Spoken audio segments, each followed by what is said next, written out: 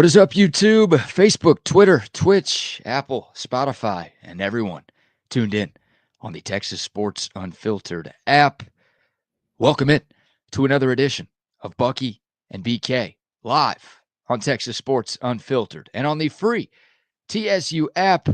Today is Wednesday, April 2nd, 2025, and the Buck and I are with you for the next 2 hours. On today's show, Sean Miller has landed his first commitment as the head coach of the Texas Longhorns. Plus, Texas baseball slips up a midweek game against Texas State. We've got the latest from Jerry Jones talking about the Micah Parsons contract negotiations in Big D. We've got some big-time rule changes coming to the NFL. We've got an interesting college basketball coaching hire that is going to affect one of Texas's biggest rivals.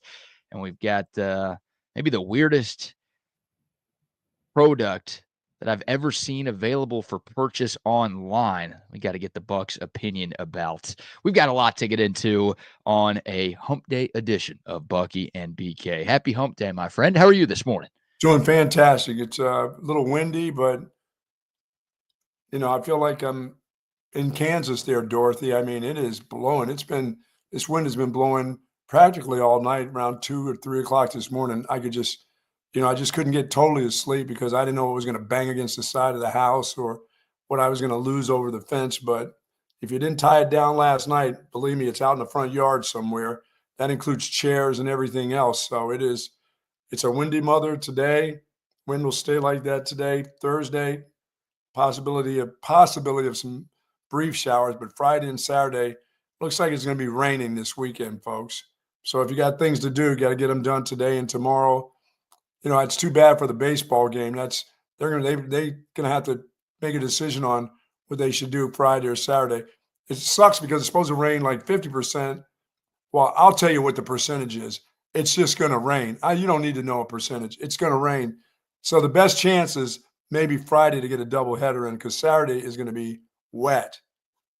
Well, what about Sunday? Sunday should start to clear up again. Okay, so maybe one game on Friday, 2 games on Sunday? Could be. Yeah, the wash could really be Saturday. Maybe you get that first game early, but these are all night ball games, aren't they? Sunday's an afternooner. Okay. I think may start that one a little earlier. Yeah, let me double check. Friday's for sure a night game. Saturday's at 2 o'clock. Sunday's at 1 o'clock. So only one night game this weekend against Georgia.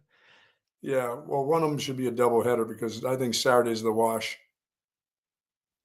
Okay. Yeah, it sucks. We need the rain, though. Sorry. It's all right. Weather, you better be right on your forecast because Texas is going to listen to your predictions. So don't be wrong. Sure they are. They already know that I know who their main rival is in the state of Texas now. We know who that is, and it ain't the Aggies because they're getting dumped. Their coach is bailing out on them. Couldn't get out of town quick enough. And now Texas State comes up, and yeah, they rival us. They want us in all sports. It's not just football. They want us in everything. Well, it can open up. It's not just baseball because it's not like they haven't got us before in baseball. They've had Texas's number in baseball over the last few years, especially here in Austin. We can open up by recapping last night's loss at the Dish, a very frustrating one for Texas baseball. And you wonder if it's a sign of things to come without Max Ballou because the Texas offense really struggled to pick up timely hits. Would you say that was probably a little shock to their system? I mean, thinking about the kid that got hurt or whatever. I mean, that's got to be a part of it too. I got to believe that, even though, it's Texas State loves that game, but to lose that kid and to lose him for as long as they're going to lose him, that had to shock them a little bit going into a Tuesday game, which sometimes is a downer anyway. Good morning to the soldiers at Fort Cavazos, Texas, the soldiers in the state of Texas, and all those that fight for us each and every day. Thank you so very much for the great job that you do. It doesn't matter if it's windy, rainy, sunny, you will be there for us, and we do appreciate it. To you and your families, do be safe out there. Yes, indeed. Yeah, it's a fair question, right? It was Texas's first game since the announcement that their superstar right fielder, Max Ballou, is going to miss at least a few weeks but it sounds like he's going to miss the remainder of the regular season with a Yeah. fractured thumb. Texas was also without Adrian Rodriguez in last night's game as well.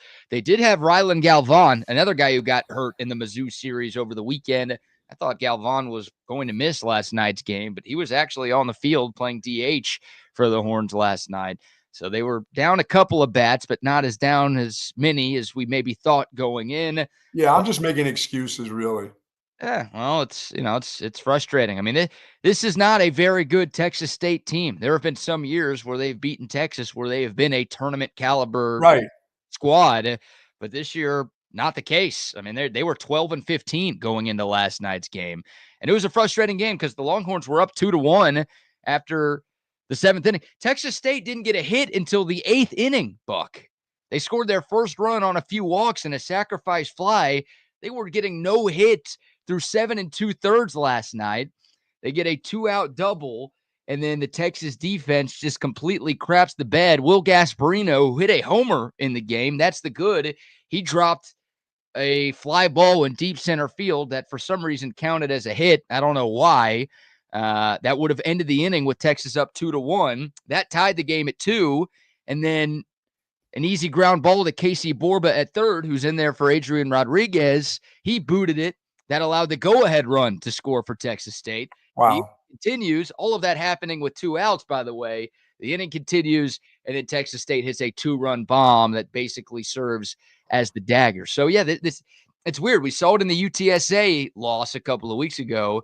We saw it last night. Like the defense, which has gotten so much better since the early stages of the season, they just have had random breakdowns in these midweek games against in-state schools. It cost them against the Roadrunners, and it cost them last night against the Bobcats. It's not just any school, the Bobcats. Don't forget that. No. They're just laying in the weeds right now. That's the worst part of this is I got to give you some love because you keep trying to convince me and everyone in our audience that Texas State is a problem and maybe Texas should stop scheduling Texas State. And I'm like, dude, it's just little old Southwest Texas State. No, what's the deal?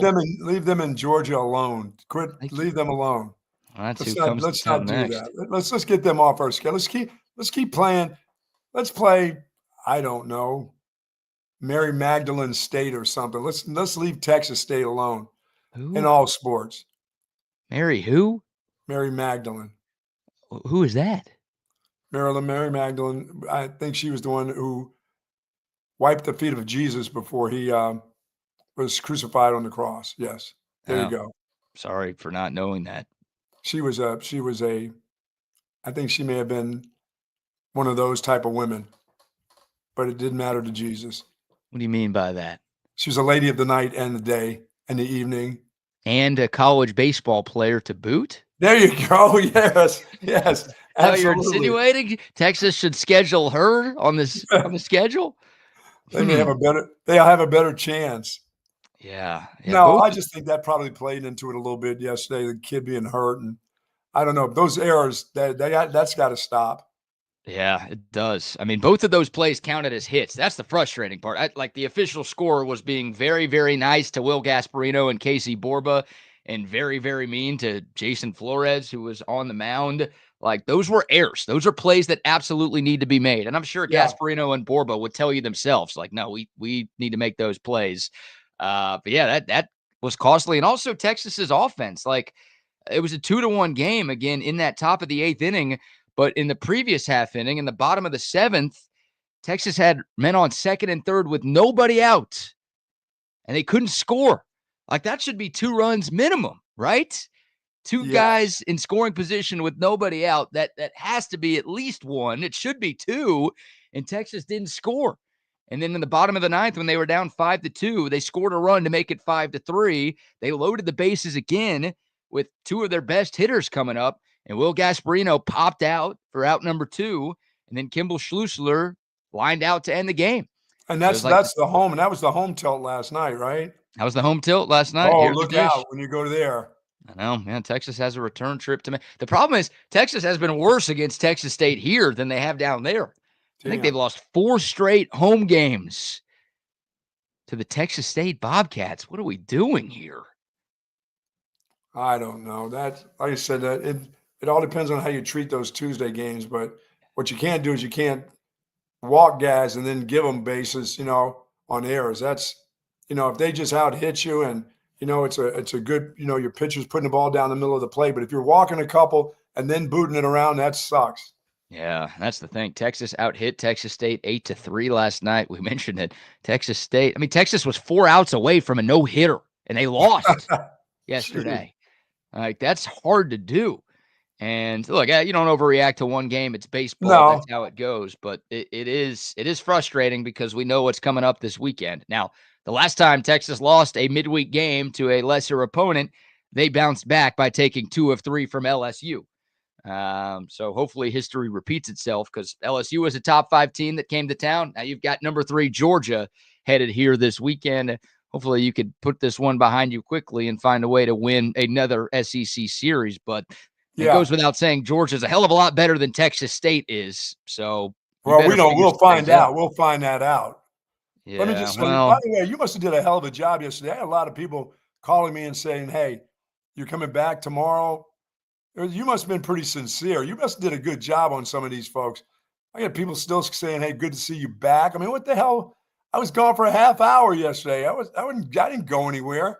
You put it on them on April Fools. Yeah, I think some people checked in early in the show and they heard the announcement that you were no longer a part of TSU, and they checked out for the day. Some of them maybe checked out forever. We got to make sure they come back and give us another chance. It ain't true. It was just a joke. It's a good April Fool's prank, I guess. Shout out to Rodney for the help coming up with that idea yesterday. Kind of smooth, you and Ronnie. Yeah, it worked out well. Yeah, you gave us the perfect setup. You hit me up Monday night. You're like, "Hey, man, can you get somebody to come on for the first few minutes on Tuesday's show?" And we're like, "Sure." And it's like, "Oh, wait, it's April Fool's. We can have some fun with this." Wow. And some fun was had. And yeah, I know we got our guy Tom McKay. We got a few folks on the Coda text line. You got Tom McKay. When you get him, when you fool a fool, that's pretty good. That's impressive because it's hard to fool a fool right there. Yes, it is. Or it's easy to fool a fool. One of the two, yeah. Maybe. It's hard to, what do they say? It's hard to bullshit a bullshitter. Yeah. And we were able to bullshit some bullshitters. That's for sure. Yesterday on the day of bullshitting. April Fools. But yeah, we'll see. Just Texas 4 of 17 with men on base, 3 of 13 with runners in scoring position. They had ample opportunities to extend the lead and then come back very late in the game once Texas State took the lead, but they couldn't get it done. And you waste a great performance by Cade Bing, 6 1/3. Gave up just 1 run, didn't allow a hit. He had no business losing. Texas had no business losing last night, but I don't know, something about those Texas State Bobcats. Yeah, it's their Super Bowl, but you can't keep using that as an excuse. Yes. Like, it's one thing if it happens once. It's not okay if it happens 4 times in a row in your home ballpark. No, spanning that's not multiple good. coaches. And UTSA is pretty good this year. Like, you could stomach that that's one. That's not one of their better easier. teams.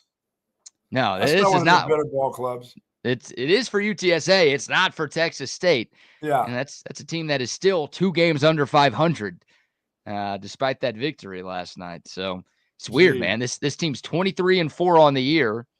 They're playing in the best conference in college baseball. They're 8-1 in the league. And they've lost games to Louisville, UTSA, and Texas State. Tuesday may not be their thing. Just win these series on the weekend, please. Right. And that's more important. You want to go out and win an SEC. And, well, if you do that, you're going to be in prime position to get a very high seed to host in the postseason. But I don't like getting trash talked to by Roadrunners and Bobcats. Yeah. How's that? That's not fun. Like I don't have to deal with like Georgia people that often. I don't have to deal with Florida people that often, but we're talking about our neighbors here from down I-35. Like, absolutely. A bunch of them live here. I got to deal with them every day. I don't want to hear them talking trash. They're talking about national championship. I'm telling you, they're beating our baseball team left and right. That's not fun. You know what they're waiting for? They're waiting for the football year to come around. Who is? The Bobcats. Hey, don't underestimate the Bobcats. I did watch them play last year at the end of the season. They weren't very Bobcatish. Oh, they got off to a great start, and then kind of fizzled towards the end, but GJ Kinney's doing a pretty good job with that program. With that new contract of his. With that nice new contract of his that he is for sure to rip up once he takes another job here in a year or two. You don't think he's staying? He's not going to be a lifer there? Well, the only way he stays is if Texas State takes a step back. Which then taking a step back would be joining the Big 12. Oh, that's worse than the Fun Belt? Yeah, that's right. That's a step back. Don't do it. Don't do it, Coach. Don't let them talk you into joining that mess. They should join the Big 12 if they get the opportunity. No. Yeah, come on. They should. I know we dunk on it all the time, but that'd be a good move for them, wouldn't it? It would be a good move if they got invited.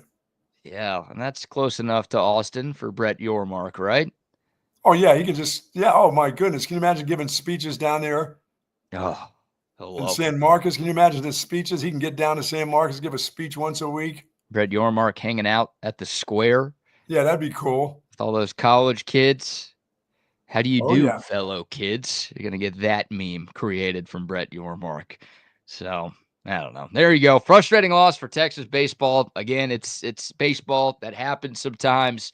You don't want to get into a habit of losing these midweek games against lesser competition, but the more important games are the games this weekend when Georgia comes to town. It'd be nice to beat them in something, as they have had the Longhorns number in a number of different sports since the move to the SEC became official. All right, we'll take your thoughts. The Dakota text line 512-222-9328. You know what? We'll cheer everybody up here, Buck. It feels sacrilegious to do this because Texas baseball just lost last night, but our giveaways are for the weekends. Very nice. And Texas baseball swept Mizzou this past weekend in Columbia. So we've got a $50 Cabo Bob's gift card for the people today. So if you want to be entered for your chance to win that, all you have to do is hit us up on the Coda text line, 512-222-9328. You send us any text, and you will be entered to win, again, a $50 gift card from our friends at Cabo Bob's. We will announce the winner right at 9 o'clock when we hand things off to Chaos Theory. It's interesting. Yeah, the Bobcats do come here in 26. 26. Yeah, I mean, I can see Sark taking it easy on them too, beating them by about 35, 40 points, and then chilling out, not trying to screw up their program. I think I can see a lot of him doing that. That seems kind of the guy he is. I don't think he would do that to a school down the road. I'm surprised you're saying that. Yeah, well, he better play hard. I'm saying he better play hard and better play smart. I'm surprised you're not picking Texas State to win. I mean, you've been hyping up the Bobcats for years. I'm a little shocked that you're not saying Texas is only going to win that game by 3. Well, we got to see. I got to see what the line is first of all. Then we can get an early line on next year. If you tell me it's less than 40, there's no way that it could be less than 40. I see him getting in the high 30s, 40 points, and then just taking the gas off. I don't think he would do that to a school like that. He's just not that kind of guy. I mean, there'd be all kinds of guys. Now, if the group that came in there, that was about the 4-string groups, started just doing things and they couldn't tackle them, I could see things getting out of hand. But you better be ready. You better be sure the Bobcats will be ready early. Yeah, Sark's a pretty respectful dude, though. Yeah. I mean, 49-0 against Oklahoma could have easily been 63-0. No, that should have happened.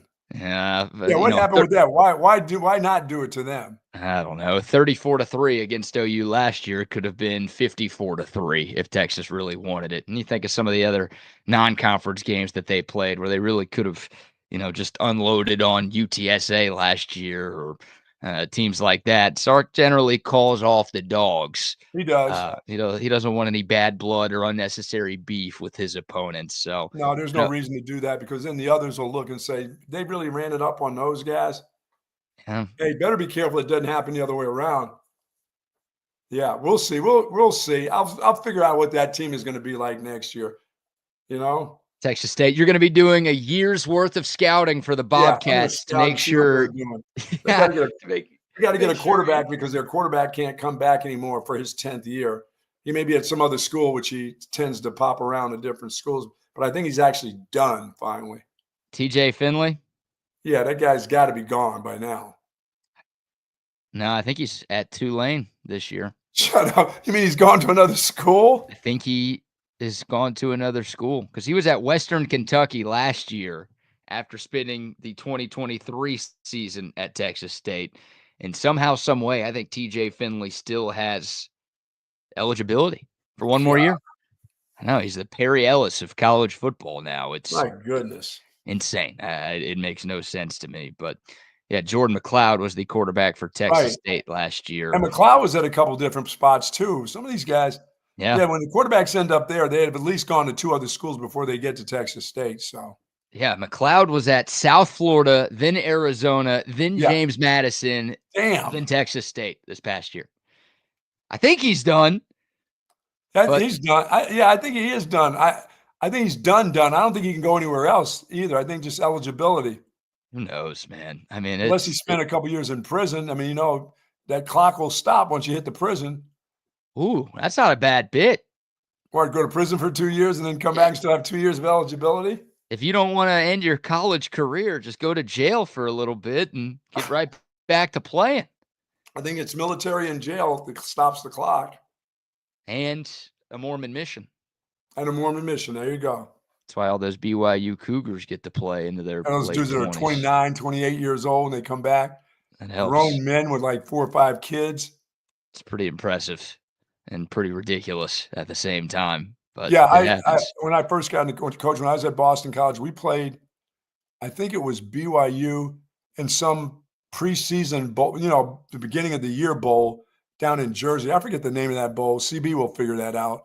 I think it was my first year as a coach there. And dude, we played like BYU, and their players, our guys looked like they were, young high schoolers. Their guys came out, and they couldn't drink coffee, but they were smoking cigarettes and stuff. I mean, those dudes were old looking. I mean, they were a ragtag group. I think they beat the crap out of us too, just physically beat us up. I don't know. An early season bowl game? Yeah, it was a preseason bowl game. It was when they were doing those preseason games. I also don't think Mormons can smoke cigarettes. They're not. They can't have any tobacco. I don't think they are supposed to have tobacco. Well, maybe they were doing double bubble, that looked like chewing tobacco. I don't know what it was. But they were old looking. That was an old looking group. I don't know if Robbie Bosco was the quarterback then. Maybe Steve Sarkisian was the quarterback then. No, it was one of the dudes from Austin. That may have been Bosco, may have been the quarterback back there, because that's a long stretch back when I first started coaching. That's way back there. There you go. All right. We'll take your thoughts. The Dakota text line, 512-222-9328. Some Texas football to get into a little bit later in the program. When we come back, though, Texas basketball has landed its first commitment of the Sean Miller era. We'll talk about that. Also, some disappointing news on the recruiting front for Texas. All right, I'm going to take this phone call. It's Joyce. Let's see what Joyce is doing in Tel Aviv. Hello? She hung up. She figured it was Ty Detmer was the quarterback then. Did Joyce text you that? No. She Okay. did. Somebody else texted me that, but Joyce didn't answer. She she probably figured out, oh, he's on the show right now. Yeah, Since there's an 8-hour difference or whatever there. It's like the afternoon there. I think it's more than that. Yeah. Well, good for her for remembering that you've got to bring home the bacon. Someone's got to make the money in your house, huh? Yeah. Hey, don't be bothering me. Come on now. That's crazy. That would have been pretty funny. By the way, plus all the different things you have to do when somebody goes out of the country, the different the ways, communication deal and all this stuff. What are you on? WhatsApp? There you go. And I call it Waze. Yeah, WhatsApp. I was going to say Waze is the GPS app. WhatsApp is the one that allows you to communicate with anybody around the world for free. I'm surprised you figured that out. That's impressive. Yeah, I mean, it took me a while. I mean, what's the deal there? Does it cost? Why don't you get Verizon or whatever? Don't you get to use the phone anywhere in the world on some of these plans? I think you can, but a lot of them charge roaming or still got the roaming out there, huh? if it's not roaming, you've got to just do something. Like maybe you have to call Verizon before you travel and let them know you're going to be traveling from this date to this date. And it's just an extra headache. Whereas if you use an app like WhatsApp, you literally just download the app and then boom, you can Hopefully, you communicate. won't be using the Help Me app when you go down to when you go to Tennessee. When you leave to go to Nashville, you won't be using the Help Me app. Yeah, I'm a little terrified, and we can get into that too because What's that about? I'm flying Delta for the first time since you flew Delta. What was it, a year and a half ago, where you had to spend Almost a night? 2 years ago. Yeah. 2 years ago, where what, you had to spend a night at the Atlanta airport because they kept canceling your flights? Yes. Oh, weather. We have weather on the East Coast. Well, no shit. That's exactly what you have. You have weather on the East Coast. We all have weather, you know? I think there's weather everywhere. Yeah. Yeah, but it wasn't that. It's just that they didn't offer an old man. I had to finally, as my wife says, tell them your medication's in Austin. You need to get, as soon as the word medication came up, it was like, okay, you're on the next flight out. What? Yeah, you got to fake something. You can't act like you're just a healthy citizen. You got to make yourself suffer, or at least sound like you're suffering. And they're going to pay the penalty if I don't get home and get my meds. Absolutely, because they don't want to get sued. That's what I mean. Yeah, they don't want that on them. No, someone dies at the airport in a Delta terminal because they didn't get their medicine, then they're liable for a lot. Yeah, that was horrible. That was my least fun trip of all time. Yeah. I did get my steps in there walking back and forth to the terminals, and they're saying, no, go to this terminal, go to that one over there. How about just giving me a meal voucher and a hotel stay? I can't believe they No, didn't put you you, up in a you'll hotel. be okay. You'll be on the first flight out at 11 o'clock that next morning. Have a fun showering in the sink there, hobo. Did you? No, I washed my face there, but it was gross. That was the origin of the nut cheese on Oh, TSU. it was just nutted up. It was awful. It was awful, man. It was awful. Well, good luck. Although, there's Amtrak. That's not that far, Nashville. You can go, I think you can go Amtrak from here. It's got to be from here to Houston, or take one of those cool buses from here to Houston and then jump on an Amtrak to Nashville. I mean, come on. It's a nonstop flight, so I shouldn't have to deal with Atlanta or any other airport No. besides Bergstrom and Nashville. But yeah, I've tried to avoid flying Delta as often as I can because of your story. And this time around, I guess I didn't avoid it. So And you're disappointed in Southwest, so you're not flying because they made you pay for a bag. So now you're pissed at them. I think that's it. Yeah, I think I'm now anti-Southwest because of the changes that have been announced. I don't even know if those have taken effect I yet, think but May is when I think they start. I'm still pissed that that they even announced them. So I guess that's why I opted for a different airline this time around. But we'll see. It'll be I'll be on the show tomorrow and Friday. I'll be doing the show at a hotel in Nashville Friday morning. But yeah, my flight sometime tomorrow afternoon. So say a prayer. Continue to say prayers for Bucky's wife, but give me a quick one too as I try to board Oh, Delta yeah. Airlines and make it in one piece. Keep the whole plane in one piece. That would help. Yeah, it was a kickoff classic, 1985, BK. That's how long it's been. 1985 kickoff classic, and we got beat 31-17. What a find. Ty Detmer was the daggum quarterback then. The great Ty Detmer. Yeah.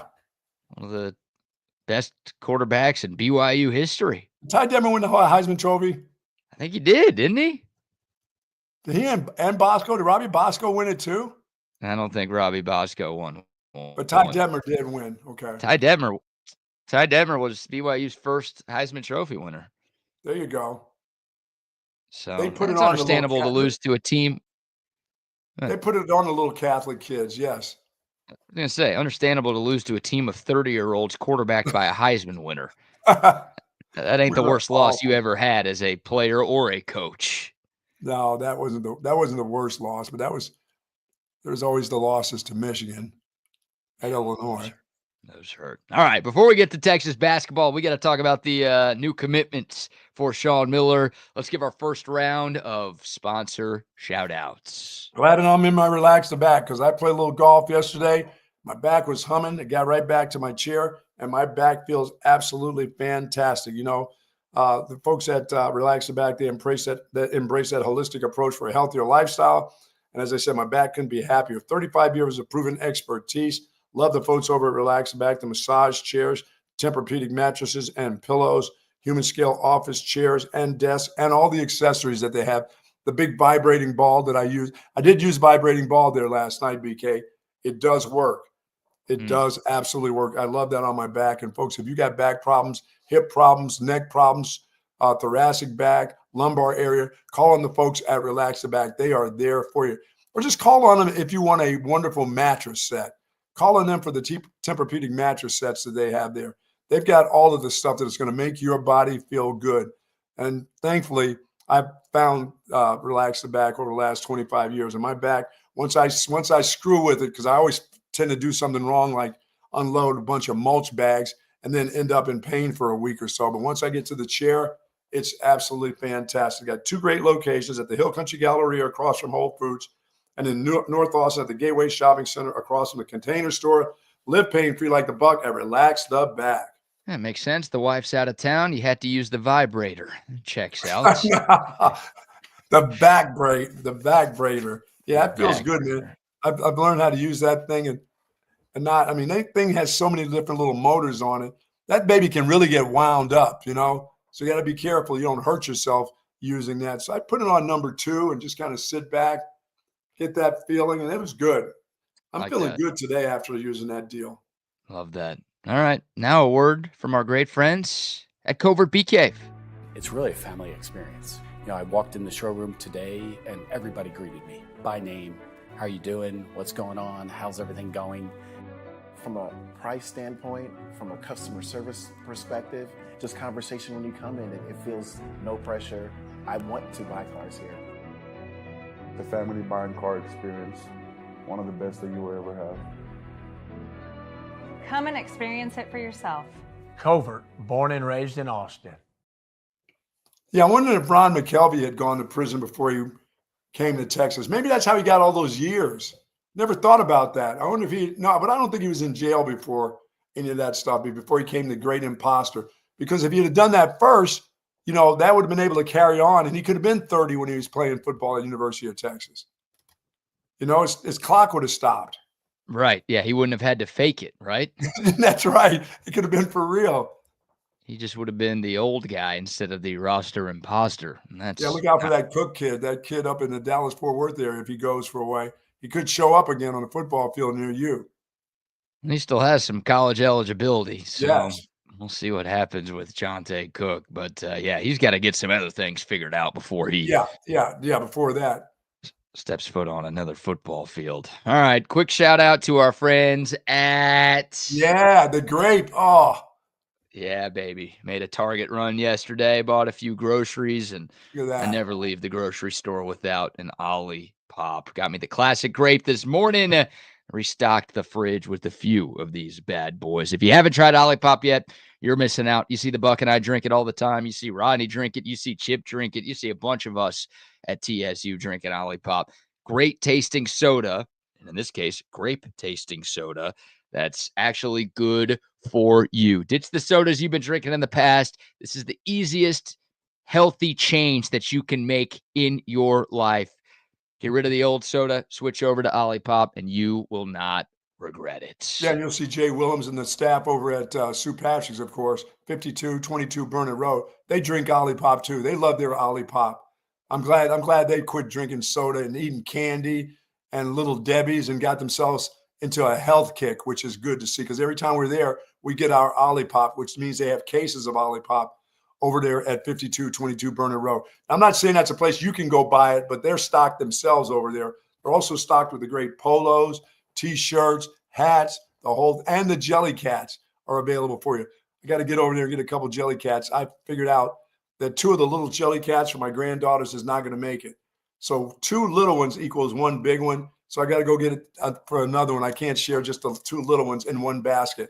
And now I figured out this other thing is I got to get another basket. I can't take 2 grandkids, 1 basket and call that, one for the granddaughters and say, you 2 split this, and then give my grandson a polo shirt. That's not going to work. They don't play that game that way, I don't think. I think you got to get little individual baskets, right? Everybody gets a trophy. Is that not sharing? There's no Easter sharing at the Easter basket with the little candies? No. It's got to be the same size basket with the exact same number of items in the basket. Oh, yeah. What's wrong with these kids? Those are the rules. Those are just the rules. I mean, that's just those are the rules when you do that. Don't come with one thing if you got 3 of them. Don't come with 2 things. Come with 3 separate things for them. Got to. Bunch of babies. That's how it works, man. These kids are soft nowadays. Well, they're not soft over at 5222 Burner Road because you got free parking and all the parking that you want at St. Patrick. Get there before Easter. They got all the little theme items over there. They got the jelly cats. I did like the jelly cat egg, BK, with the bunny rabbit ears. That looks a little goofy, but that's okay. Jelly cat's still selling them. Yeah, they're never soft. They're always hard over there at St. Patrick. Jay's trying to get me to buy the $1,000, whatever that thing. What was that? The bear for $1,000 for my grandkids? Are you kidding me? Yep. You got to buy 3 of them. That's the problem. You can't just spend $1K. That is a problem if you got to buy 3 of them. All right, let's get into some Texas basketball conversation. The Longhorns have added their first commitment of the Sean Miller era, and it's a big one. Xavier transfer Dalen Swain announced his commitment to Texas yesterday. We talked about him a little bit last week, one of the Musketeers' best players for Sean Miller this past season. He's 6'8", about 220.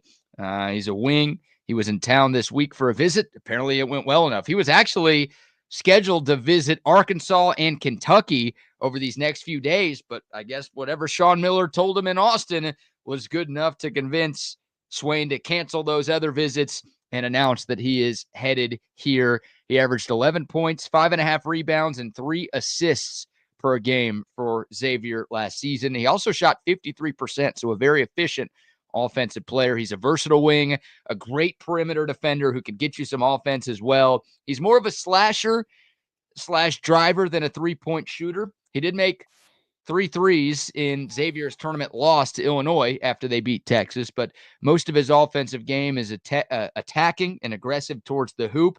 But he scored 27 points in the last game of Xavier's season against Illinois, that game they lost in the round of 64. But a very good athlete, a guy who can handle the rock pretty well for a dude who's his size. He could switch 1 through 5 on defense. He's a great piece, and he's a likely day 1 starter for the Longhorns. So they've got more work to do, obviously, but Buck, this is a very, very good start to this roster rebuild for Coach Miller. That is a good job right there. That's a good get. That's where you started out, bringing good players in, sound players.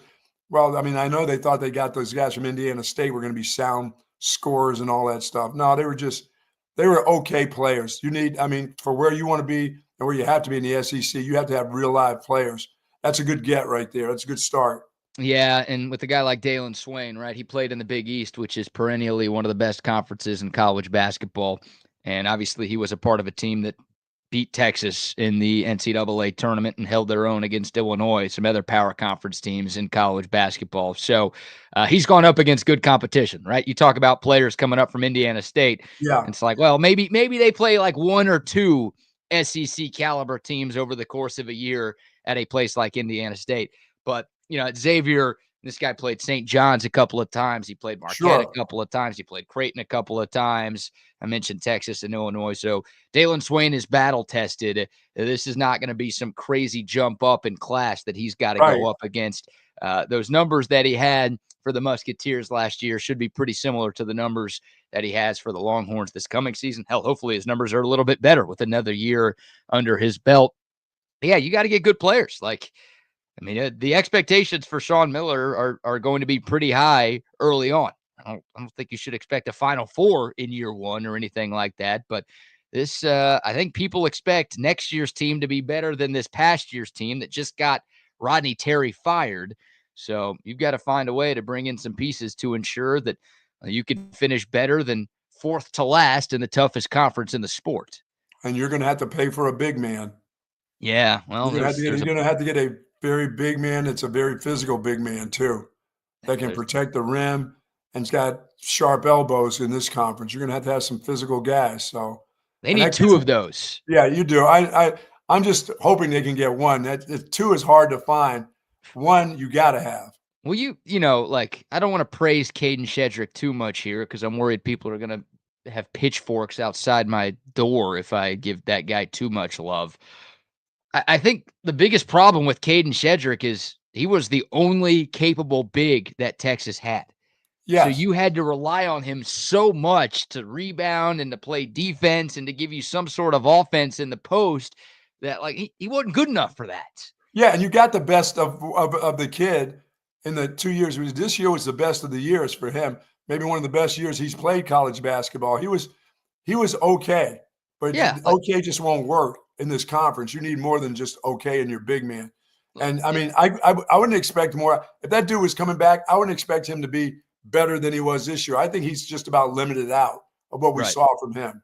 Yeah, he can't come back. He's out of eligibility. Look, I would love Caden Shedrick to come back for another year. Now, again, I would need, and Texas would need, another quality big man to pair with him, like Zarek Onyema and Jason Kent and a very young Nick Cody. Like that wasn't a good enough 2, 3, 4 in your front court. So, like, you got to get – it's hard because those big guys are expensive, and every other good team in college basketball is looking for some help down low.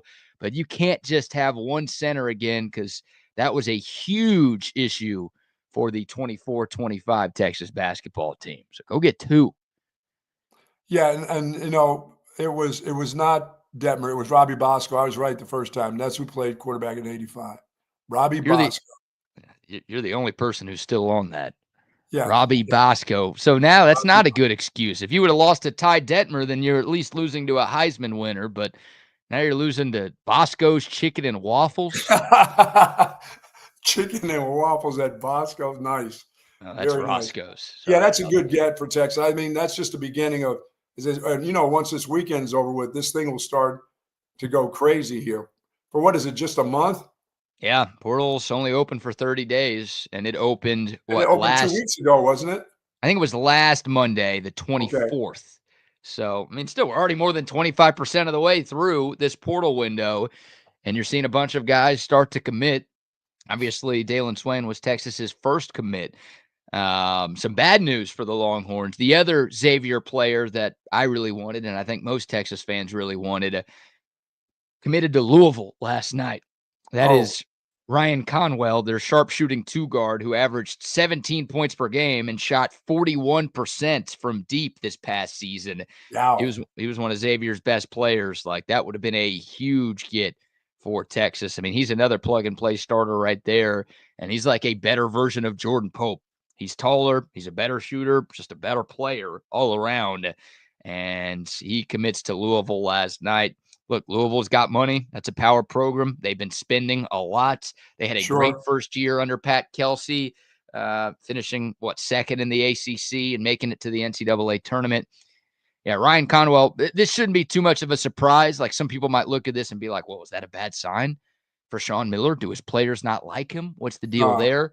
Ryan Conwell has transferred 4 times now. Okay. So we're not talking about a guy who's ever been loyal to a coach. He's like, I'm going to go where I could go to improve my career and get a bag. Yes. And it sounds like Louisville offered a pretty penny to get Ryan Conwell there. So that's tough. You would have loved to have had him. And while we're on basketball, anybody from A&M, do they have anybody that's available after Buzz is taken off? Which I found out as I was playing golf yesterday, which I thought was, I don't know, that must have been in the air for a while. I mean, Buzz doesn't stay at places very long anyway. Isn't he a mover and shaker anyhow? Does he get fired or does he just go on to other places? No, he usually just goes on to other places. Okay. Now, he doesn't do that when times are great. And look, A&M's coming off of a very good season. They competed in the SEC. They were a 4 seed in the NCAA tournament, but they did lose in the round of 32, which is earlier than most of their fans were hoping. But yeah, Buzz Williams, I think, left Marquette under his own accord. He left Virginia Tech under his own accord, and now he's leaving Texas A&M under his own accord. So it's kind of who he is. Yeah, I mean, the Big Ten. Sorry about that, Maryland. Basketball-wise, in my mind, it's always ACC with Maryland. But it's a basketball school, so. Yeah, I think, the rumors, and I've heard these rumors for the last couple of years surrounding Buzz Williams, is that he and Trev Alberts, A&M's AD, just didn't see eye to eye. And Trev Alberts was not the guy that hired Buzz Williams, right? It was Ross Bjork, who's now at Ohio State, who hired Buzz 6 or 7 years ago. Trev Alberts came in a couple of years ago, and apparently, yeah, those guys didn't get along, clashing personalities. So I think Buzz has been looking for an out. Like, Buzz would have taken the Texas job in a heartbeat. Texas just wasn't interested. But, Buzz was linked to Villanova for a little bit. He would have taken that gig. Oh, you think he would have taken that gig to get out of A&M? Yeah. Oh, my God. Yeah. And he wouldn't have taken, like, just any gig. He wouldn't have gone to, like, a mid-major to leave College Station. But as soon as, like, a big enough, reputable job came open, like, Buzz Williams was really pushing for this. I think Maryland was kind of interested, and I think Buzz went above and beyond to try to convince him. Like, well, it's not good for the Aggies not being able to keep coaches. I think this is actually, I think this is good for the Aggies. Obviously, it depends on what they do and who they hire. Or what they want to do, what they want to be. Also, well, I mean, Buzz did a good job for 2 years. We know what they want to be. They want to be great. They want to be great in every sport. They never are, but they want to compete at the highest level. You and I are realistic for the Aggies. We're helping them out. We know what they want to be. They know what they want to be, but we know what they are. So the last 2 years has been really good for their basketball program. And that really surprised me that they can't buy their way into a couple players and keep Buzz around.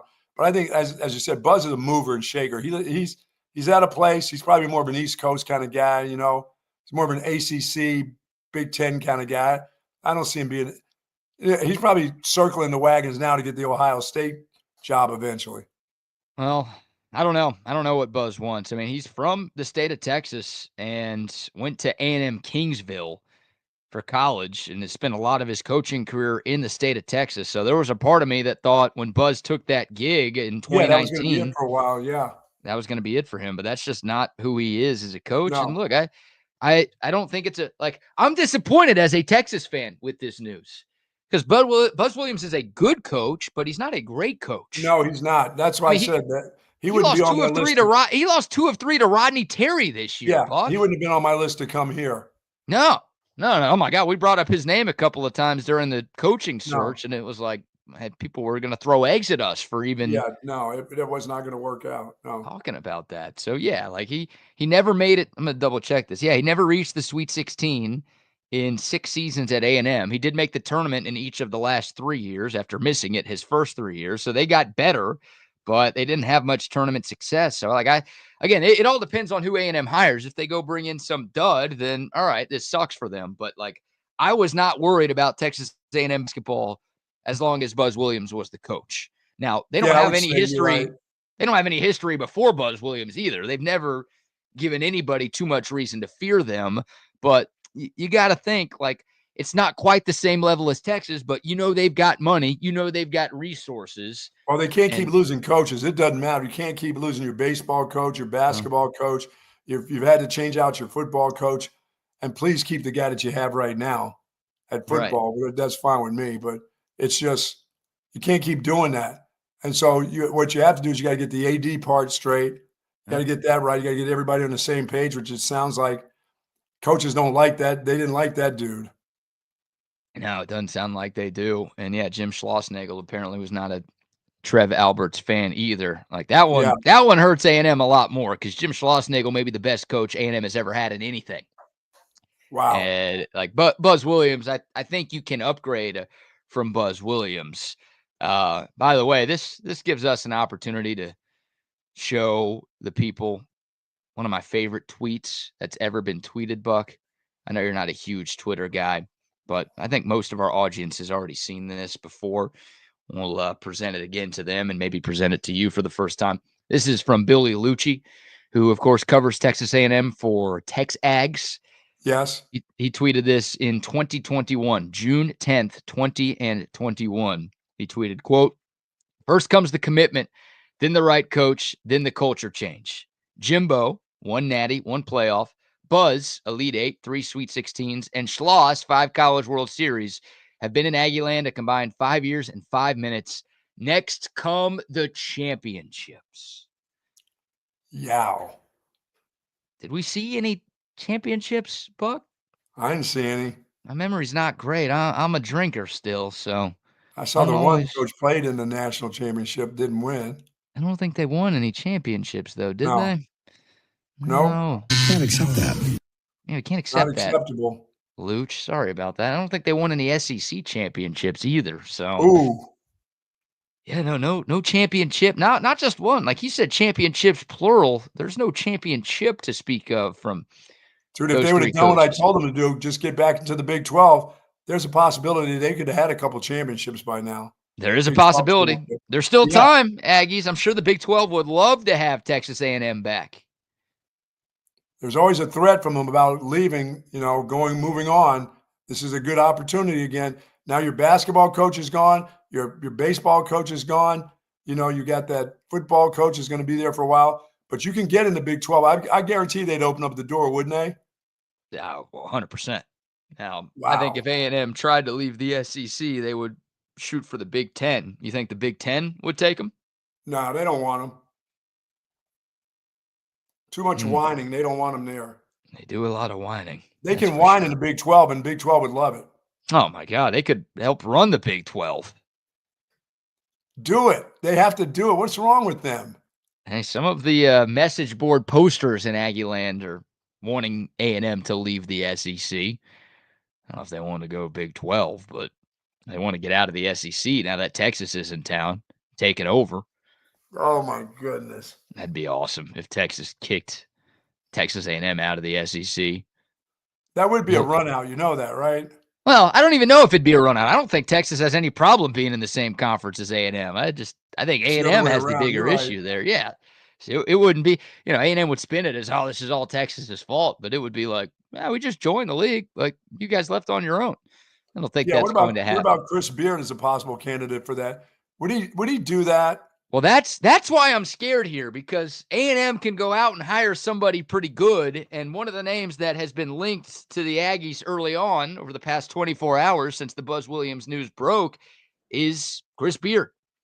And boy, I say we need that. We don't need that. Yeah, we do. We need Why? that. Why do we need that?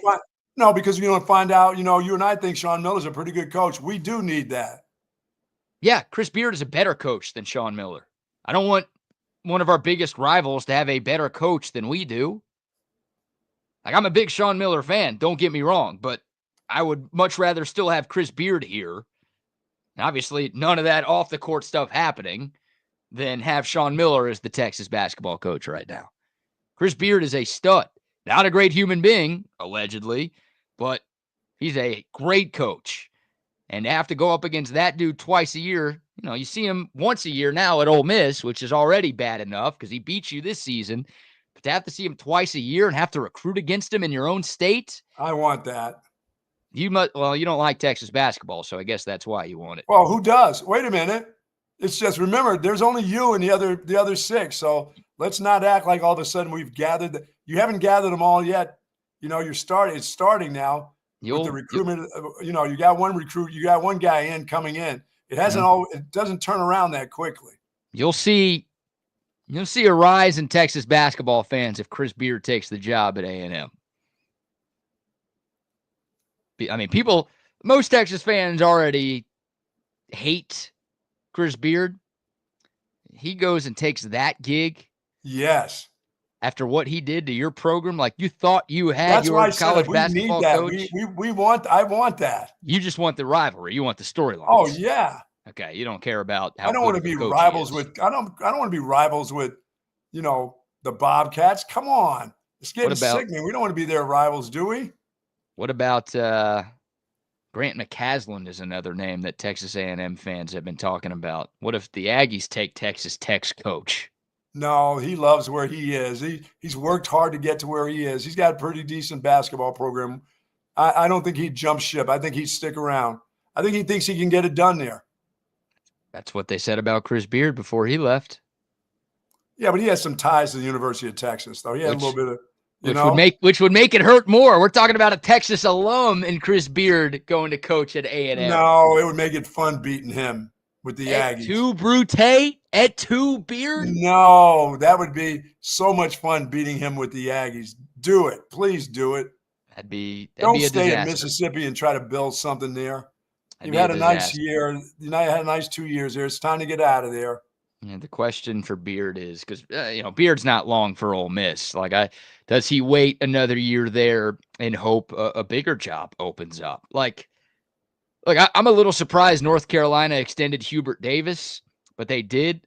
But I think they could fire him if North Carolina has another underwhelming season next year. Yeah, all they need to have is a bad season again. You're right. I don't know. Maybe Nate Oates is waiting for that job. Who knows?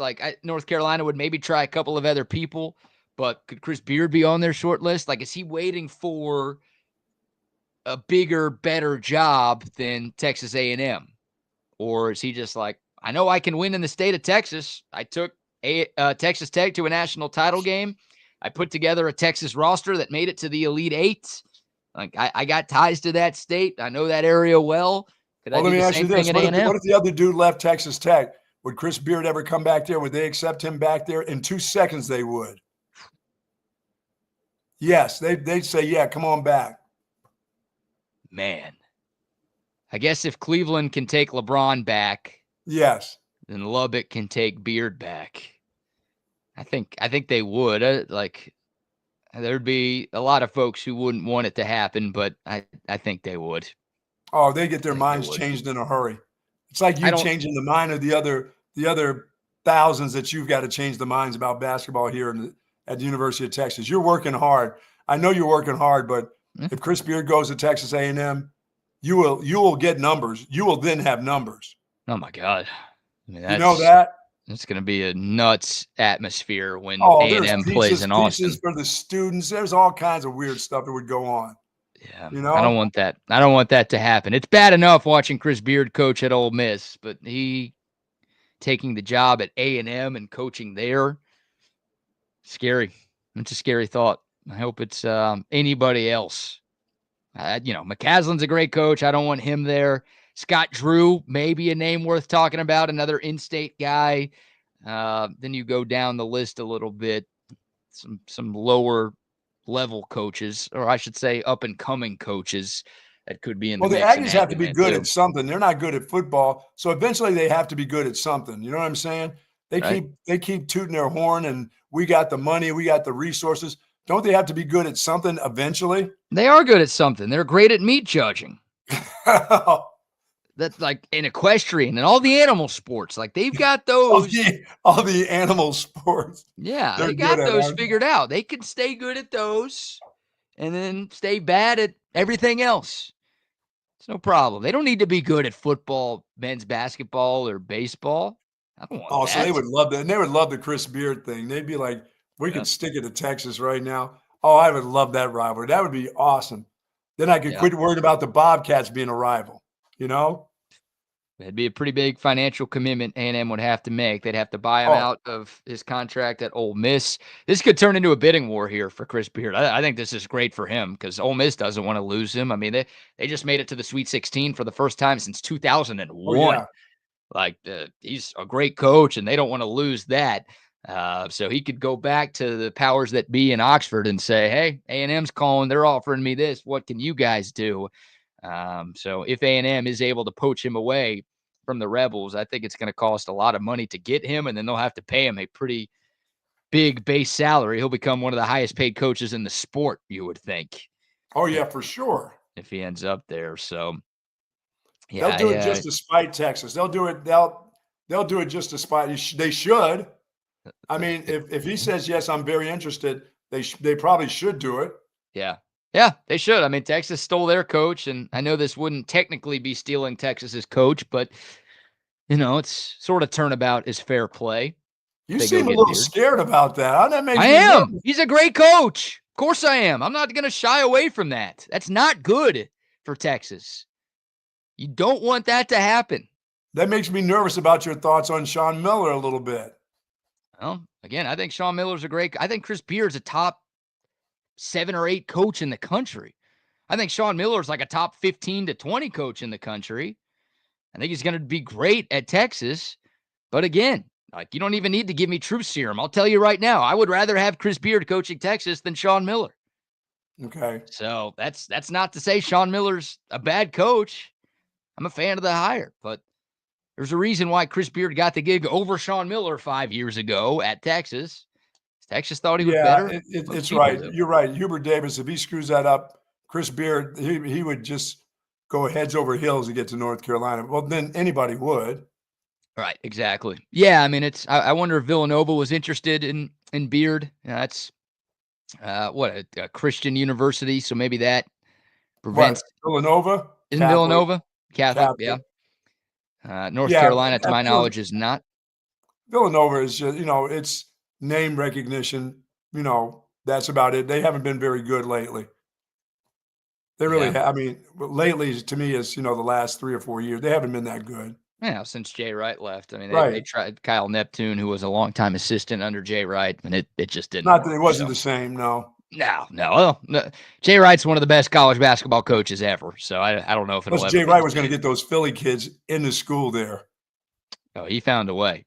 Oh, You yes, he show up did. wearing a suit like Jay Wright used to wear, then you ain't Yes. saying no to that. You worry the mob is coming after you if you Yeah.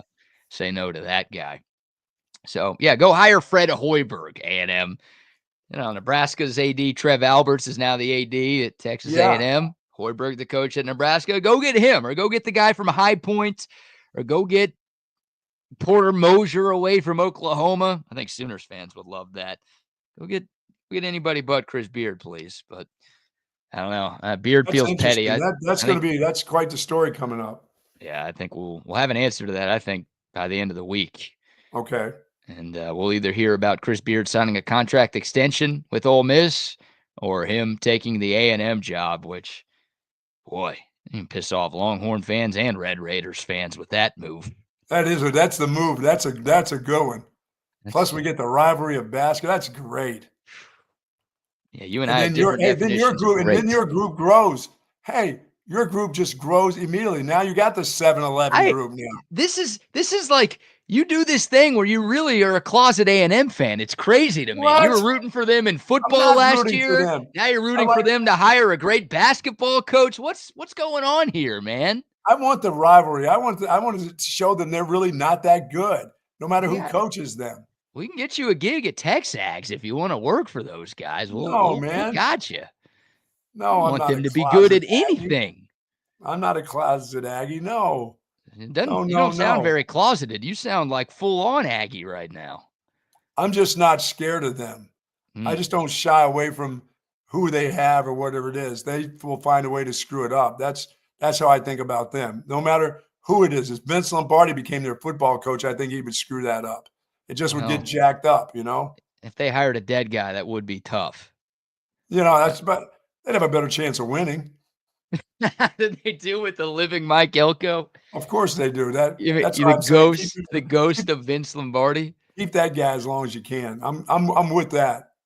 Yeah, you are wasting a lot of material on his clothes, though. Yeah, that guy does wear a dress on the sideline, so you are.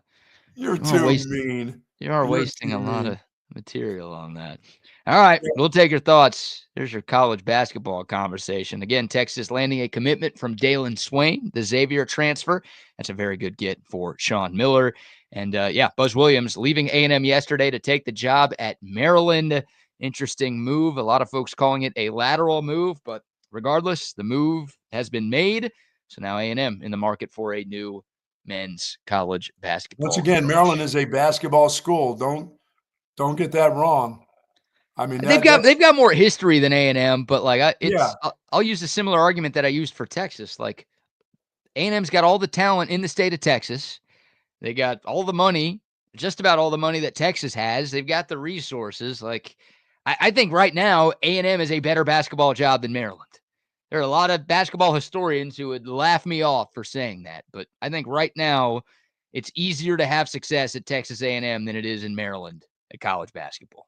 Yeah, I mean, I just know a little bit more about Maryland. I was just a big Gary Williams fan, going to school at Boston College and Gary coming up through there with Dr. Tom Davis and all that stuff. I thought Gary Williams really set the stage, of course, and Lefty before that. So I've always liked Maryland basketball, and I've always thought of them as basketball school. Football wise, not so much. Sorry, Boomer, but no. they're a basketball school. There's no doubt. Yeah. They got more history. They care about basketball way more up there than we do down here. Sure. But yeah, I think it's a lateral move at best for Buzz Williams. But again, if you don't like your boss and you've got an opportunity to take a great job that might pay you just as much or even more, and oh, by the way, you get to leave College Station. You will be in the Big Ten. You'll be in a pretty good conference too. It's a great conference too. But yeah, it's a decent hire for Maryland. But look, if the Aggies, if they get this hire right, I think they can upgrade, and that's not good because I wasn't worried about their basketball. But that's why I asked you, does Buzz move around a lot? Because that, to me, that means that guy is just if the guy that really likes him a lot is at Ohio State, hell, they're a losing season away from trying to talk that guy into coming there. You know, it's interesting, right? Yeah, could he be one and done at Maryland if the Ohio State job opens up? I think Maryland's probably definitely a better basketball school than Ohio State. But yeah, the relationship with the AD, that's a big reason why Texas got Schloss away from A&M. So there you go. That'd be something if Buzz leaves again after just one season. All right, we'll take your thoughts. The Dakota text line 512-222-9328. Again, we are giving away a $50 Cabo Bob's gift card. See their logos behind me. All you have to do to enter to win is send us a text on that Dakota text line. Buck, we've got the latest with Jerry Jones and Micah Parsons, including some audio from Jera. That shouldn't be a saga. It shouldn't be. It shouldn't be any drama there. Oh, there's drama because it's the Cowboys. We'll get to that in a second. But first, a few more sponsors, shout-outs. So to our friends over at 34 Wine and Spirits, 4601 Southwest Parkway for all your alcohol needs, whether it's big, that you need it shipped to you. They'll get it to you. They're a wholesale distributor in Travis County. They'll get that out to you. Big office party, getting ready for the Final Four this week, or just your neighborhood watch parties. Head on over to 34 Wine and Spirits once again at 4601 Southwest Parkway, where you'll find Altstadt Beer. It is available in abundance, my friend. They've got plenty of it there. That's where I need to go right after the show, it sounds like. You got your OLIPOP. You might as well get your Altstadt Beer. Yeah. Weekend's just around the corner. Drink the Altstadt at 9:01 right after we get off the air. Hey, you got to start sometime. Get it started. Love the Altstadt beer. Yep, pick it up at 34 Wine and Spirits the next time you're there, or pick it up at any grocery store you go to. Find you a 6-pack of Altstadt. It's the best beer that you could find all throughout the great state of Texas. Available here in the Austin area, in DFW, in Houston, in San Antonio, all across the state. You can find Altstadt beer. Every single Altstadt is brewed in Fredericksburg, right in the heart of the beautiful Central Texas Hill Country. And every Altstadt beer is brewed without additives and preservatives and fillers. Some of the other crappy ingredients that you find in other beers, you don't find it in Altstadt. And the taste, it hits the spot. Stop drinking those like beers you see commercials for on TV. You're literally drinking piss. Don't do that. Don't do that. You go through too much in this life to just pour some random nasty-ass beer down your guzzle. Get you some Altstadt beer. Tastes great. If you haven't tried it yet, you are missing out. It's the official beer of BK. It should be the official beer of you as well. It's Altstadt beer. No impurities, no regrets. Shout out our friends over at Leaf Landscape and Supply Company, of course. Their service is absolutely the very best. 2 locations, Monterey Oaks down south and Pond Springs Road up north. If you're ready to get those roses in, you're going to have rain this weekend. If you want to get over to Leaf Landscape and Supply Services, here's what you need to do. Just all you have to do is let them know that you're listening to Texas Sports Unfiltered. Get 10% off of all your purchases up to $500. Get the roses in. Maybe you want to get a new oak tree in there on your property. Do so. Hell, be surprised if the oak trees haven't blown down. I'm afraid to look out back in my backyard to see what's going on out back. But Leaf Landscape and Supply Company, I was over there just the other day getting ready to get my garden ready for. And BK, I'm glad I didn't put my tomatoes in because they would have blown out of the ground last night for sure. But the guys over there, especially down south, asked for Jeff. I said Hashish is going over there this week to talk to the folks over there about doing some xeriscaping on his property. So anytime you want to make your property look something special, please go by Leaf Landscape and Supply Company. They are fantastic. Yes, indeed. And some love to our friends at centextickets.com.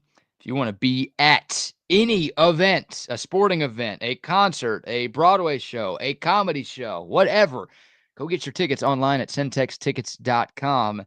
and they've got the exclusive promo code for our TSU audience.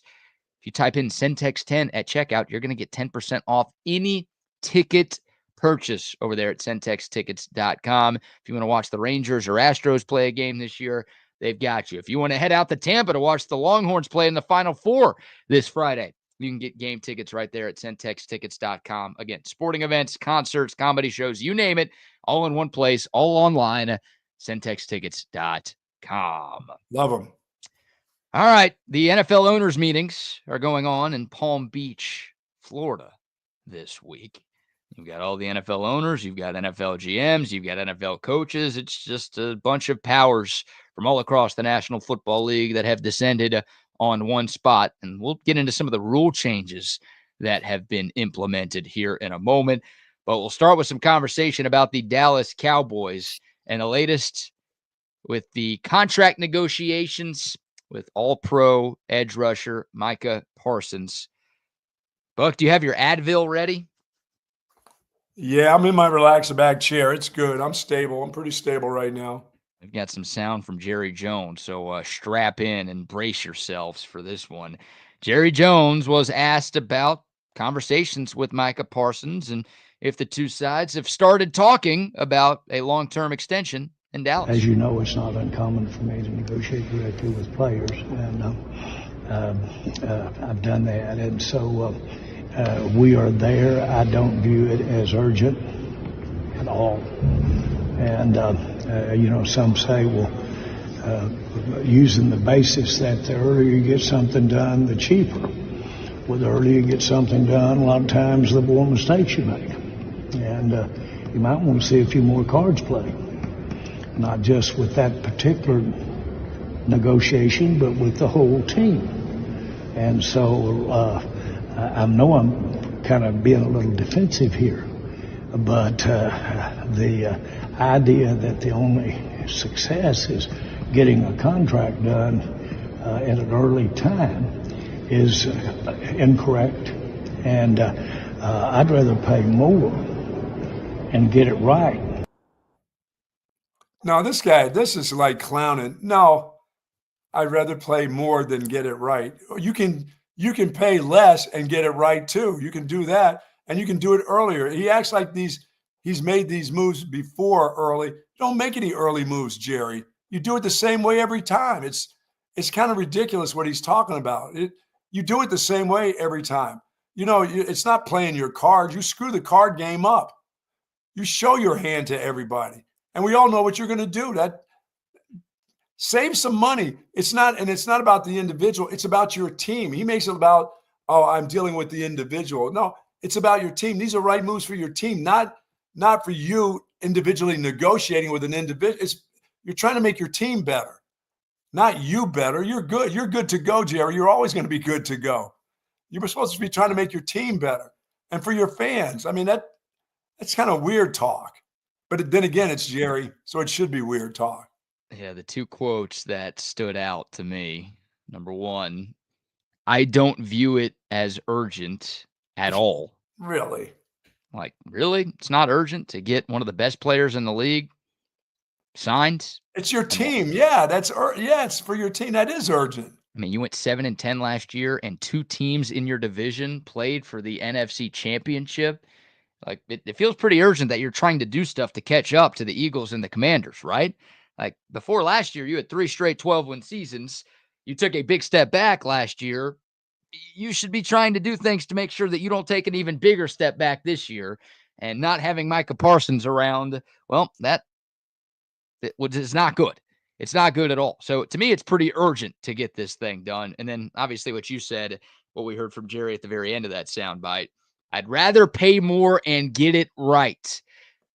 That's how you get it wrong, Jerry.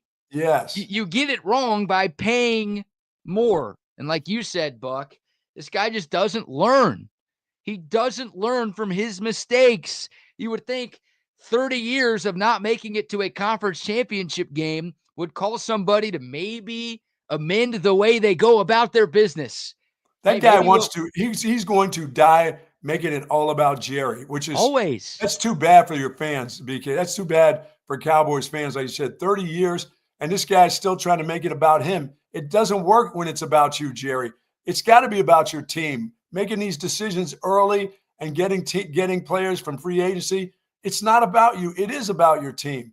Yeah. But he's going to make it about him. And you're right. He's going to go to the grave with this thing being about him when it's all said and done. I mean, when that guy has his funeral, it is going to be a procession of Jerry here, Jerry there, not about the players that have played for Jerry, but about Jerry Jones. And that's too bad. It's my way or the highway with that Yes. guy. I mean, it feels like he would rather do what he does and lose Yes. than do what everybody else does and win. Oh, yeah, it is. It's so much about him. And no, this is going to be hard. It's a hard negotiations. You know the kind of guy that you're dealing with anyway. But why wouldn't you want to get this over with, make that guy happy, be a part of and then you don't have to worry about, and then Micah Parsons can go do his bull crap podcast and make everybody else pissed off and his teammates, but settle it with him first. Don't wait till last, because you're only going to make him worse and it's going to cost you more. And then it does become about the team because you're screwing the team.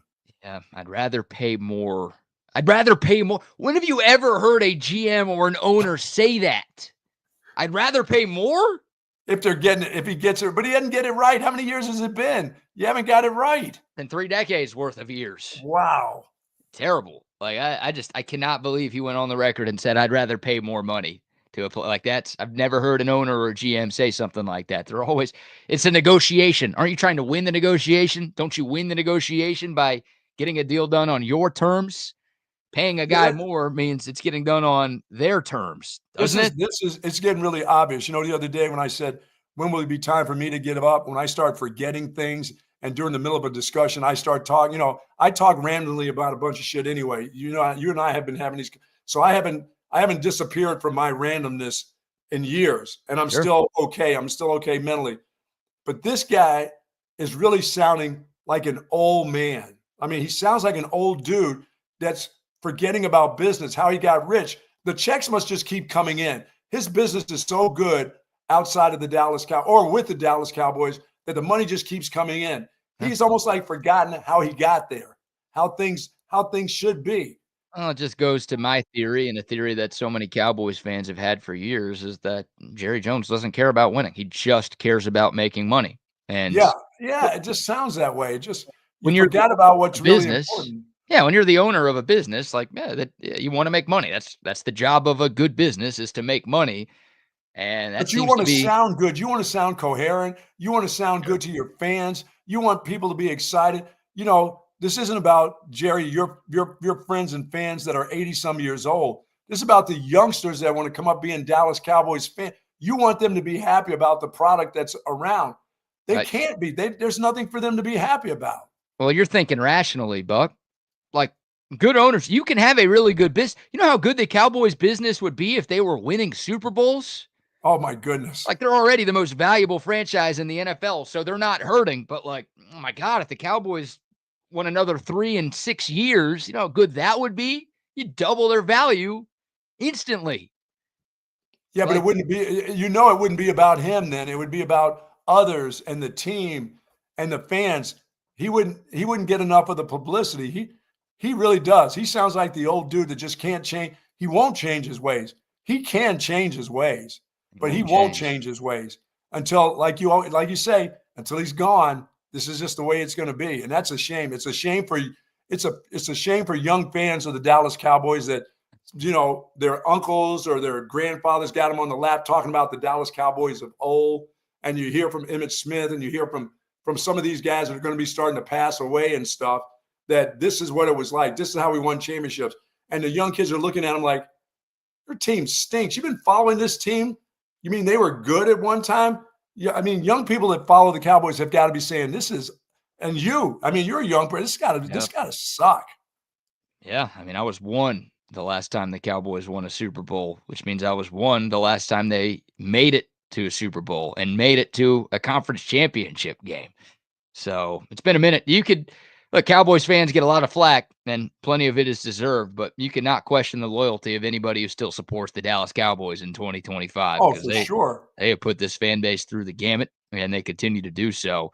Here's one more Here's one more from Jerry Jones. And this one caught Micah Parsons' attention because Micah Parsons tweeted a response to this. Oh, boy. We'll tell you what he said in a moment. But first, Jerry Jones was asked if he has talked to Micah Parsons' agent. So Micah Parsons is represented by David Mulugheta, who's one of the biggest, most popular agents in the National Football League. He spends his time here in Austin, Texas. Spends a lot of time here in Austin, Texas. Yep, absolutely. Jerry Jones was asked if he has had conversations with David Mulugheta. Here's what he said. Are you kidding me? That's just not something that you should worry about. You should be worrying about your ability to make it work, and you should be worried about what the player does. Does he have good enough health? Does he have enough skill to do what you're paying him the money for? The agent is not a factor here, or something to worry about. And I don't know his name. And so my point is that I'm not trying to demean you in any way, but this isn't about an agent. The agent doesn't have one thing to do with what we're doing when we get on a football field against a team. Micah does. To the degree I'm involved, I do. The people that have something to do with what we do going forward relative to our fans in football are me and the player, not the agent. And I'm not demeaning the agent. I'm just saying anybody can do this, and that's talk directly to a player. You're talking about insulted. You're talking about David Mulugheta being insulted by Jerry Jones. What a clown. That guy, that's Micah Parsons. That's his livelihood you're talking about. That's the guy who knows him probably better than a lot of people in his family know David Mulugheta, knows Micah Parsons, the ins and outs of it. We're talking about millions and millions of dollars. We're not talking about just a couple buddies that shake hands and go play around the golf together. We're talking about this man's livelihood. And you're like, I don't even know the agent. What are you, nuts? That agent's like his brother. What are you're maybe more important than his brother at times, probably. He's acting like he's just somebody that's a neighbor that's doing the work for, Micah Parsons. It's not some guy just doing the work for him. Jerry is a goofball. He sounds goofy.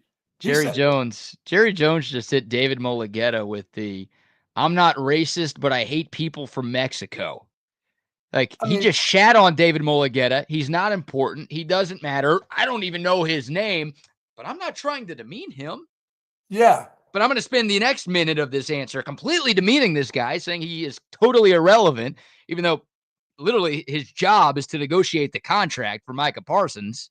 He's totally irrelevant, though. He doesn't matter at all. But I'm not trying to demean him, Buck.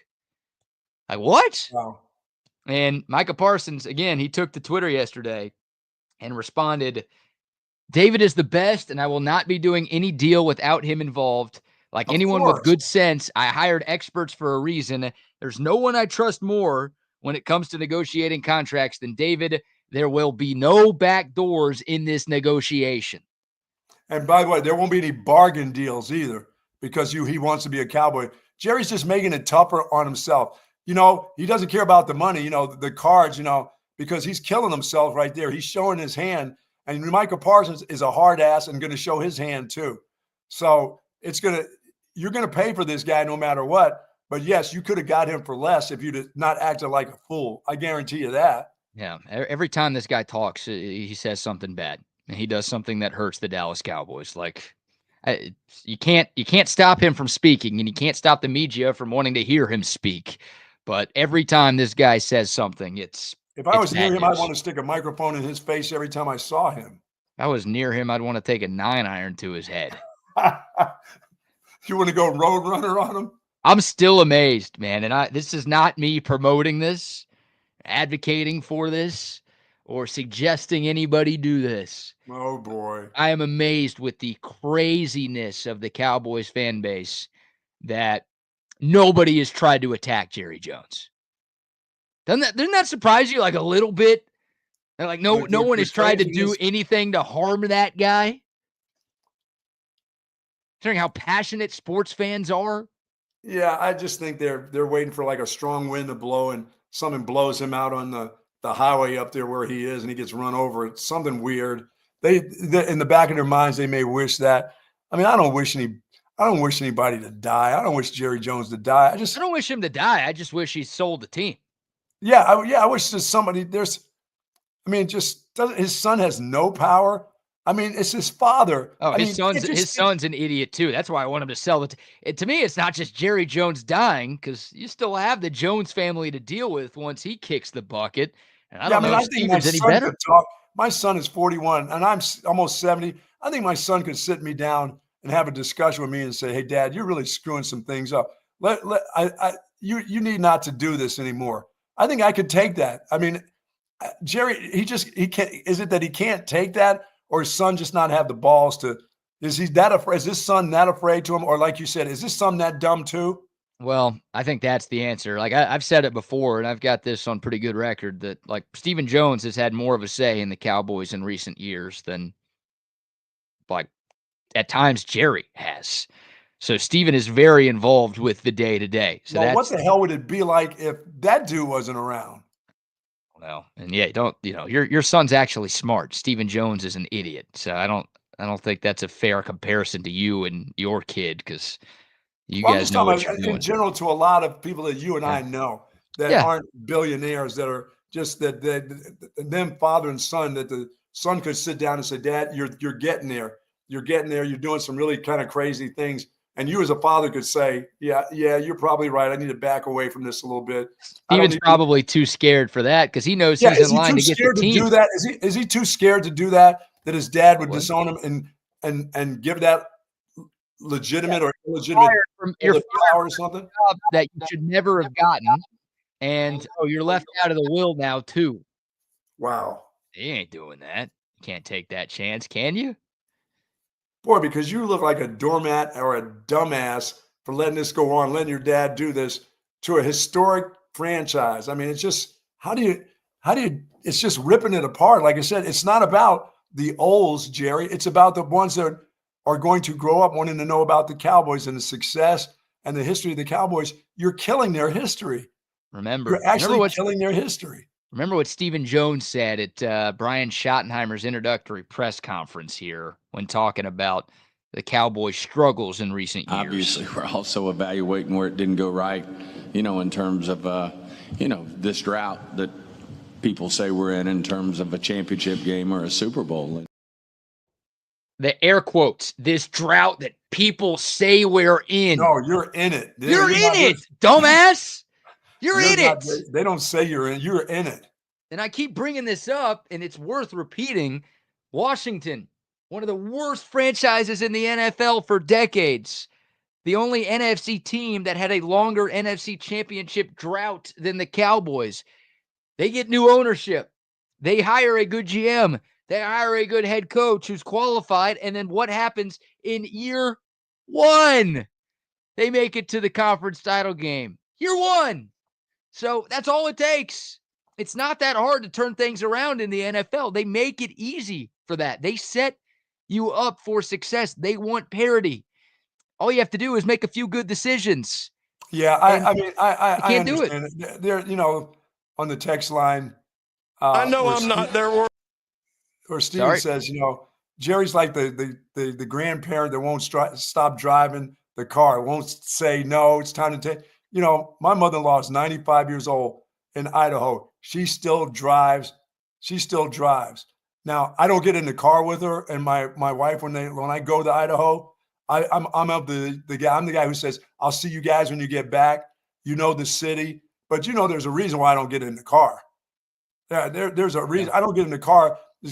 No, thank you. I'm not doing that. But I understand why she wants to hold on to the keys, because that's a part of her life. That's that freedom that you have. Sure. And it's hard when people are telling you, give up the keys, give up the keys, give up the keys. You feel like that's the last thing you got before, your freedom is all gone. And as I said, one thing you don't ever want to give up is your freedom. And that's those people's freedoms. But Jerry, come on now. We're not just driving a car. You're driving a franchise. It's not just a car. Oh my goodness. He doesn't care. Franchise is making money, man. He's going to stick with it. He's going to keep doing what he's been doing because the dollars keep coming in. And I'm not a big Cowboys fan, but I'm a Cowboys fan. I mean, Tony Dorsett, I've known people that have been around, Kelvin Martin. I got a chance to coach him at Boston College, so he then played for the Cowboys. So I followed the Cowboys. Priest Holmes wanted to be a Cowboy more than anything in the world when he left Texas, and I said, don't do it. They don't want you, and if they don't want you, don't go there. They're already telling you, no, the Ravens want you. Kansas City will, they don't want you there in Dallas. So don't go. Jerry Jones doesn't, they don't want you to be a part of that. So don't do it. But God, I'm still a fan of a lot of things with the Cowboys, but this part it's just getting harder. And it's just getting harder because I'm getting old too. And so, but I'm listening to a guy who's way older than I am, just sounding like it's about me. It's about me and my negotiations, not our history's negotiation. We're trying to make the team. I'm trying to make myself better. I mean, what is he trying to do? You're good, Jerry. You're good forever. But you're just screwing things up. That's what he does. And the Cowboys waited until August 26th to get the CeeDee Lamb contract extension done last year. And of course, they got the Dak deal done like the day of the first game of the season last year. So if you think this thing is going to come to an end anytime soon, well, recent history would tell you. He just made sure of that because Micah Parsons is now going to be pissed. Yeah. Yeah, I'm sure he's already a little upset that he's seeing Myles Garrett and Max Crosby and a few other players at his position get long-term extensions. So I'm sure he's like, well, where's mine? And then you don't now, think much of his agent, the guy that he chose to deal with his money. Yeah. Really? Now that you got the owner / GM of the team saying, I don't view it as urgent. The agent's irrelevant. He doesn't matter. And I'd rather pay more and get it right. All right. Well, go ahead and pay more then. That just cost you a little bit, Jerry. Thank you very much. Yeah, just saying that is just asking for it. I guess Micah's pissed, but should he be pissed? Because he's going to end up the biggest winner out of all of this. Yeah, one way or the other, he'll win this deal. CeeDee got Jerry the deal will he was pay looking him, for. whether it's the 24th hour, he'll pay. He'll end up paying it. He always does. Yeah, CeeDee got what he wanted, and Dak got what he wanted, and the Cowboys got And how many screwed. other Cowboys in the history have got? They all got what they wanted from this guy. Not many of them have gone the other way, have they? No, The usually damn when running back got more than he deserved. Right. Yeah, usually when it comes to these long-term extensions with in-house players, Jerry is ponying up the cash. He won't sign external free agents, but if he drafts you and he likes you, then he will do what he needs to do to keep you around. So, yeah, someone says get these contracts done and complete before July 4th. That would be nice. That would be nice to hear. But Jerry just made it tough. He just made it tough on himself and once again, Micah Parsons is a little bit of a, he's a team player when he's on the field, but he's a little bit of a me guy too. And just to piss him off, why would you want to even do that? There's no reason to piss that guy off. It's Jerry Jones, man. He doesn't care. Wow. He doesn't care. And yeah, Jason, I guess I'll just stay a Viking fan and be in misery for all my life.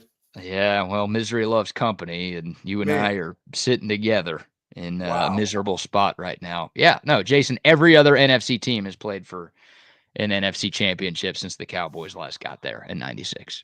Every other team. The Lions made it 2 years ago. The Commanders made it last year. Like, these dog crap franchises that, like, the only thing you could point to as a Cowboys fan was like, oh, these other teams suck just as bad as we do, and now they don't have the history we do, so we're okay. But now even those teams, wow, I'm worried about Cleveland making it. Nah, Cleveland's not going to make it. They still suck. Yeah, I've got more faith in my Vikings than I do in the Cowboys. Yeah, well, the Vikings won 14 games last year. You should. Well, Cowboys won a lot of regular season games. They're okay. They're regular season heroes. They won 7 last year, Buck. Well, that whole 12-game deal that their guy got on there was nice. Right, yeah, they had a 3-year stretch, but like last year, the Cowboys won 7 games, and the Vikings had the second best record in the league. So, and you should feel better about where Minnesota stands right now. You've got a great coach, great front office that is serious about winning, and you're about to have Aaron Rodgers on your team. Don't even start that. That's not true. That ain't true. That's not over with yet. Are we not out of the air? He's not retired yet. Pittsburgh's going to take a draft choice. Pittsburgh wants Aaron Rodgers. Pittsburgh wants Rodgers. They're waiting for Rodgers to make his decision. I think Rodgers would rather go to Minnesota, so he's waiting to see if he can get something done with your Vikings. He wants the Brett Favre trilogy, man. We all do. Just accept it. No, Giants are going to take a quarterback. Pittsburgh's going to take a young quarterback. See ya. No, they don't want that old. Retiring. They don't want that, they've openly said they want him. They want him. He just wants to string it out, and Tomlin is like, eventually Tomlin's going to go, no, we're done. Yeah, go sort of like Minnesota. Minnesota said they were done. With what? With Sam Darnold? With Aaron Rodgers. They don't want to play the game anymore. See about that. Yeah, until tomorrow. We will see about that. All my God, Jerry must be taking shots. Where are they, in Tampa? He's with the Olds in Tampa, just down in bottles of wine and shots of Jack. Palm Beach. Wow, Palm Beach, even more fun. Yeah, he's having a good time out there. And he took the boat down there. They took the boat. You think they took it across the Gulf of America? Oh, they took the Gulf of America. They got it down there. He didn't fly there and then the bus got there. No, they took the boat around. Yeah, he's there. Just hanging out at the ship. Bravo, Eugenia can make it that they're not in any hotels. He's staying right aboard with his staff 24/7. All right. Hit us up. Go to text line 512-222-9328. We've got some more football to get into because we've got some rule changes coming to the NFL that were announced yesterday. RIP to the chain gang and maybe RIP to the touchback as well.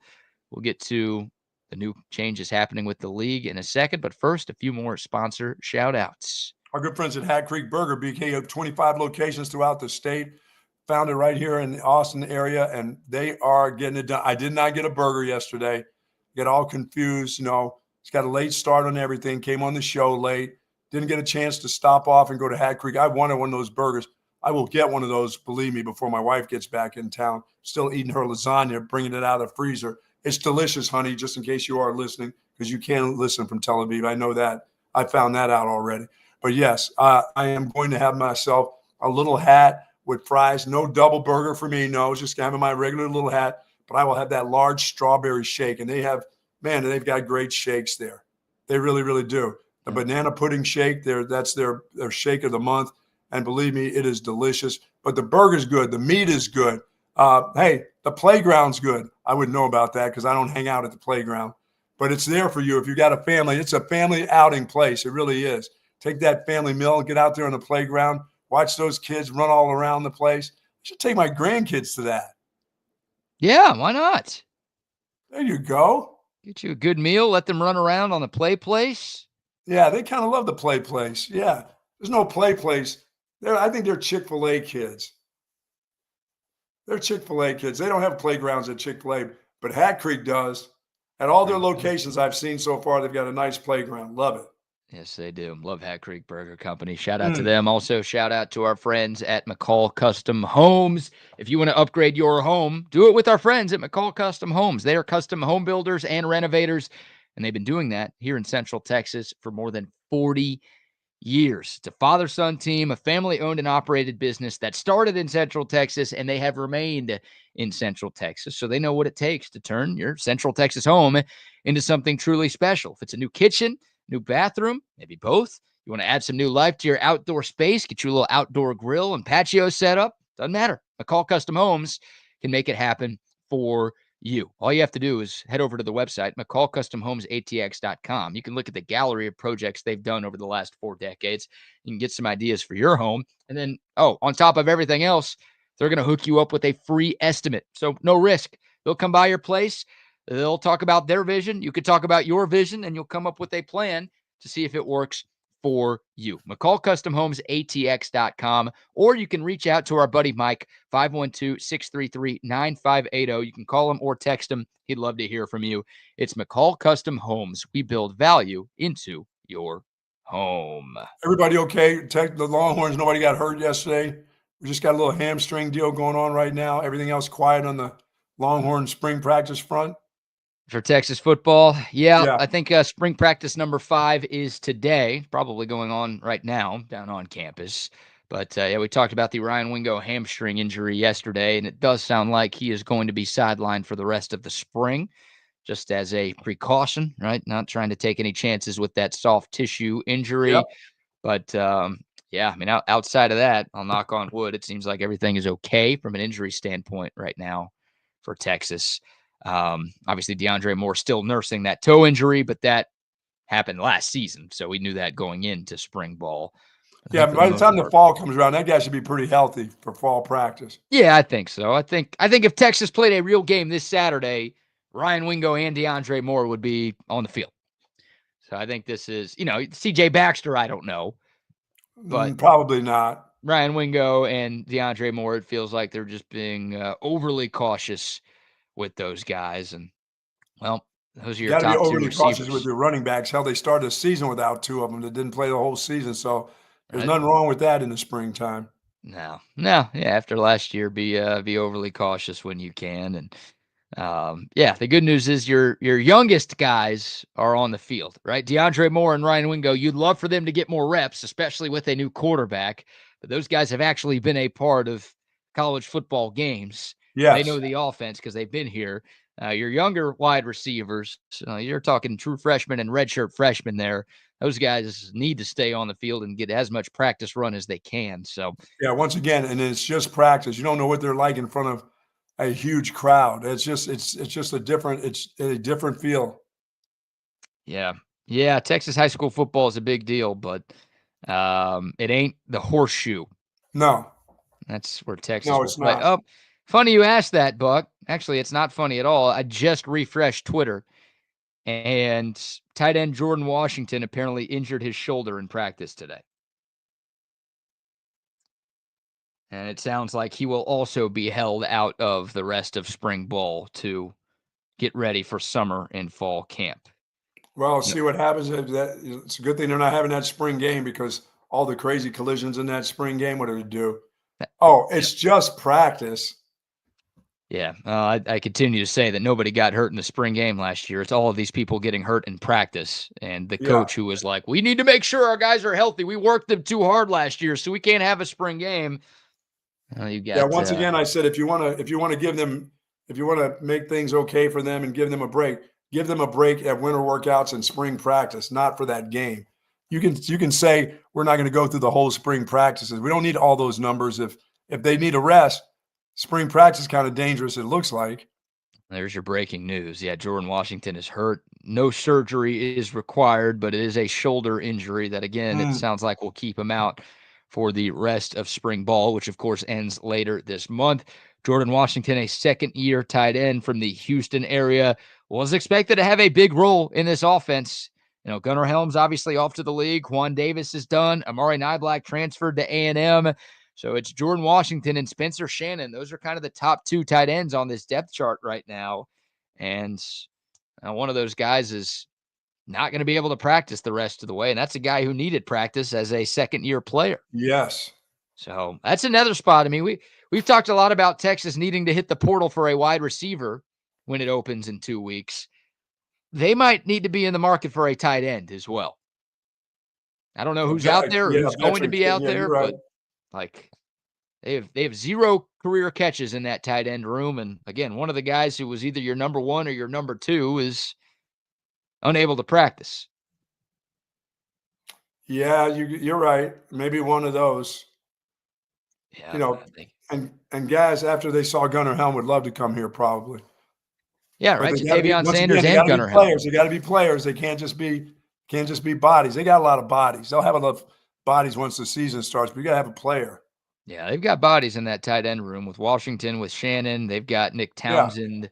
They've got Amari Winston and, Michael Terry, the 5-star who was recruited as an athlete. He's listed as a receiver on the roster right now, but he's a bigger body target. I think 6'2", 6'3", like 220. So you could bulk him up a little bit and put him at tight end. He's working his way into the tight end position. Maybe. I mean, he was a beast at a bunch of different spots in high school down in San Antonio. So he could be an option there, but man, they're dropping like flies for your first-year quarterback.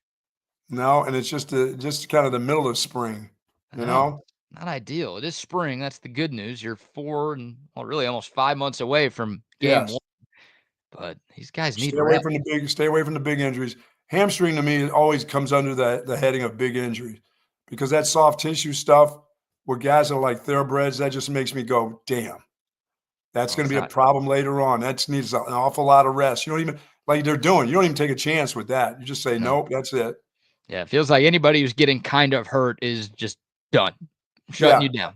It doesn't matter. We're saving up for the games that do matter, so we can't risk anything more than just a little hamstring strain or a little shoulder issue in the case of Jordan Washington. It sounds like, none of those are going to require surgery and long rehab stints. It's just we don't want anything to get aggravated.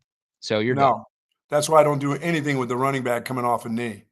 You know, you can go through some drills here or there. I don't even need you for the full practice. You've done enough. You look a little winded. Go sit down. You know, just keep your weight the way it needs to be. Don't balloon up. But if you're starting to work your way back slowly and you want to show me what you can do in the spring, I'd rather you show me in the fall. Right. Yeah, that's why I'm a little surprised that Christian Clark has been out there as often as he has, coming off that Achilles tear. But hey, he's been cleared and he's practicing, and I don't think that's a bad thing. That's like a miracle recovery time. Yeah. Right there. So, I mean, I don't know what the degrees of Achilles tears are. I don't know what those. I mean, obviously, if it's just like anything else, you can get a hairline fracture on a bone. You can get partial tears in that soft tissue. You can get full tears. I don't know where he was. I just know when you hear that injury on a young player, you're like, damn. It was a full tear, according to the insiders. Jeez. So that makes it even more remarkable that he's out there like 7-8 months after it happened. Got those good. The leaves are falling right on that family tree, I guess. There you go. All right, these NFL rule changes, Buck. Yes, sir. The NFL officially announced that Sony's Hawkeye technology will be used to electronically measure first downs. So instead of using the chain gang and the refs to determine whether or not someone has picked up enough yardage to move the chains, they're going to use camera-based technology to determine first downs in the NFL. Just for the NFL, not for college, because I'm worried about the guy at West Virginia. The guy I saw get hit in the head with a can of beer, and all the white meat was showing. The chain gang is staying. Okay. They're like going to be the secondary spotters. If something goes wrong with the technology or whatever, the chain gang is still going to be there on the sideline. So you're not taking away any jobs from those guys. Okay. All right. So you can still have someone get a beer thrown. Yeah, you can make sure someone still gets hit with a beer on the sideline. That's in Morgantown. It's in Morgantown, yeah. They tested this technology last year, though, in the NFL. They didn't actually use it, but they were kind of testing it behind the scenes, and it seems like those tests went well. So no more Gene Steratore note cards. You shouldn't have to bring the chains out for measurement anymore because it should just be electronic. Think about the tennis technology where you can just see if a ball is in or out in a split second, and it's like laser perfect. That's basically what you're going to get in the NFL. You think of the controversy at the end of the Bills-Chiefs game where Josh Allen got stopped on that 4th down and short, and some angles made it look like he got it. Some angles made it look like he didn't, but they brought out the change, and the change said he was short. Yeah, now you're not going to have that controversy anymore. I don't know why I feel so good about it. It's almost to me, why did this take so long? You know, the baseball deal, it's almost, that's going to happen eventually, but it's almost natural to have an umpire back there screwing up, screwing up the game. It almost feels like that's a part of baseball, is to have that dude back there calling balls and strikes instead of some, computerized deal where they can actually get it right. I need that human screw up element in baseball. I don't know about football, It's going away. All of the human screw up elements are going away. As at some point, baseball is going to get that electronic strike zone too. Are we soon going to have like 9-year-olds running the balls out for football because we won't need the O's and stripes out there at all? Because they'll be able to do it. They'll spot it, and they'll just whisper something in somebody's ear and say, "That's 15 yards on that over there. Let's just move the ball right there." That's it. No talking. We will get to that point. Yeah. Well, the refs are going to stick around because they still have to make calls, but the chain gang, Yeah. You could put little kids there.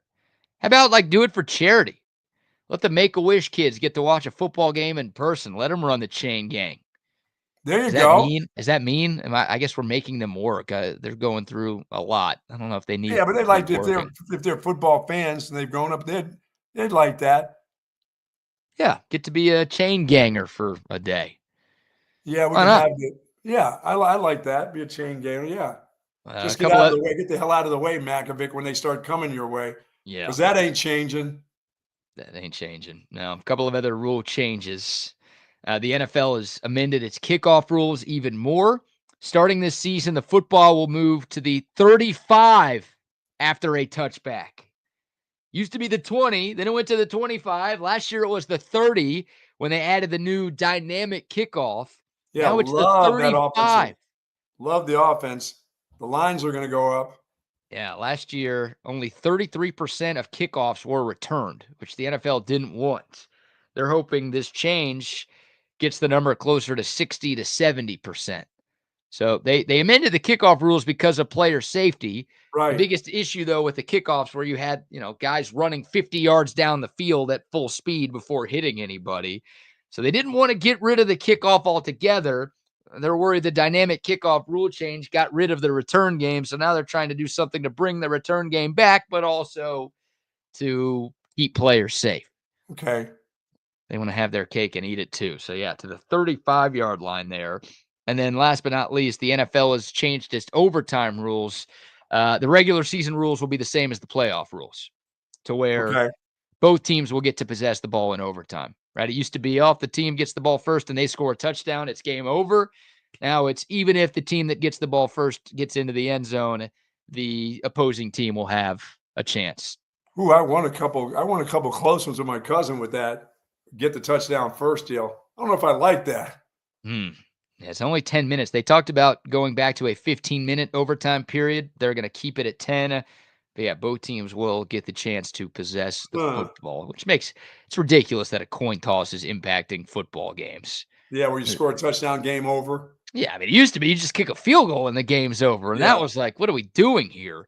But as the league has gotten more offensive, they at least changed it to a touchdown. But again, this feels like the right move. And lastly, the tush push, no decision. They tabled it. There's another league meeting or set of league meetings coming up in May. They will address it there and decide if it stays. It won't get in this year. It won't be this year. You think it sticks around for at least one more? I think it sticks in for another year till some of the other teams get better at it, and then they quit bitching about it. Till the Green Bay Packers get better at it. If they get better at it, then they'll stop it. And the Packers do like to bitch, don't they? Yes. Anything that doesn't go their way, all 500,000 of their owners start complaining. Yeah. Yeah. So I don't know. They tabled it. They couldn't find out. They couldn't find anything that serves them when it comes to injuries, and so they're like, "Shit! If we can't do that, that's hard to do.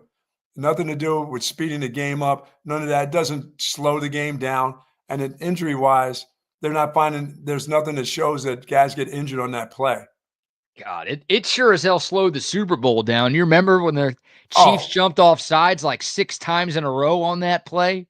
Yeah, well, or maybe that was the NFC Championship game. I can't remember, but one game the Eagles played. The ref had to come out and be like, I think it was the NFC title game.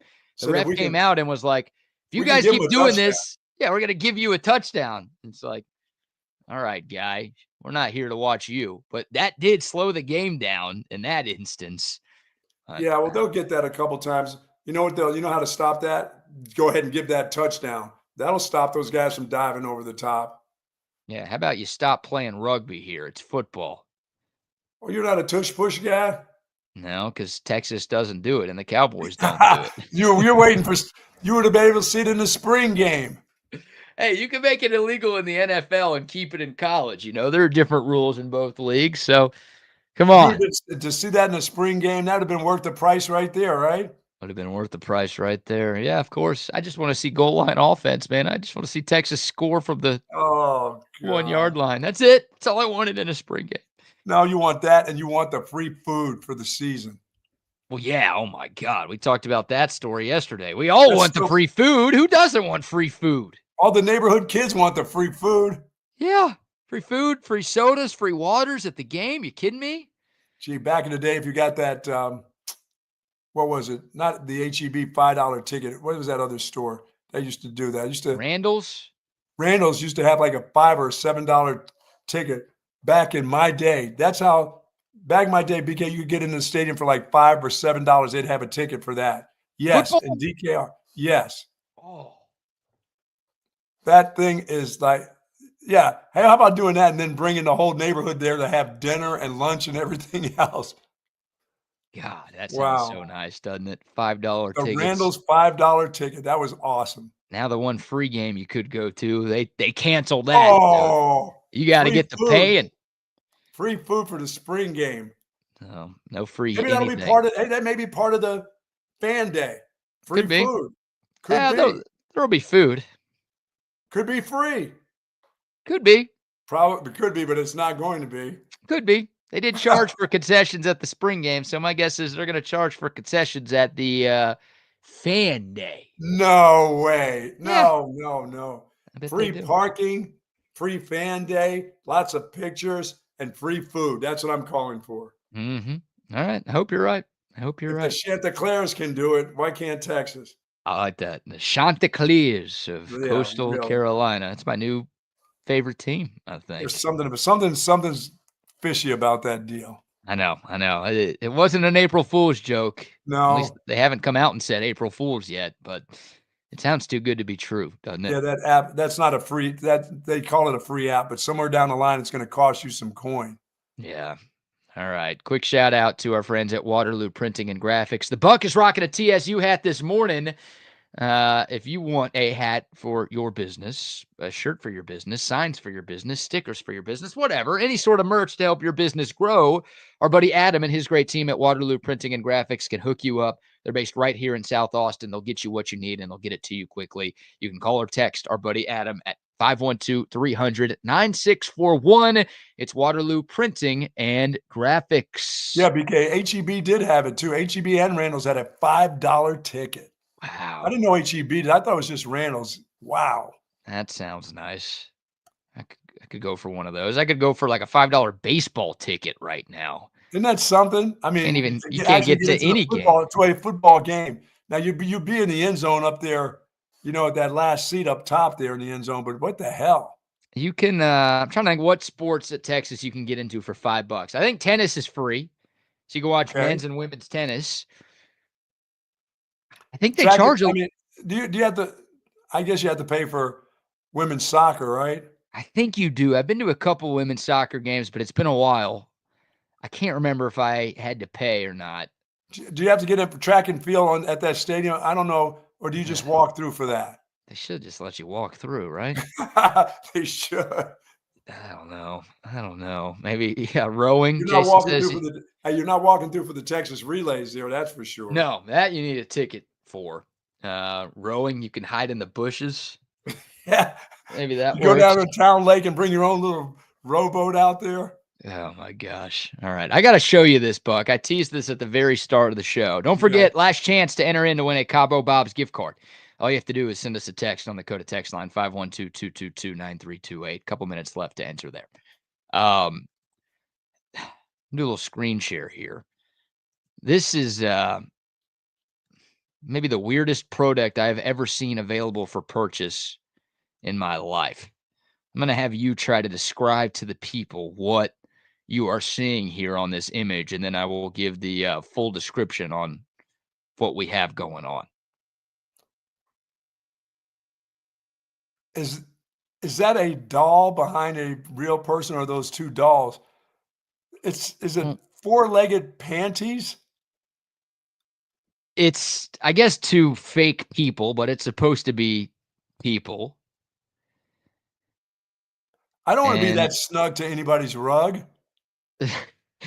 This is novelty underwear for two. This is couples underpants. Where, you get 4 holes for legs, 2 in the front, and I guess 2 in the back. That's some kinky stuff right there, man. That is some very kinky stuff right there. Try anything once. You would try this? Like this is too close. I like being close, but this is. I mean, how do you walk around? How do you walk around like this? I'd ask my wife to try that. Do you walk around with this on? Like, I'm not going anywhere with them. I'm not going anywhere besides my house. Why would you wear that at your house though? Like, why wouldn't you just be nude? For me, I'm just a nudist anyway. Plus, I'd trip and make her fall. That's all that would happen is I get punched in the face. She'd turn around and punch me in the head because I made her fall. And this is novelty underwear for two. A little description you get from Amazon. Universal fit, light, strong, and very suitable. One size fits most teenagers and adults. Hang on. I don't know if we want the kids wearing this. Comfortable fabric made of cotton and polyester, soft and stretchy. Perfect gift choice, suitable for partners, couples, and newlyweds to help add some spice to your relationship. And you get a 90-day guarantee replacement. So if there are any problems with your underwear, they will get you a new pair. Oh, yeah, that's going to be filled with all kinds of stuff in there. Yeah, for sure. Where do you wear this?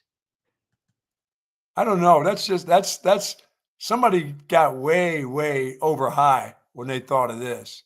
Is this just soaking like you walk around with it in? Because the guy's behind the girl, so you're just I don't know. It's some hard maneuvering. I'm too old for all the maneuvering there. That's a lot. It's a lot to work at right there.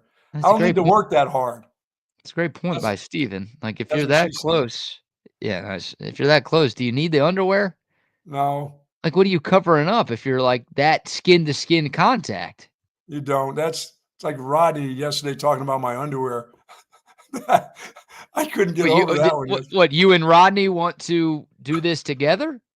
I could use my extra underwear I'm going to sew my own brand here.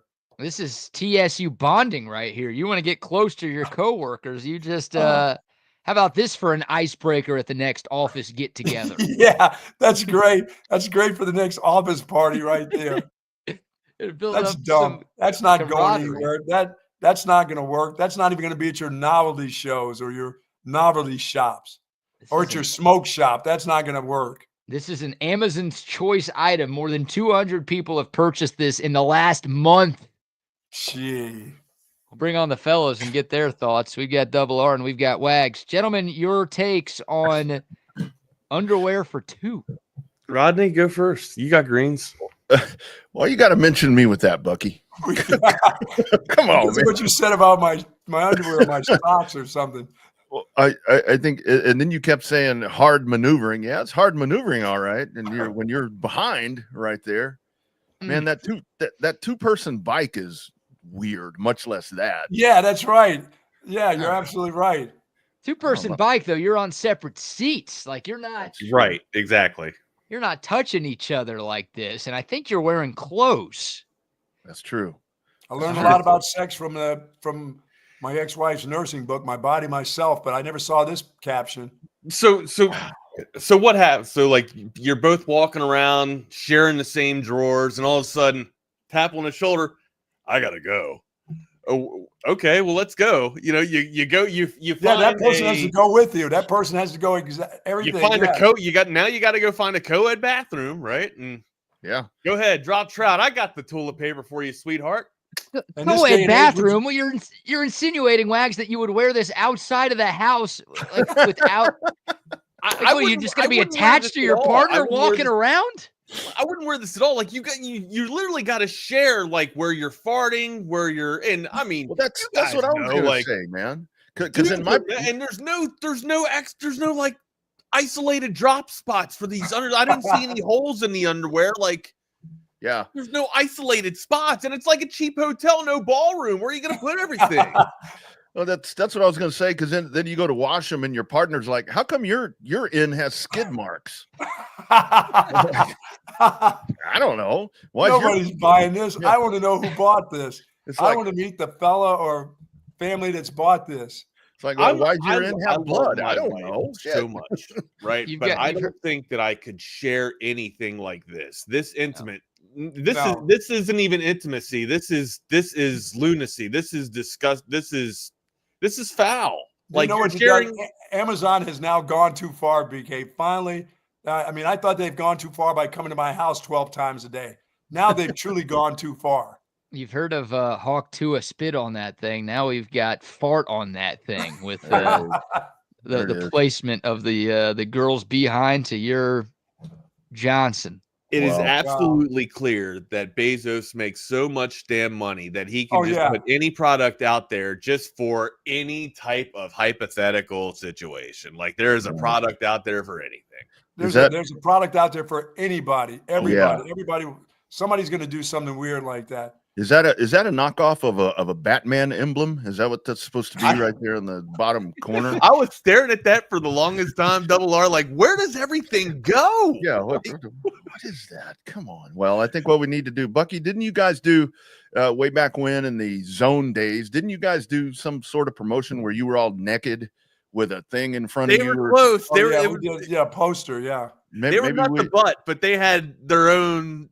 They had their own undies. They had their undies on.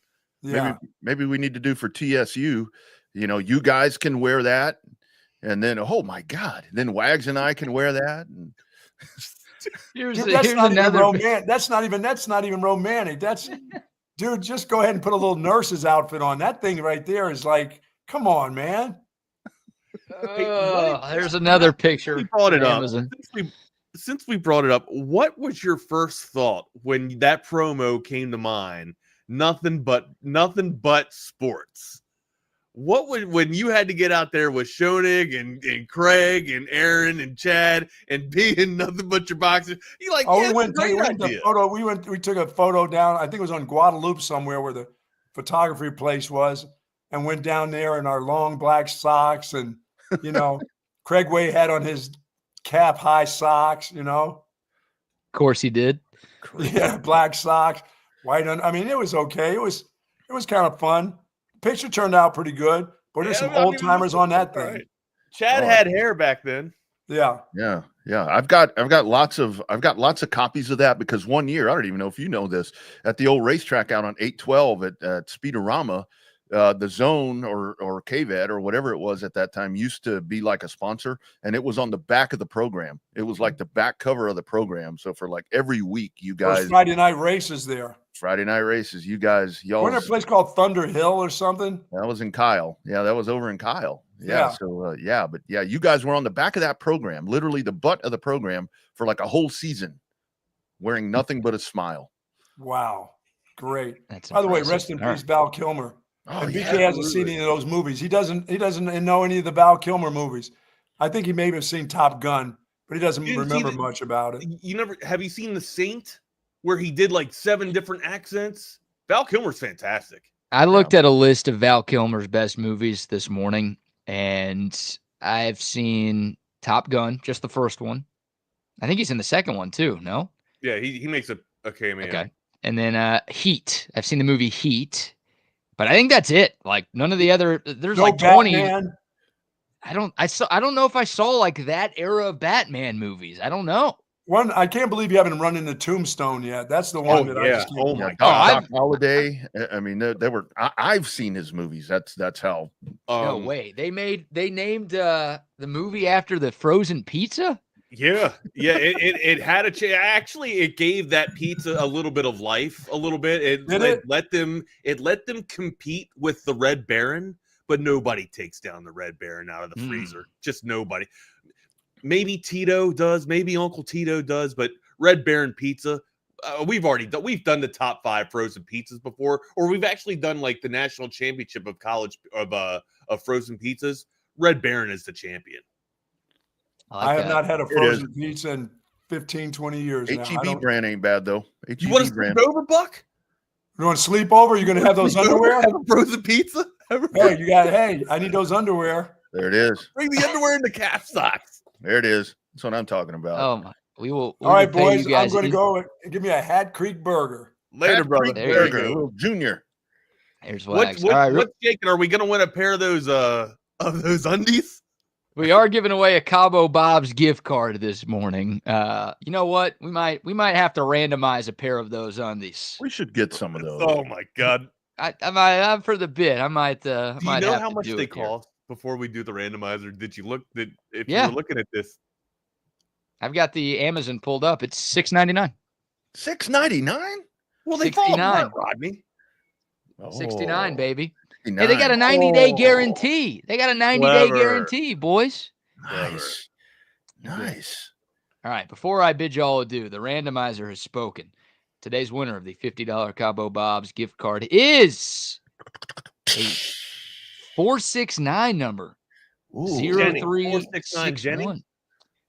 0361. Tommy Two-Tone. A little Tommy Two-Tone reference there this morning. 867-5309. Is that what you're going for? I didn't know that. That's who sang that. Tommy Two-Tone sang Jenny. Tommy Two-Tone. Yeah. Well done. You know all the 80s. You got like, I'll tell you what, man. You got some pull back in the 80s, man. Oh, your man, parents Wags. did you well. Your parents did you a good service. Wags. Top 5 80s one-hit wonders. Put that on the list. Ooh. That'd be a great top 5 for y'all's list. That's high. That's high up there. All right. Congrats, 469. I will bid y'all adieu. Have a great show. I'll be listening. Later, brother. There he goes. Here we are, man. Welcome into another edition of Chaos Theory on Texas Sports Unfiltered.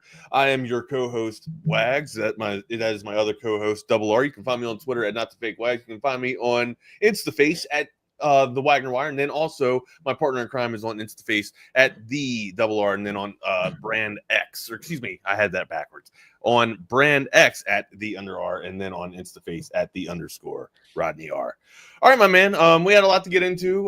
Caps played last night. They skated around and had some fun up in Boston, or with Boston rather. And then we also had the passing of Val Kilmer, which everybody's kind of beat us to it here. Top 5 80s one-hit wonders would be a great thing. But also, I was thinking top 5 Val Kilmer movies. I mean, BK hasn't even seen some of the Val Kilmer movies. Heat was an exceptional movie, but Val Kilmer was more of like he was one of the lead guys, but he wasn't the lead. Like Neil was the lead, which was played by Robert De Niro, and then Vincent was the other lead, which is played by Al Pacino, which I believe was the first film that captured Al Pacino and Robert De Niro on screen at the same time. Now, they were both in Godfathers 2, but they were never on the same screen at the same time. So I think Heat was the first time that these two icons, Hollywood icons, actually stepped into the role or stepped onto the big screen at the same time. But yeah, Heat was one of them. And Val Kilmer played Chris.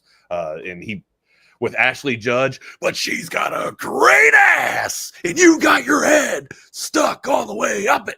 Oh man, what a movie, man! What a movie! I gotta tell you, my dude. Where do you want to go first? We got a lot to talk about, a lot to unravel. Kind of on that Val Kilmer.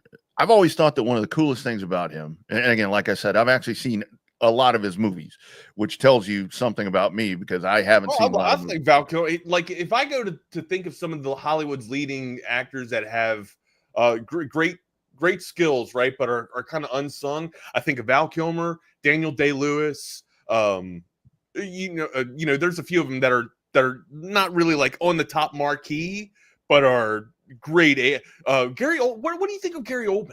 Like, Gary Oldman doesn't really, sell the blockbuster, but if you put him in any role, he is phenomenal. Like he's kind of up there with Daniel Day-Lewis, like Daniel Day-Lewis, Val Kilmer, Gary Oldman, all these guys right here. They're in the same marquee or same billet of Hollywood sensation to me, or just Hollywood fame, to where they're tremendous actors, but they're not selling the ticket, or they're not selling the bill like Brad Pitt or Leonardo DiCaprio, right? But they're tremendous. And case in point, I think Gangs of New York, Daniel Day-Lewis and Leonardo DiCaprio in the same movie, but Daniel Day-Lewis' performance was phenomenal as the Butcher, but again, Leo and Cameron Diaz are the one that turns heads.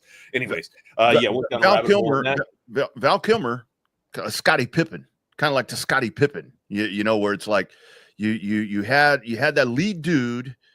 I mean, we can take out the personal life and all that, but he was kind of that dude. That's a good correlation, right? But you know what I love most? Scotty had a team, right? Like Scotty had a chance to kind of lead, right? He did. What I love most about Val Kilmer is that when you get into Hollywood and when you get into famous people and you get into whether it's a singer, entertainer, whatever it is, the name Val Kilmer is a fucking badass name. Val Kilmer, and that's like his name. What is Val short for? Valentino, I mean, I don't know. Right, like something along those lines, like Valentine, right? Yeah, I mean, I know on Knots Landing you had Val Ewing, and that was short for Valine. I doubt that was his name, but I think I looked this morning, and I think his name was Val Edward Kilmer.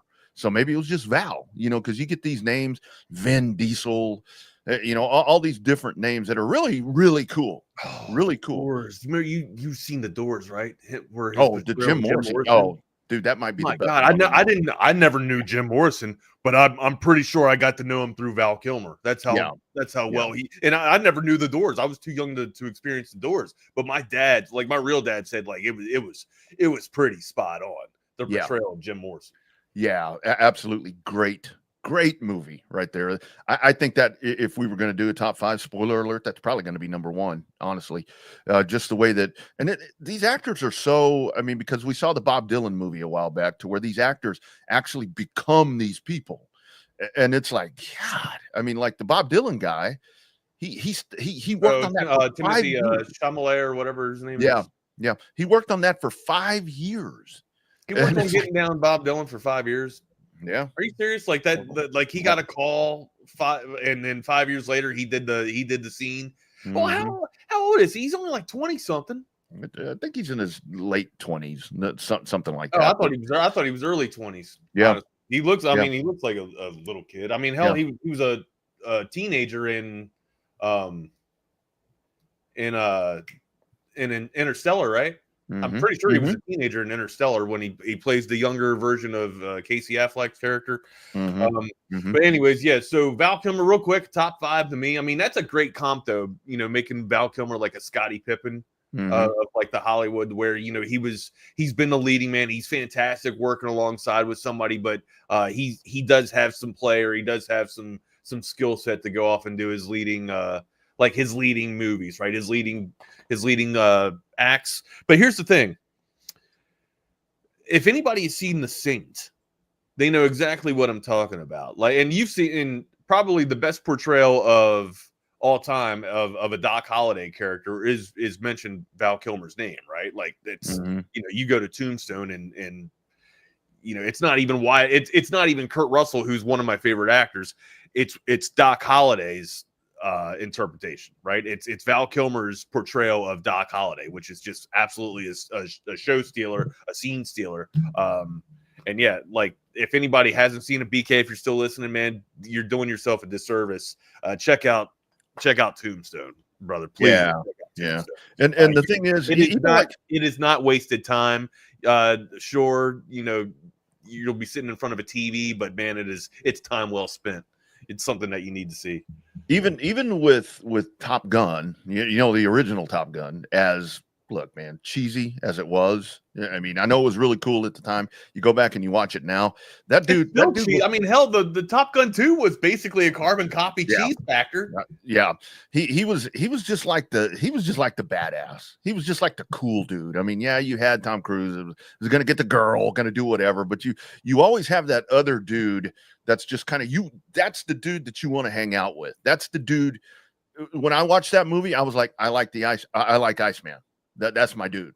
That's my dude right there. Oh, Top Gun? Like I remember. Yeah. So from what I remember of Top Gun, it's like the first scene you see of Iceman, it's just him womanizing and basically in his navy whites, attracting all the damn chicks that are looking at that damn restaurant or looking at that bar for one reason and one reason only, and they're looking to take flight. So that's it. You see Iceman just sitting there with his shades on in the middle. He's got his aviators, wearing his aviators in the corner of the bar, just sipping on a drink, talking to a blonde, man. That's just classic Iceman, dude. Now I will always say, like, I love Tombstone. Tombstone was a fantastic movie, and Val Kilmer's portrayal of Doc Holliday is untouched, right? It's unmatched. But I think the movie that won me over for Val Kilmer and just showing me his acting range was The Saint, where his character was Simon. I can't remember his last name, but he plays a spy, a movie where he's a spy, but they're trying to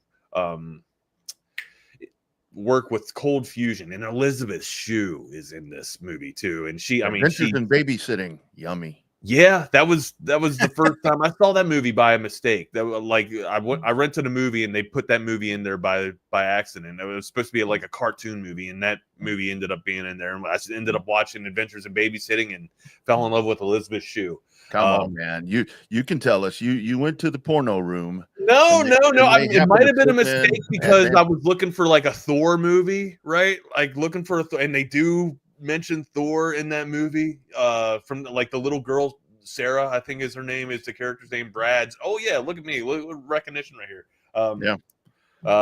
Brad and Sarah, the characters in Adventures in Babysitting. Sarah's in the Thor, and good call from Sal here. And again, I saw Jason mention, yes, definitely a spinoff of Dallas. That was kind of the black sheep of the family, was Gary Ewing, that went to California. And then Sue Ellen, you got to watch that, ladies. Sal, Jason, the one that I liked was Kristen, the one that actually shot JR.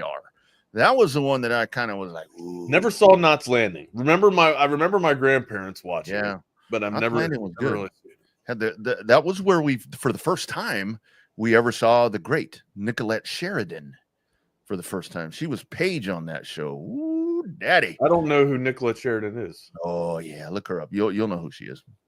She was in what you call it? What was the show about the housewives? Desperate Housewives.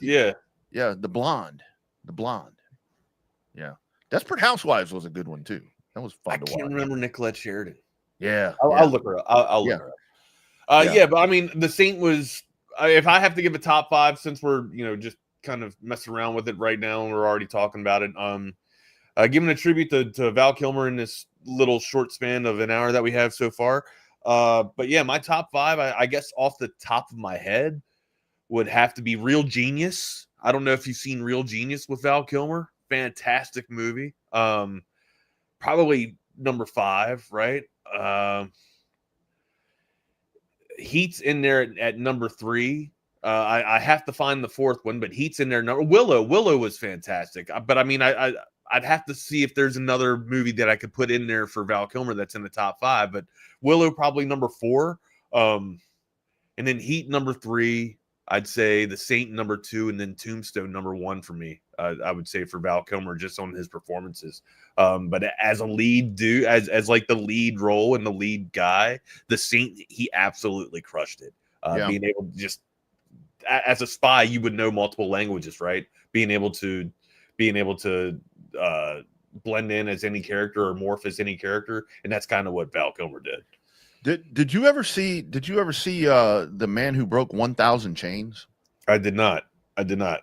Jim, like The Doors was an awesome biopic, but I don't know if I would have The Doors as my top 5, right?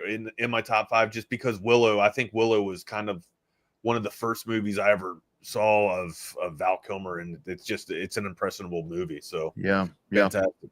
On this one, they put him on a chain gang. I don't remember what state it was, somewhere in the South, Tennessee, Georgia, Alabama, somewhere. He's on the chain Val Kilmer gang. movie. Yeah, Val Kilmer movie, and he tries to escape 2 different times, and it's like pretty high energy, man. And this was, I think, in the late '80s. A lot of energy to it, man. I'll check it out. We are giving a tribute to Val Kilmer on this day. Val Kilmer passed away, 65 years old.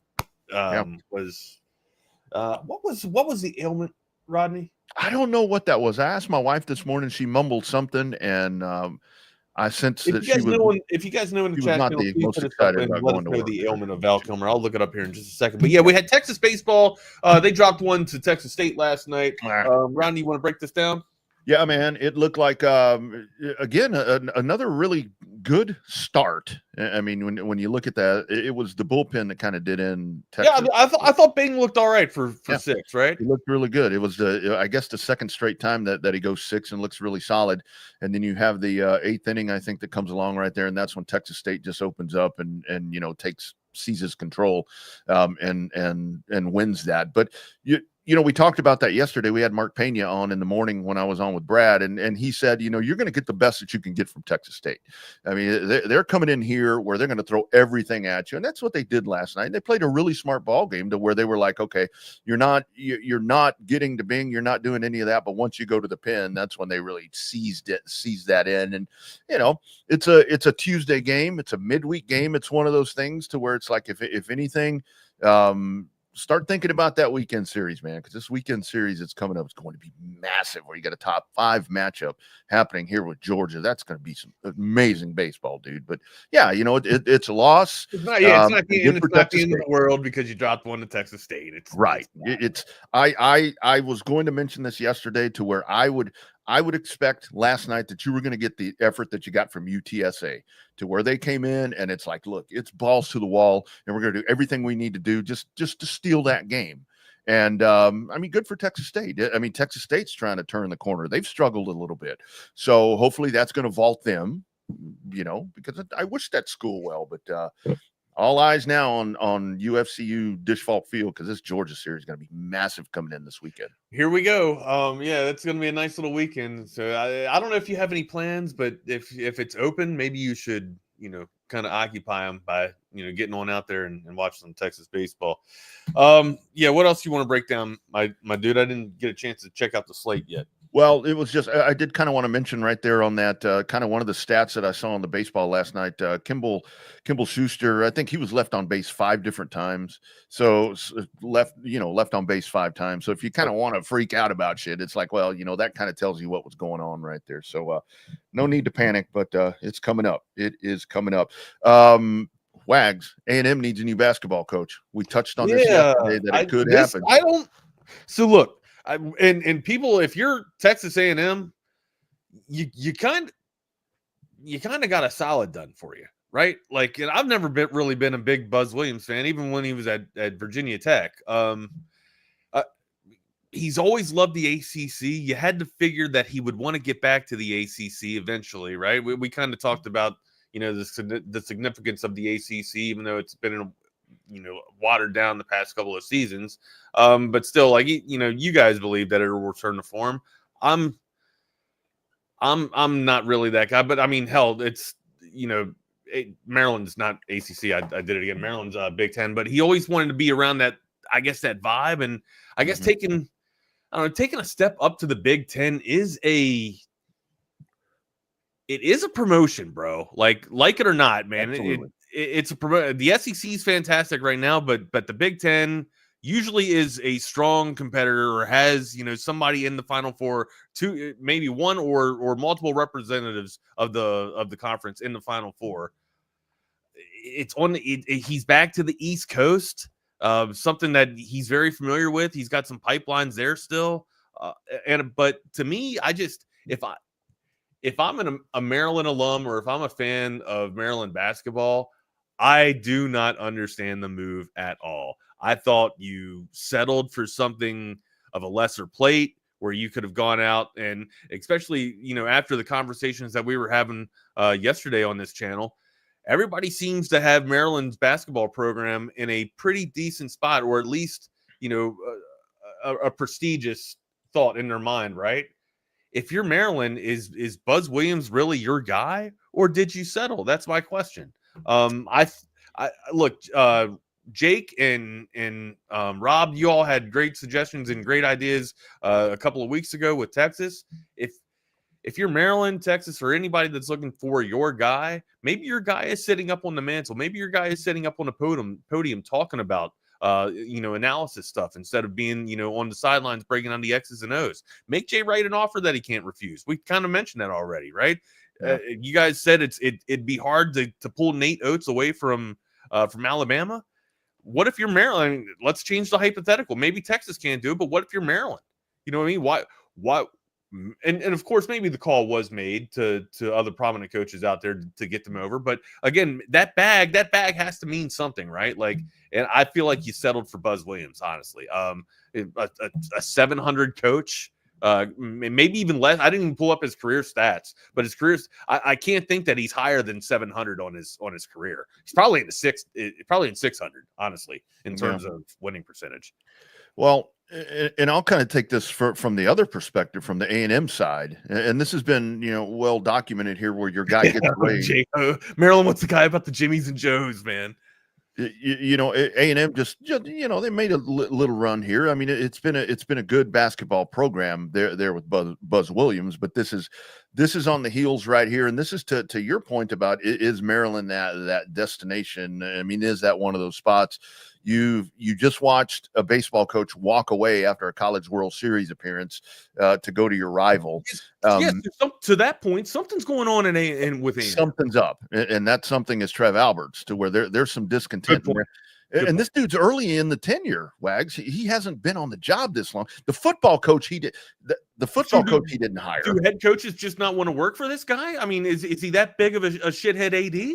And that's where it leads me to my next question with A&M, because as much as they want to say that Texas, with the money and everything that we talk about, that Texas is able to just A&M's got money though, Rodney. We've been over this, right? That's where I'm going. It's like they have all the money in the world. What are they going to do? I mean, I think they may need to address a bigger problem right here, which is the athletic director, because you're just watching this thing just disravel as we're going, where you look at Texas, where it's like, okay, Chris Del Conte's got this in. He's got his football guy. He's got his women's basketball coach. The swimming coach, Eddie Reese, retires, and he goes out and plucks a guy that just won a national championship. And it's like, you never skip a beat. He's just made a hire in basketball that I'll compare to football. And I think that it's going to work.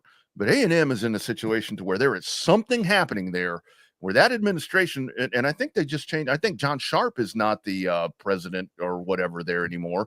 So they might ought to figure out what's going on right there, because the fit's about to hit the shan, if it hasn't already, now that you've lost your basketball coach from a program that looked like they were built. I mean, it was kind of peaks of valley, but I mean, it looked like they were making some progress there. Absolutely. And then, with the baseball coach, I mean, you're at the top of the college baseball you world. walk away. You walk away, and you can say, and I mean, and look.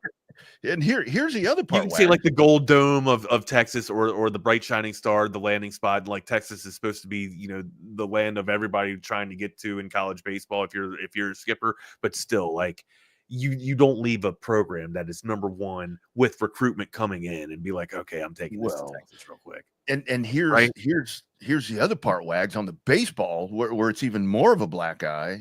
And again, this is kind of to pick at A&M, but I'm just stating the facts right here. You go out, you lose your baseball coach, the assistant goes with him, you woo him back in, and it's like, okay, we're going to be fine. How's that working out? Not well. Something is happening there. Something is rotten in the state of A&M Aggie land, right? Yeah, they're a little horse manure smell right now in College Station that they might want to figure out, because they're slowly slipping. So Rob kind of gets to it too. Like the Aggie AD seems to chase away coaches, right? But I mean, that's kind of what we're alluding to here. But what is, like, where's the disconnect between the head coaches and the AD here? Like, what is the disconnect? All right, amigo, where do you want to go next, man? I tell you where we need to go next. Let's talk about our friends. I guess we should give some shout outs, huh? Yeah, we got to talk about our friends at Covert Bee Cave, that brand new or pre-owned car, truck, or SUV. They have it for you right there. Just a beautiful dealership. They will have what you're looking for. Before you head out there, go to covertbeecave.com, check out their weekly specials, and see if they have it there for you. Whether you want that SUV, whether you want a compact car, whatever your market is, Covert Bee Cave has it for you. It's a family atmosphere. It's not just when you stop in, you buy your car. From communication to expertise to professionalism, it's exactly what I expected from the Covert family. So they make it so easy for me. That car that I wanted, they found it, and I didn't know if I can afford it, but they make it possible. You'll see that they really will move mountains. They're going to do what they need to do to get you what you want and make sure you're happy with it. Come and experience it for yourself. Covert, born and raised in Austin. Absolutely. Go check them out. Years and years and years of serving Central Texans and many people around the globe. It is the Covert family of dealerships, covertbeecave.com. Also have to tell you about our friends at McCall Custom Homes, as we are almost at the finish line of getting my master bath renovated. And I got to tell you, man, I cannot wait to get in there and have a clean, as I like to say, because that shower is just calling my name. Ronnie, come clean your filth. Ronnie. It's going to happen soon, Wags. A glass is coming in this week, so my fat ass will be in there getting cleaned up before too long. It's McCall Custom Homes, McCall Custom Homes, ATX.com. You can call or text our man, Mike, at 512-633-9580, whether it is a master bath remodel, whether it is a kitchen remodel, whether you're adding a second story, whether you need a brand new home, family owned. It's a father and son. They've been doing it for 40 years plus. Got to see Mike yesterday. Mike's got bags under his eyes from that baby, for crying out loud. I got some shit going on too, dude. Yeah, he was kind of standing there. I'm like, dude, you're looking a little wobbly. What's going on? He's like, man, you ever heard of something called sleep? He's like, I haven't had it in a while because I have a baby. Building value into your home. It is McCall Custom Homes. Check them out today. They will take care of you like they've taken care of me. McCall Custom Homes. Wags, I got to mention to you on the Coda text line because you mentioned hockey. I was breaking down the game last night, and you real quick before we get to it, man. You were talking about like cleaning up in the bathroom and everything, and getting clean. Like the research. I don't know if you get that. Maybe it's not even the fact that I'm mentioning the product anymore. I'm thinking about the product.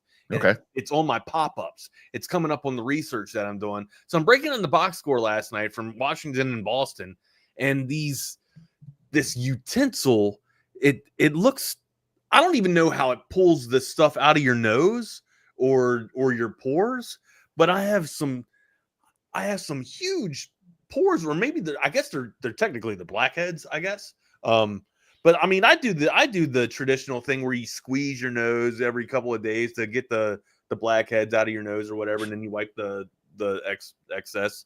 But these things, they like, I guess I don't know what the hell these things are, man, but they're clamps or whatever, but I guess they're really fine and really sharp to where they can dig the excess that's out of your nose, and you can use these like tweezer devices, or I guess grips, and pull the gross stuff that you squeeze out. And I've been in fact, like it's disgusting to watch the videos of it going down, but it's almost like therapeutic in a weird way of description here, right?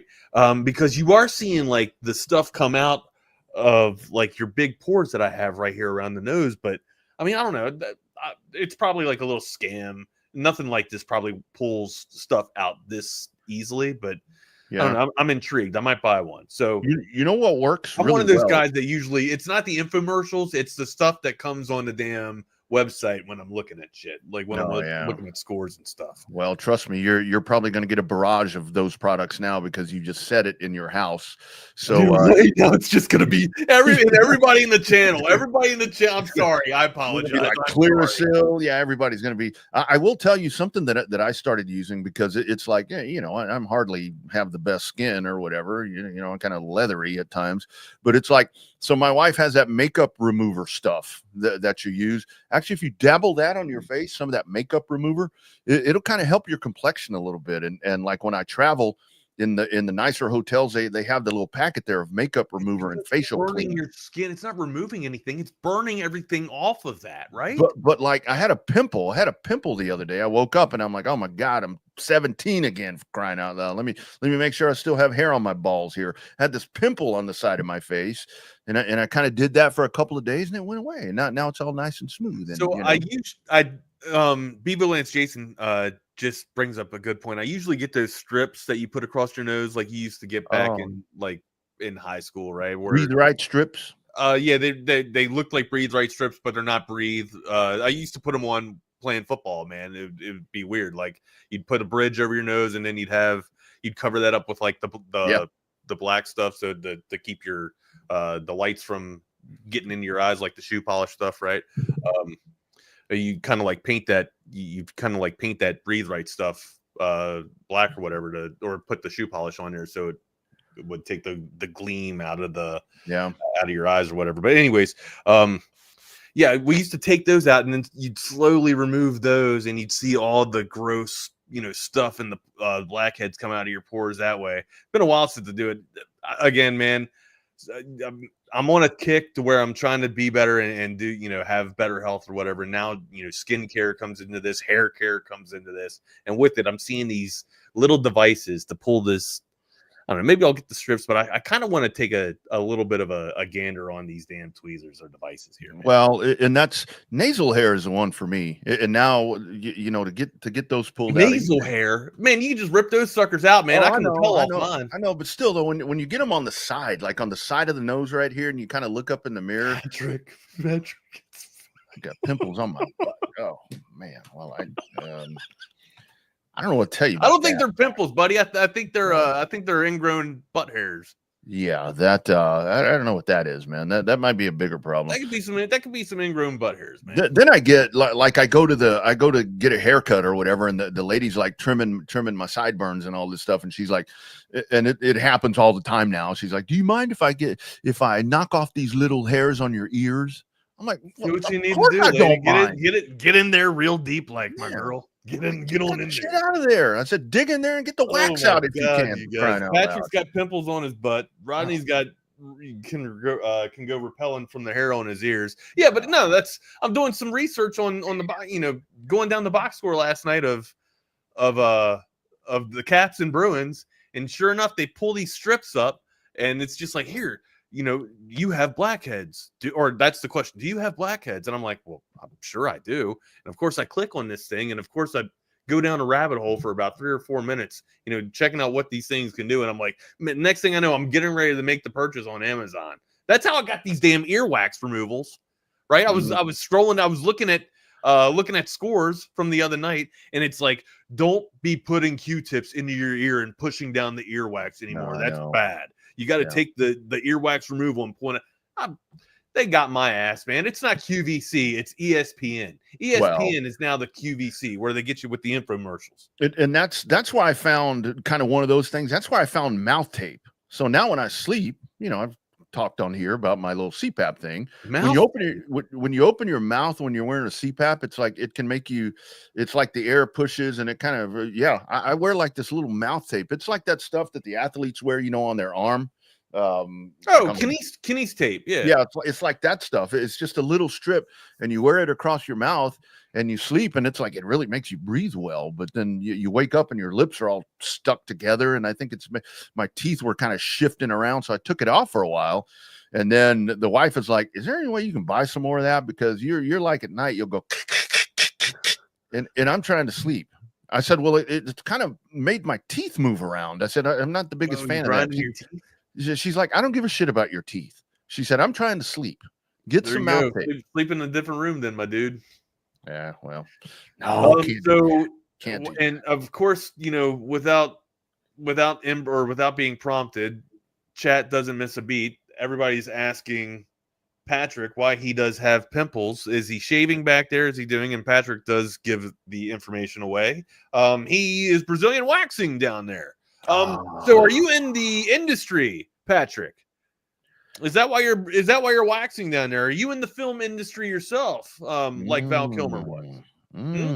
Yeah. Usually, when I had to remove some stuff down there, remove some hair and some jungle down there, we would do the Nair way ourselves. But yeah, wasn't really Brazilian waxing. We would do the Nair, just strip the skin off, just take the hair and the skin and everything, man. Yeah, really good. Patrick's probably got a better way with the Brazilian waxing, and hell, maybe you'll meet a friend. You never know. You've got to be really careful with that men's grooming, guys, because I will tell you that there have been a couple of times where you go down there and you try to do a little landscaping, and I would try some scissors, and you get down on the bottom side of the under the little the ball sack, and if you snip away and you snip too close, that hurts. That hurts. Yeah. Like that's the PSA. Don't be doing that. All right, back to sports, my dude. From the land of basketball, anything that you want to get down or you want to talk about from the NBA? We had Joker. Joker had a game last night, right? Joker did, man, and the bad thing is they lost, didn't they? I think that's the shitty part about it, man. You have a game like that. We talk about Trey Johnson a couple of different times for Texas this year. It's like it's one thing you put up this incredible performance and you get beat. So like, damn, Steph Curry goes off again last night in double overtime. Yeah, are we on the notion, or are we on the bandwagon that the Warriors could be making actual, a dangerous run at this thing and competing for an NBA championship? Like, is that hype, or is that an actual thing that could potentially happen? Like the Warriors could contend now with this Jimmy Butler move, I guess at the trade deadline to bring them over and I guess boost whatever they needed for this playoff run. But do they have the pieces now? Do they have a legitimate chance to take down the stalwarts of the West? I think they do, Wags. This team looks, and obviously, the Lakers with the move that they made, we know about that little trade. I think that the West, right around the trade deadline, they really got ruffled up a little bit. And the Warriors, I think the Warriors are in a position to where they can make a run right here.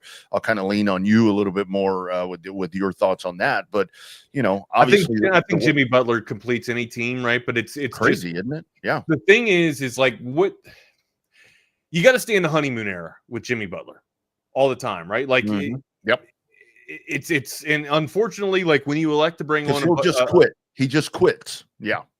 When you elect to bring on a dude like Jimmy Butler, and I hate to say this because I'm a Jimmy Butler guy, man. Like I love Jimmy Butler, and when it's good, it's really good. All right, but when it starts to fizzle out, and when he doesn't get his way, it's shitty. All right. Like it's a bad, like he can be a really good team player. He can hold you accountable, but counterpoint, he can also be a shitbag. Okay. So it's polar ends with Jimmy Butler, right? Ultimately, you'd like to think if the organization's doing well, Jimmy Butler's going to be doing well. Or he'll find a way to make it work. But if something like, and you've seen the pettiness, the level of pettiness with Jimmy Butler, one thing goes awry and there you go. Basically there goes the nucleus of your team, because he can absolutely disrupt it like he did with Miami. But look at what the ceiling is when he is there, and look at what you're getting now with the Warriors, which everybody was kind of counting out, like, kind of giving them, I wouldn't say writing them off with their death warrant here, but kind of like forgetting about him. And then, the sleepy assassin starts to wake up again, and Steph Curry goes and has one of his nights there. It's a complete team now with Jimmy Butler, like I was alluding to. I don't, however, think that they have the arsenal to go out and compete with a Denver, a Minnesota, night in and night out. Yeah. That's just where I'm at.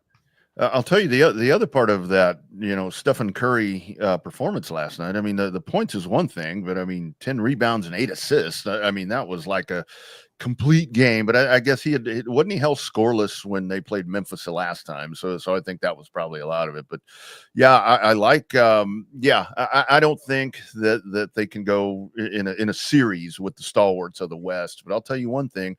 They're going to be somebody who's definitely a player in this thing. And see, now it's getting interesting. That's where you saw the trades at the trade deadline, and what they did is they produced 2 more contenders in the West, or solidified contenders in the West. Let's break down the West standings here. Let's see what's going down in the West. Take a look at that, because I haven't looked at those in a couple of days. Let's see. Yeah. So, I mean, what is the likely scenario that the San Antonio Spurs and the Portland Trailblazers can actually make a run to get into the play in here? I'm not buying that. If you want to look for your local teams there, I don't think San Antonio makes a run. It's just not in the cards yet. But Dallas, we would be remiss without all the tumultuous shit that has gone down with Dallas this season.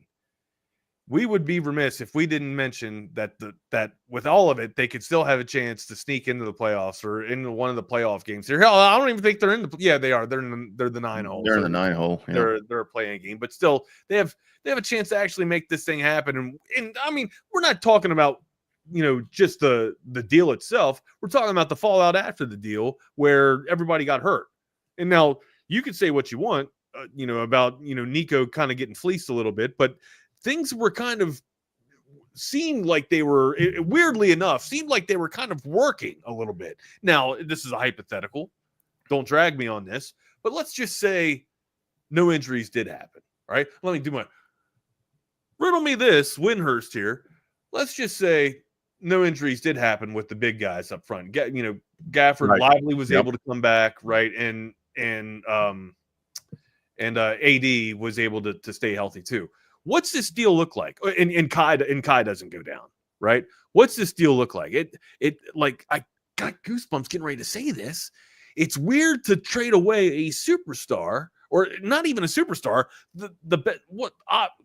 arguably the best player in the league, in the association, and this deal looks like it was actually semi okay after me and others like me making a hoopla about it, saying that it's the worst trade of all time, and it very well could still be the worst deal of all time. But barring injury, and talking about a hypothetical, this looked like it was kind of not flatlining, but kind of like kind of leveling off and tapering off a little bit. It looked like it was going to work, and then injuries happened. Well, and AD being back, which I was surprised. I mean, I really thought they might shut him down, but I mean, that's been a spark. I mean, I think if you didn't have the injury stuff that we're talking about, I think that you probably have the Dallas Mavericks somewhere around 33. I'm not gaslighting anybody. This is what I saw, Jake. I'm sorry. They're somewhere around 5 or 6, I think, in the West right now. If that didn't happen, but they still have an opportunity. And Wags, to your point about San Antonio, if I'm San Antonio at this point, with the injuries, with Wemby, with everything that's gone on right now, lose as much as you can, please, and go get Cooper Flagg. Go get that dude. Go get that dude. You want to talk about? It's all going to come down to the lottery pick anyway. Yeah, but have the best chances.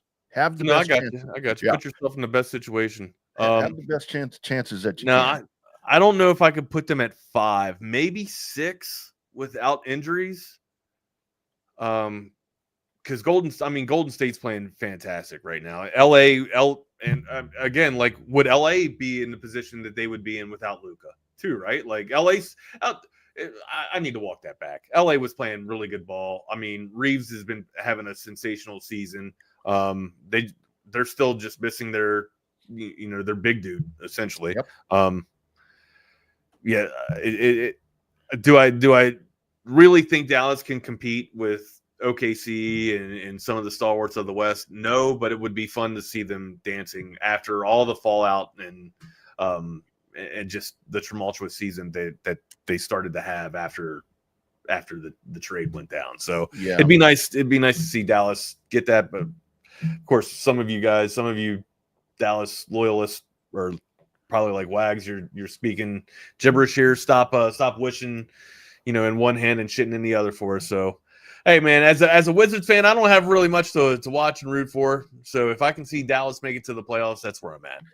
And it really is that Oklahoma City. I mean, there ain't been no lit up in there. How many in a row have they won right now? I mean, they're just blazing at this point. I mean, Oklahoma City. So they're definitely the toast of the town. Yeah, they're pretty good.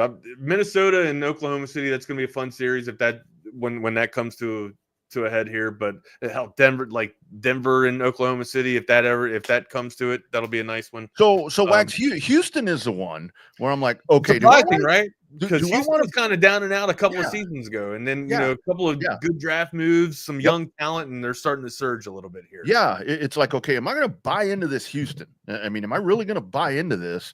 Or is it just some kind of facade? I mean, that I'm watching from the Rockets right now. I mean, I'll be very truthful here. I did not think that Houston would be in the 2-hole at this point in the West.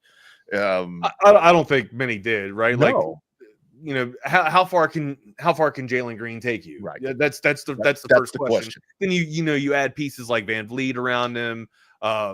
And then then maybe some specialness can come together. But look at who you got to compete against. Like look at the opposition here. So I think you get too far, the horse too far ahead of the cart, or excuse me, the cart too far ahead of the horse. If you sit here and think that Houston's actually going to make a legit run at this thing, I just don't think that. I don't think they have the veteran leadership to be able to compete with some of the big boys from Denver, or the size rather to compete with Oklahoma City. Yeah. So that's where the West is so intriguing, because there are those questions right there. I mean, with the Warriors, with the Rockets, with all of that, where Oklahoma City continues to do whatever. And then you look with Cleveland and Boston over in the East, it's like, which one of these teams from the West is actually going to be able to come out here? And again, those 5-game series are the ones that become a little more, so maybe 2 years, maybe in 2 seasons, and like a trade, one hell of a nasty trade, and Houston is ready to make some noise, right? But yeah, I just saw the comment there. Very young squad, but they got some pieces, man. And again, maybe a couple of seasons, and they can make some magic happen.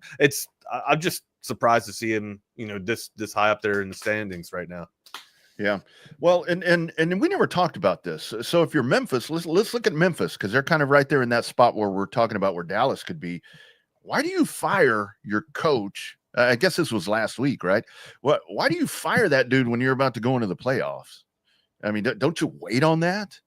I mean, that I for the life of me can't figure out if something like that goes down. It had to be. It's over season ending or season saving factors at this point, right? It's like, all right, if we have a chance to even make a run at this, or it's probably even cultural, right? You would think that's probably even cultural at that point. It's like, regardless of going to the playoffs, we got to get you out of here. It's cancerous, so we got to get you out. Yeah, that's the only thing that can come across my mind, Rodney, is that bad of a state to where you have to remove it. Or is this where Josh says, I don't want that dude around? I don't want that dude around. Does he have that power? I'm assuming he does. I mean, he's kind of the star of the franchise. So I don't know what that was, but I just thought that was mind-boggling. It's like, I mean, get to the end of this thing, if whatever. But I don't know. They're not going to make a run. I mean, I think now they'll go out in round one probably. But I don't know. That was just a head scratcher on the coaching carousel. On the coaching side, all right. A little bit of NBA news there. What did we got? Anything from your seam heads out there? You got any baseball talk you want to get into? Yeah, what all do we talk about? I watched my Houston Astros last night. Just another not good performance, dropping their second in a row to the San Francisco Giants. I'll tell you what, Wags, we were talking yesterday about how good the Dodgers are. They're now 7-0, and they tie the 1933 New York Yankees at 7-0. Best record for a World Series returning champion. And this is just the first of many records that they're about to break, buddy, because they are just that good. Yeah, I kind of spoke to it a little bit yesterday. I don't know if they'll actually only drop 20 games, but it seems like that's the pace of what they're going to be on, right? I mean, it's not a National League team. It's an all Major League Baseball team now, right? Absolutely. Like that's where we're at with this thing. Hey, if for those of you guys out there that like records being broken, strap in, because you're going to see a lot being broken this year from the Dodgers. That's all I can say. Yeah, it's going to be old baseball. It's going to be stale news if we continue to talk about, the Dodgers' success, because they're going to have a lot of it, Rodney. We got to talk about the guys, the little guys that can come up and kind of make a scratch to this thing. Who's going to be the actual contenders to take down the Dodgers coming out of the National League? That's the people that we need to be focusing on. We know what the Dodgers can do. To me, the Dodgers are basically like Duke basketball at this point. Like they're gonna be successful. We know what's going to happen.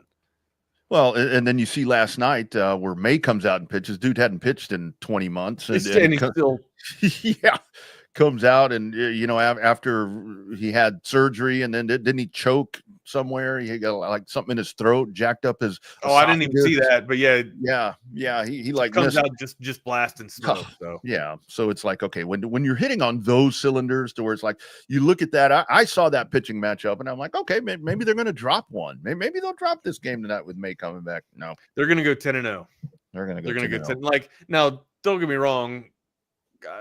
I straddled with this thing. I took the Dodgers at a race to 10 and Orioles at a race to 10, but you're not going to get much of the return. I would have much rather have the return on the Orioles, with that line, with that return on it. But yeah, well, I might win 70. I think my return's $70, if that. But I put a $100 on it. Well, and then where it sucks, I mean, it sucks on that perspective for the Dodgers. They got like a week and a half jump and won 2 games. Well, and that's why their odds. That's why their odds were so good, right? They started 2 weeks before they were able to get a series in, and they had 3 games, or no, not 3 games. They were able to get what was it? 3 or 4? I can't remember what it was. 3. They got 2 in Japan. 2 in Japan. Thank you. 2 in Japan. Yeah, they got 2 in Japan, and then they've. I don't see any weaknesses on that team. No, they're pretty damn good, man. Pretty damn good, and they're going to get to 10 easily before everybody else does. So. And when the load management starts, when guys get days off, it's like you just roll other people out. I mean, the hits keep coming. It's an all-star team. It is certainly an all-star team. Wags, what's the best way to watch baseball? What's the best way to watch basketball? Audio-visual consultations. Just call the number 512-255-8678 or go to the website at avconsultations.com, man. You can see all the gallery of projects that they've done over the past 35 years and setting the standard in audio-visual automation. Just give them a call. Again, that number is 512-255-8678. Whether you want a 2 television setup that I have, or maybe you go get the Holy Trinity or the trifecta that Rodney has down there at his house. You got 2 65ers and a 75er, perfect for the office or perfect for your viewing situation. Or maybe you want 4. Maybe 3 is not enough. Maybe you want 4. Put that video all together like BK has, man. Give him a call, 512-255-8678. But hey, we're only talking about the video. Let's talk about the audio portion real quick, man. Say you're a sound guy or a music guy, and you just want to listen to some good tunes, or maybe you want to hear some ASMR, or what is it, AMSMR? I don't even know the analogy of it, but look, you give audio visual consultations a call, and they put in this Sonos surround sound system in your house, and then you can listen to it in one room or all in the entire damn house. It's all deadly, man. 512-255-8678. That's the number to call.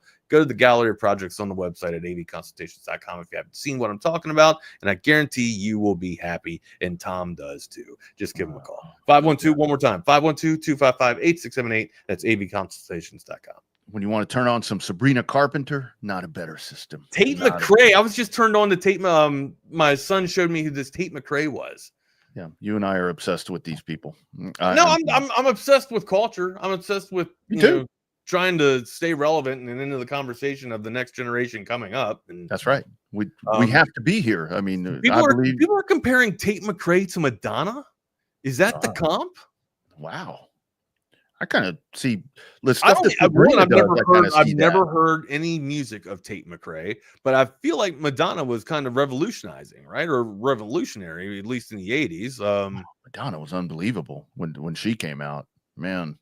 That Vogue video where she was like in the Madonna like was the.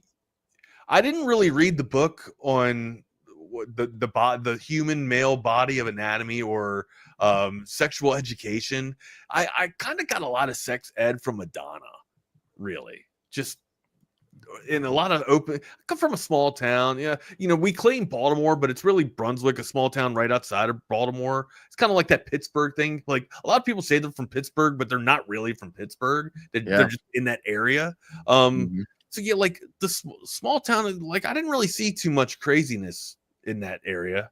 But then I saw Madonna, and Madonna was a lot of educational shit. Okay. Yeah. But yeah, who's that? Who's that girl? Madonna. Gotcha. I thought you were asking who Tate McRae was. I didn't know who Tate McRae was until the other night, and then I don't know. I don't know if I could put anybody as revolutionary as Madonna was.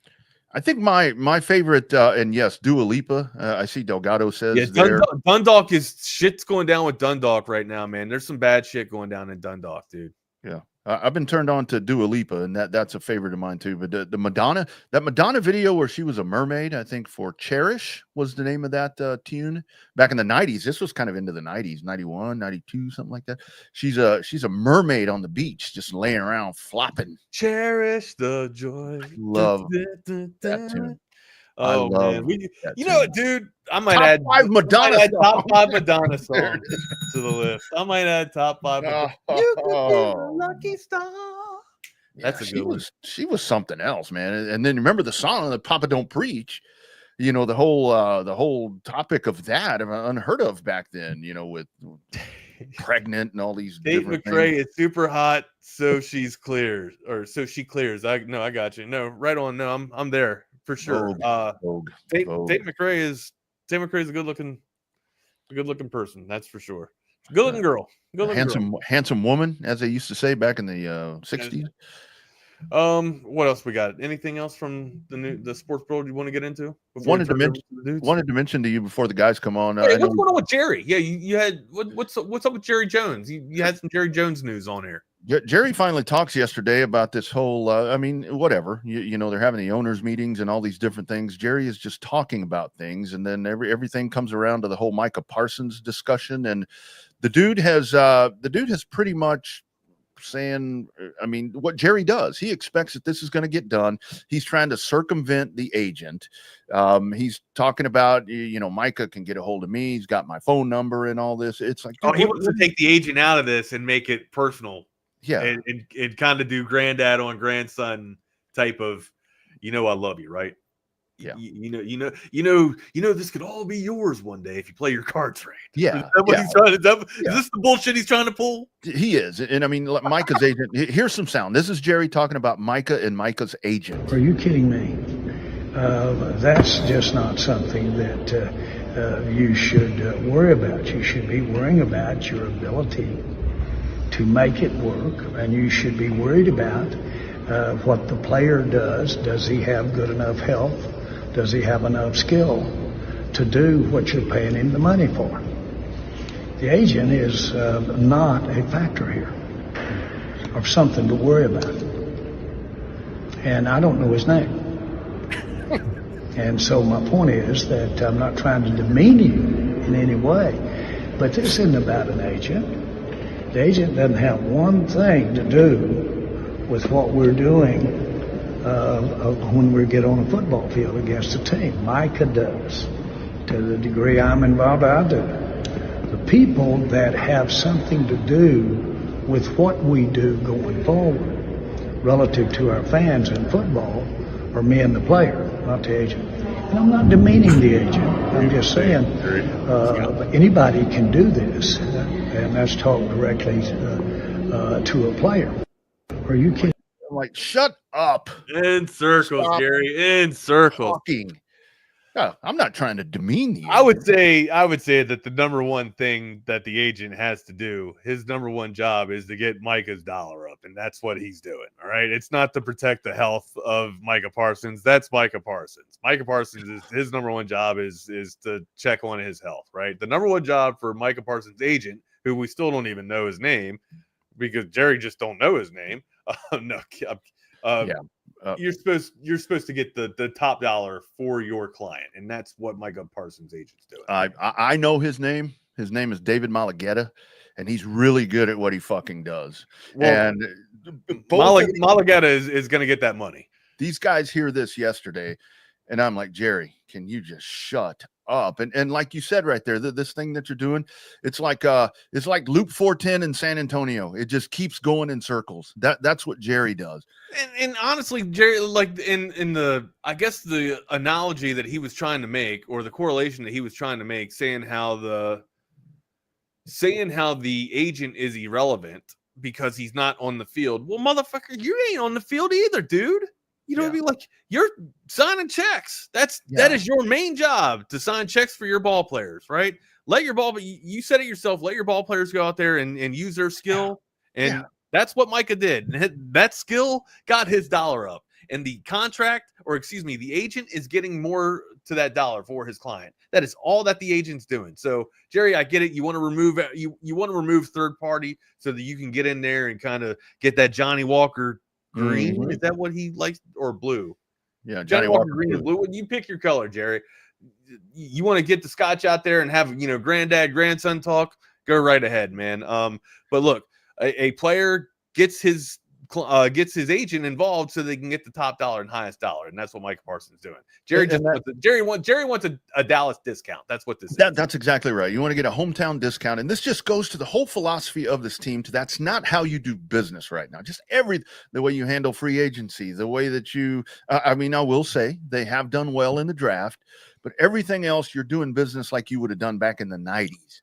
And it's time that you cannot circumvent the agent. And when you go out and start spewing this shit, and Mike has responded, so now get the deal done. It's costing you money every freaking day, Jerry. And just shut up. We already mentioned it. We mentioned, to kind of get ahead of this thing. The only news that we're waiting on in the off season now for NFL is Micah Parsons' contract and where Aaron Rodgers is going. That's it. That's the last two marquee headlines that are going to happen, or going to go down for the NFL. What's up, gents? How we doing, bud? Good. Just laughing at Jera again. God. Did you hear what we just played? I didn't. Oh God. Sorry, I got a trash. I'm not going to steal right now. It's very loud outside. I want to kind of shelter you guys from that noise there. Yeah, I would take a minute of your life away, Jordan, but I can't do that to you, man. I love you too much. I'm not going to do that to you, buddy. I appreciate it. How is basically trying to pull a guilt trip on Micah Parsons, and well, I can't believe he's bringing his lawyer in here or his agent in here. He has nothing to do with football or nothing to do with his team. You got to get him out of here. So yeah, that's the gist of it. How's the weather down there? Because it's pretty damn dark here in Fort Worth. Looks like it's about to rain. Getting a little dark here. I know when I was down there over the weekend in Fort Worth, Jordan, I saw some weather stuff where they were saying towards the end of the week, you guys might get some of Saturday night, man. We got hailed on. I mean, it was something else on Saturday night. So I think that's coming again y'all's way. Yeah.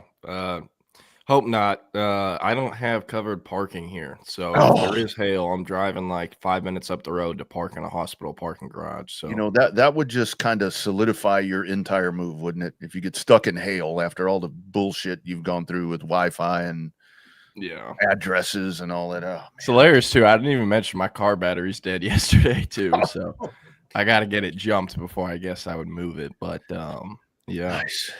Nice. Willie, how you doing, buddy? I'm doing great. I can't believe all these names that you guys are throwing in the chat here. I'm seeing these girls for the first time.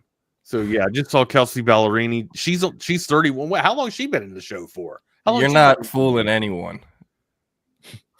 I'm not. No, I'm serious.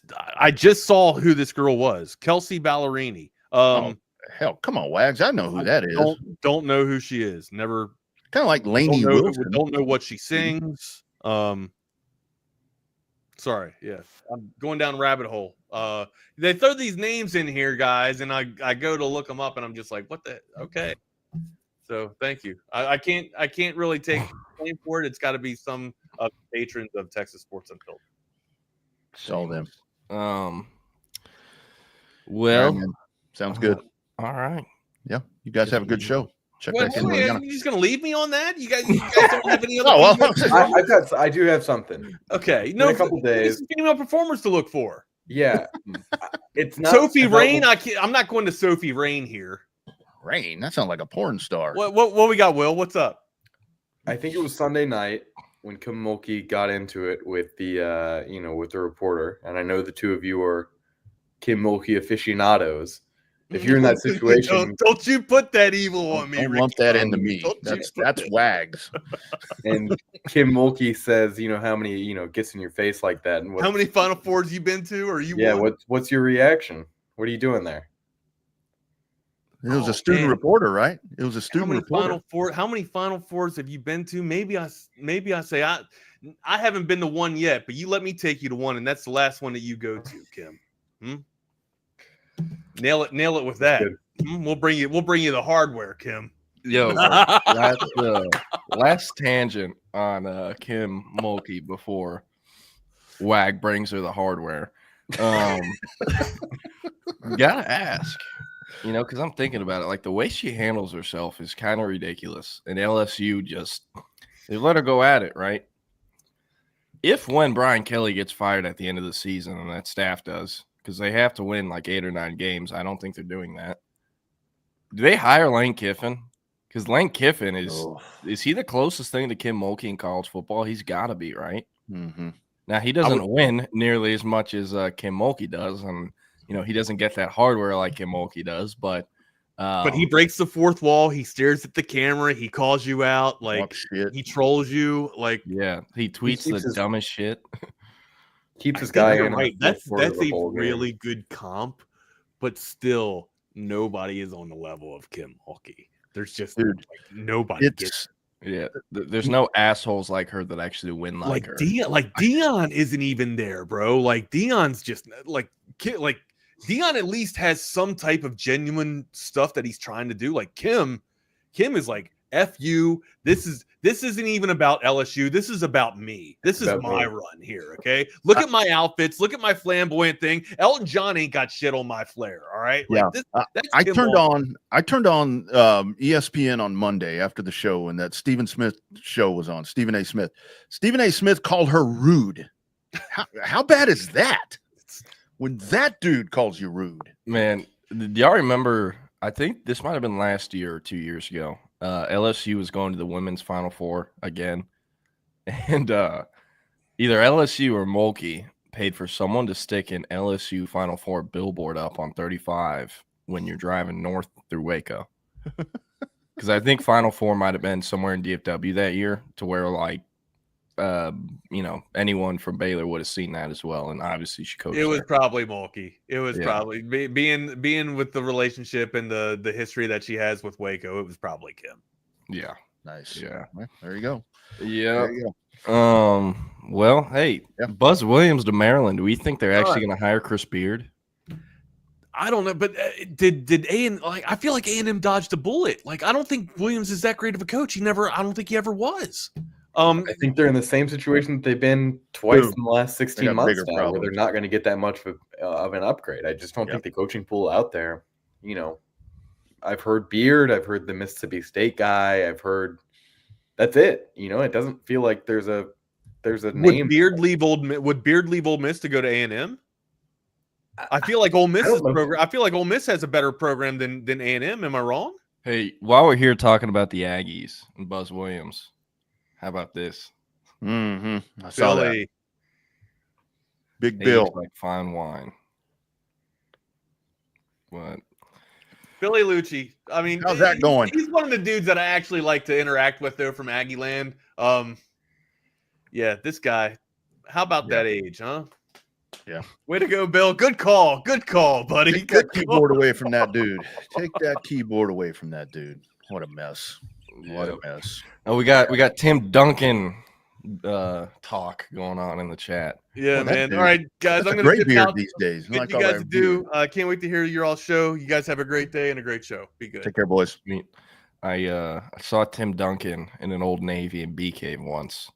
And he looked, this was like only a couple years ago. It was after he retired. He had the same look he has now with the dreads. And I didn't recognize him at first because I hadn't seen him with that, I guess, hairstyle. But I'm like, okay, this has to be Tim Duncan. I mean, how many 6'10" guys look like this? But a good segue, because we're going to start with basketball. You are listening to the Lone Star Playbook. I'm Jordan Scruggs. That's Will Turboff. And yesterday, Texas, they picked up a big basketball commitment out of the portal. Dalen Swain from Xavier, following his head coach Sean Miller over to the 40 Acres.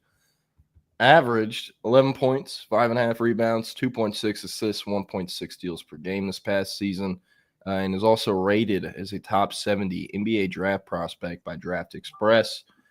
Texas losing 5 seniors from this year's team and, need another addition. They went and got it. Will, you're much more in tune with college basketball and Texas's basketball program than I am. What do you think about this pickup? Is this an instant starter, or is this a depth piece? What do you see happening with Dalen Swain? I will say that Dalen Swain is not the prized possession from Xavier that you want. It's Cromwell, whatever his name is. I believe Ryan Cromwell. But Dalen Swain ranked as R, 24/7 Sports number 26 player in the transfer portal. 6'8" wing. He's really strong defensively. And how they've kind of described him, our scouting team, is that he's a building block for this Texas team. And he is a guy, kind of akin to Kendall Weaver in terms of, not just a locker room guy. He can do a lot, but Dalen Swain can also shoot. And Weaver had some issues there, especially coming back from the injury in those last few games. So good to see this one. And, I think the big hitters are yet to come. And the big hitter is probably out of the high school ranks, although it seems like this is going to be an old team with a lot of, veterans, a lot of guys that have been at 2 or 3 different schools, especially if they're the Xavier players, because a lot of them came from Indiana State. They came from other places. Xavier had a team filled with a lot of transfers this year. And I would imagine that's what Texas will look like in, the 25-26 season. And that kind of segues us, just a little bit on Dalen Swain, because the big news yesterday, although he was a commitment, is that a 5-star 2025 prospect by the name of Matthew Abel was on campus yesterday. Texas was not, the odds for Texas to land a 5-star prospect in the class of 2025 were extremely low. They were in there for Koa Pete, a big man 5-star who was considering the Rodney Terry staff. He ends up committing to Arizona the other day on the Pat McAfee show. But Matthew Abel, yet to make a decision. He's taken this out a long way. And all of a sudden, after, Xavier not really being one of his options, all of a sudden he's considering Texas, and he's considering Sean Miller. So he's currently not ranked as a 5-star by 24/7 Sports. He's a composite 5-star as the number 26 player in the nation, number 6 shooting guard, and number 6 player from the state of Florida. From Fort Lauderdale, looks like he played there actually his whole career. Started at Sagemont Prep School, ended up at Sagemont Prep School. So one of the only guys you see to actually play for one school in high school basketball. It just doesn't happen anymore unless they start out at a major prep school. Matthew Abel's kind of been everywhere over the last year. I'm seeing Northwestern, I'm seeing Wake Forest, Miami this past fall, as well as Virginia Tech, and then he saw Tennessee, Alabama, and Baylor last month. So former Miami commit too. Former Miami commit. And funny enough, Miami's new staff has some Texas flair on it, and Jay Lucas, who's a longtime assistant with the Longhorns and was originally a player in the late 2000s. As I've said on the show before, I think he would have been a great name for the Texas coaching job. Maybe doesn't bring the accolades, and the head coaching experience that they were looking for, but would have been a great name. That being said, it's Miller time. Go ahead, Jordan. No, I just had a question because you know much more about basketball recruiting than I do. So I know they can sign at some point in the fall, and I guess they can in the spring. But like, when do basketball recruits technically early enroll? Because if he's a 2025 prospect, he's a senior in high school still. I'm not too sure. I think if he signed today, and I think they could sign right now. So I think if he signed today, then he would enroll in June. I'm not too sure. I don't really know how early enrollees work in basketball. Kind of the same with you. But I believe that they all come in June. Maybe some of them join the team in January if they, sign in the fall, but I don't think they're actually a part of the team. Because, by the time they get on campus, the season has already started. So for sure, I guess we'll look out for that. Yeah, my last basketball question. When I first got into media, the industry, great basketball scene in the state of Texas, specifically in Dallas. Anthony Black, Keontae George, Cason Wallace, Jordan Walsh. Ron Holland, like several other really good, talented players in DFW, representing the state of Texas. Now, a lot of these guys have left. Or if they don't leave, they leave for their senior year and they go somewhere else to, develop and prepare for college. Like Trey Johnson, who was at Lake Highlands his first 3 years and then transferred, I believe it was to Link Academy in Missouri. Lee McNeely, same way. Yeah. But coming up, like, who's the next big name out of the Lone Star State? Because, the names I mentioned, we were hearing about those guys from like their freshman, sophomore years. Trey Johnson was a guy I was hearing about like 3-4 years ago when he was at Lake Highlands. But who's the next like big name up that, is making waves on the Texas hoop scene? Yeah, it is no longer a state that has like 3 or 4 or 5 stars per cycle, just because they're going to Arizona and they're going to Florida and they're going to, all these states that have great prep schools. And there's really not a ton of great prep schools in Texas. I believe that Dynamic Prep in Dallas has kind of, emerged over the last couple of years as, a viable option for some of these guys that want to stay in the state but play for a prep school. Shelton Henderson out of Bel Air, right down the street from me, about 10 minutes, from where I live in Houston, is the only 5-star out of the state of Texas this year. He's going to Duke, finished as the number 14 player in the country, the number 2 small forward. I actually saw him play as a freshman at Bel Air. I was covering games for a company called Texan Live, which many of you may have used before to watch high school football games or maybe basketball games, maybe even baseball. I saw Shelton Henderson play in the UIL tournament as a first freshman. He was the best player on the court. Bel Air had another guy, I believe his name was Samuel Cole, who played in Power 4. I couldn't tell you where he ended up playing, maybe Louisville. But Shelton Henderson, 5-star guy going to Duke. I believe he's expected to be, pretty similar to what Cooper Flagg did there.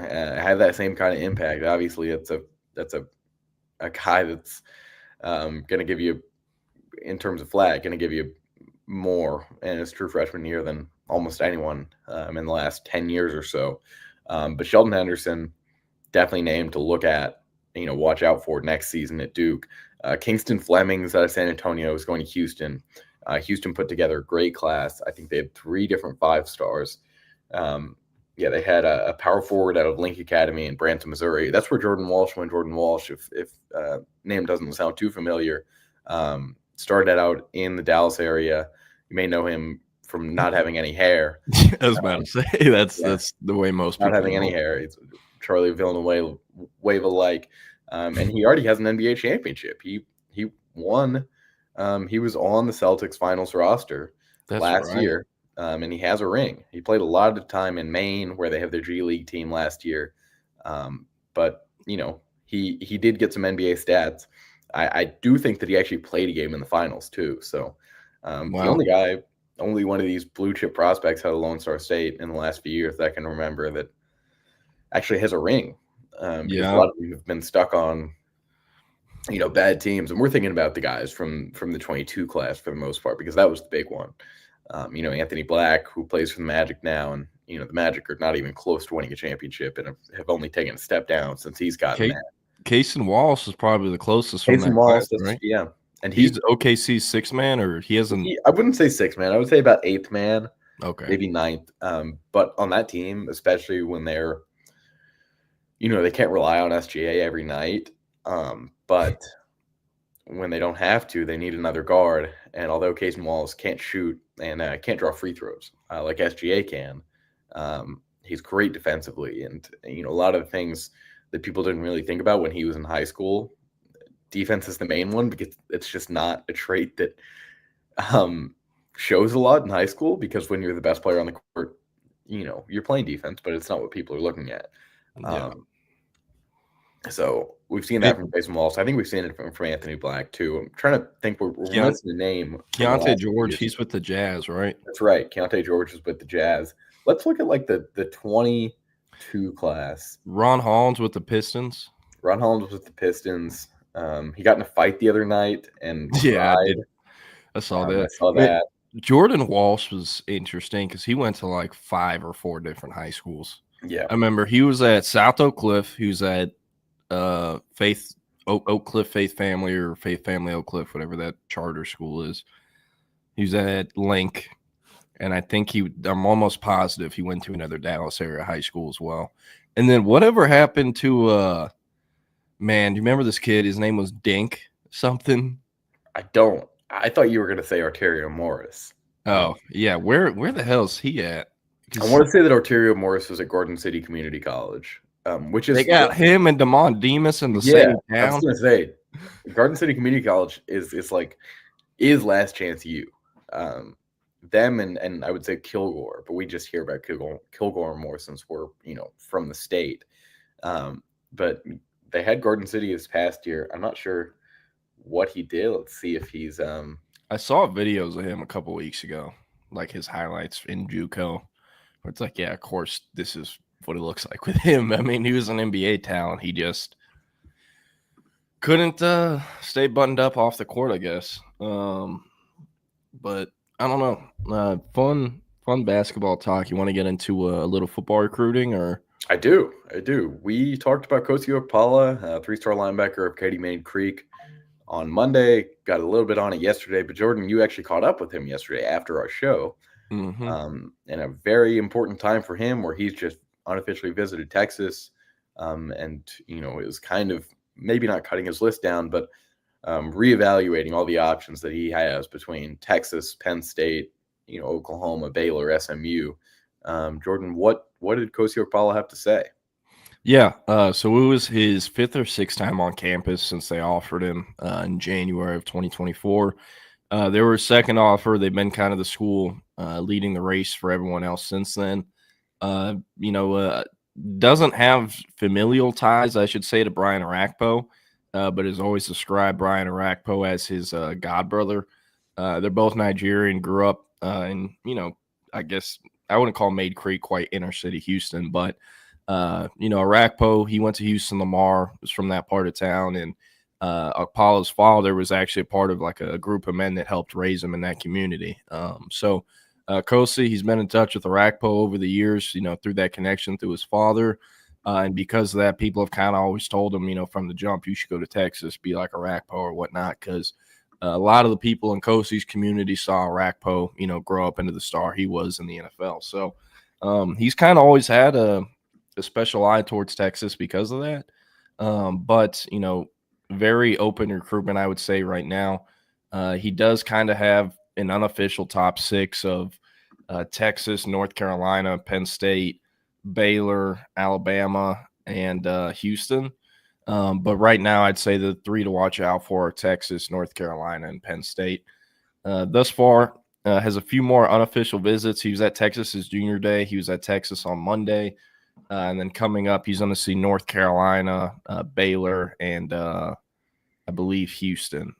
So with him, because of the situation, he can't really get out to a ton of visits. So for the official visits, his OV to Penn State is going to be the first time he's ever been there.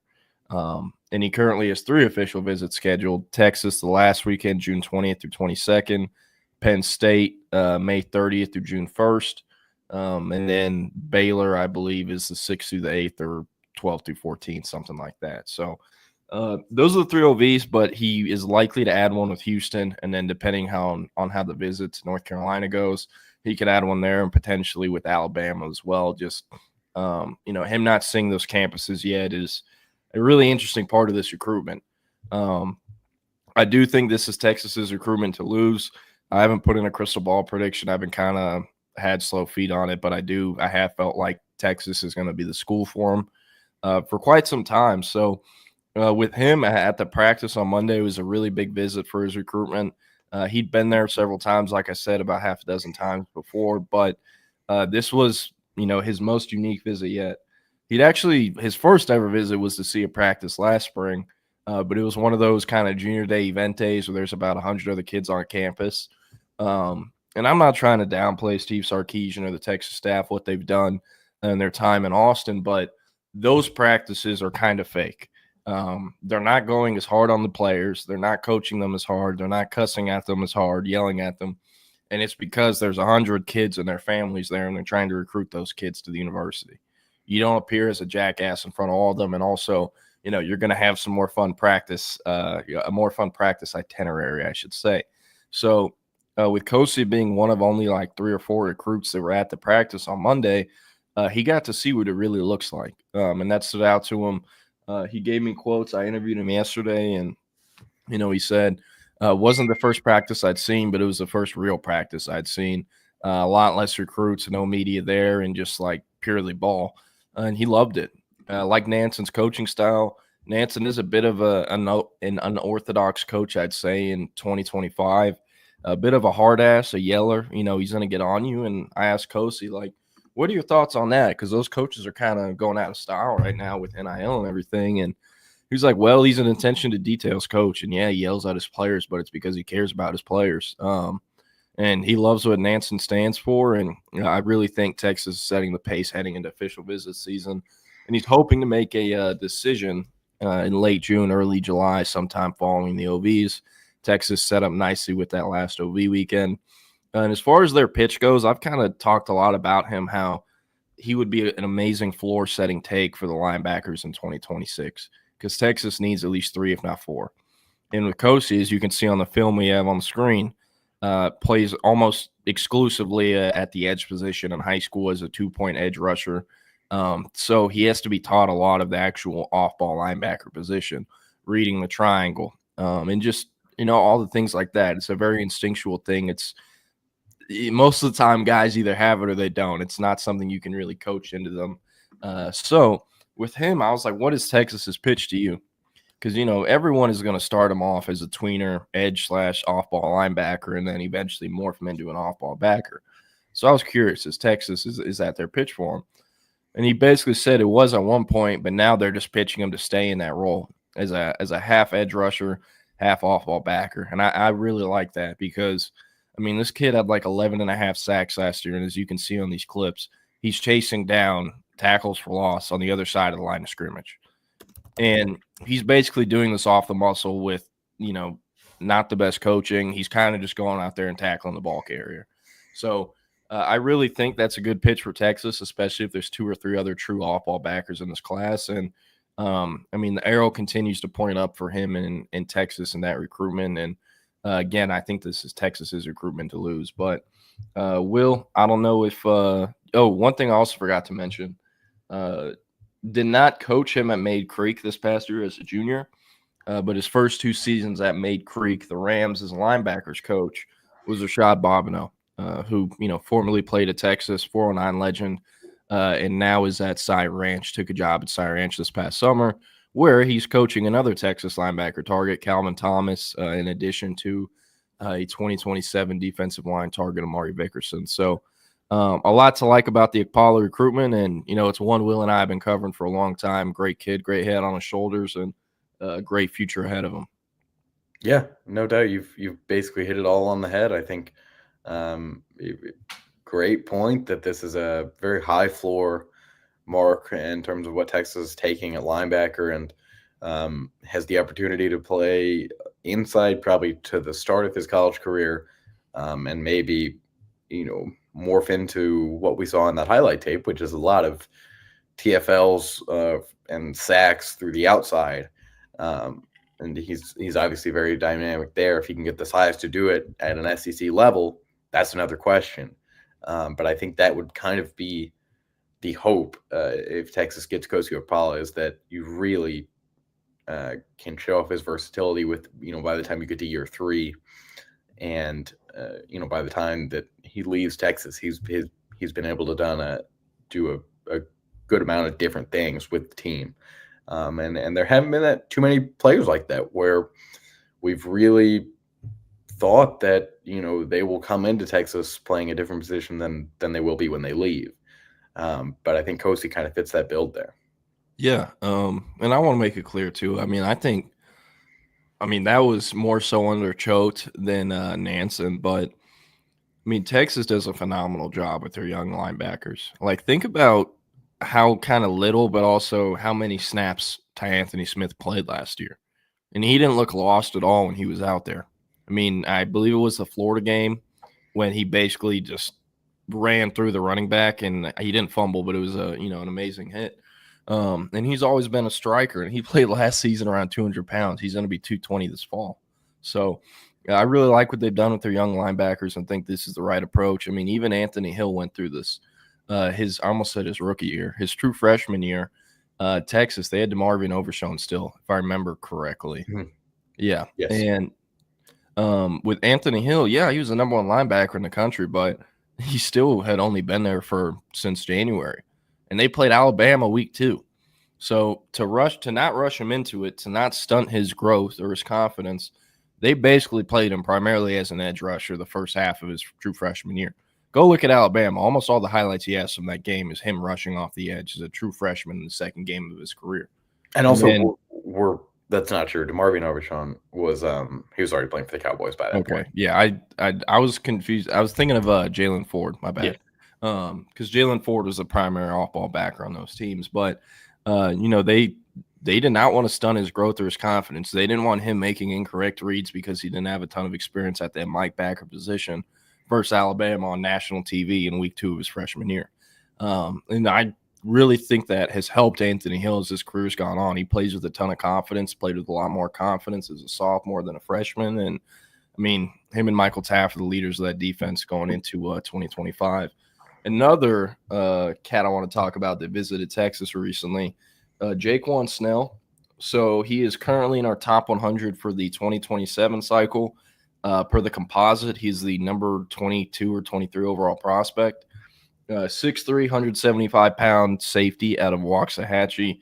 And I'll turn on the sophomore tape here, but this was a freshman starter, a freshman varsity starter on Hatchie's squad last year as a freshman.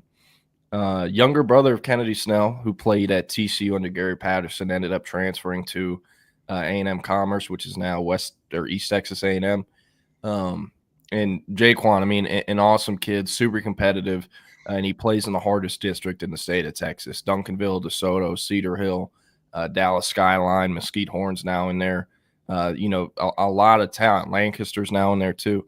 So him starting as a freshman and then starting as a sophomore versus that competition level, there isn't a better public school district in the entire country. So he's going to be so much further advanced than all the other safeties in his class by the time he gets to school in January of 2027. Just because, he's been playing the highest competition level there is.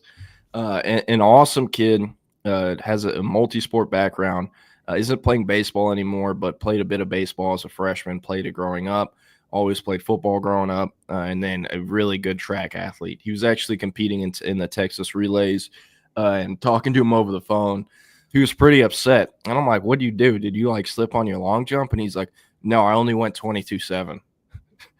And anything over 20 feet is A++ for football players. And I was like, well, what is your PR if you're upset at 22.7? And I think he said 23.9 or 23.10. So just an elite athlete because he's long jumping 20+ feet numerous times as a 16-year-old. So, and he's every bit of 6'3", 175 pounds. So with him, it was offered last spring. He visited when Blake Gideon and Terry Joseph were there, saw practice. After the practice, they met with him. He met with Steve Sarkisian as well. They extended the offer. But this weekend, that was his first time back since that. About a year had passed. And it was a really important visit for him because he had barely talked to the new defensive back coaches since they got those jobs. This was his first time seeing them in person and really, having a true conversation with them, not just exchanging messages or whatnot. So he really likes Sakina, said he's a really unique guy, but you just got to get to know him. And, you can't ignore his resume. Also talked with Mark Orphy a bunch, and also talked to Steve Sarkisian. He was on campus and Sark was there and was able to bump shoulders with him, have a conversation.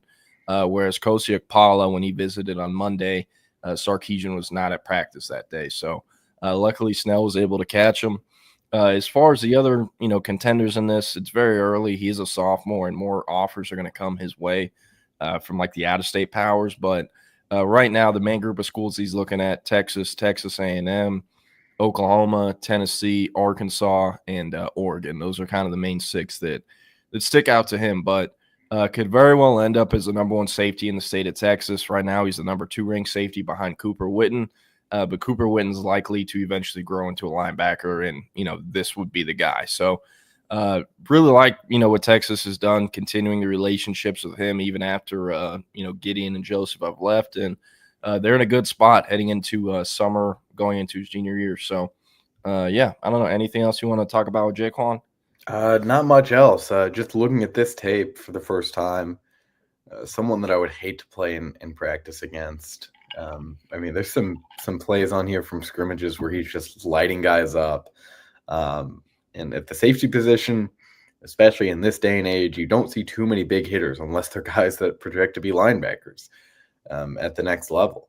Jaquan Snell is a true safety. He will continue to be a defensive back, whether it's at safety, at star, or corner, whatever he ends up being, however his body develops.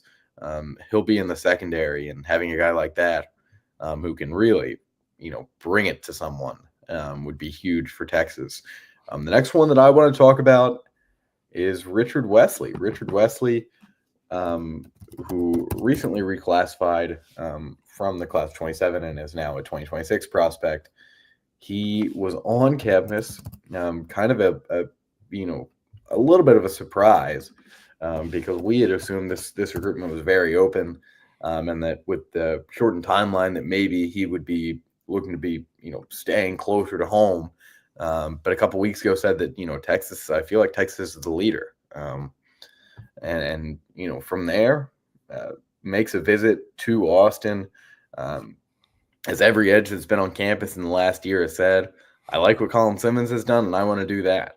And that is, we've talked about that on this show before, how Colin Simmons has really been a huge asset to recruiting, and a really important year for Texas to land some big name defensive linemen and edges. Having someone like Colin Simmons, who has the production as a freshman, and I believe is heading into this season as a top 10 player in the country.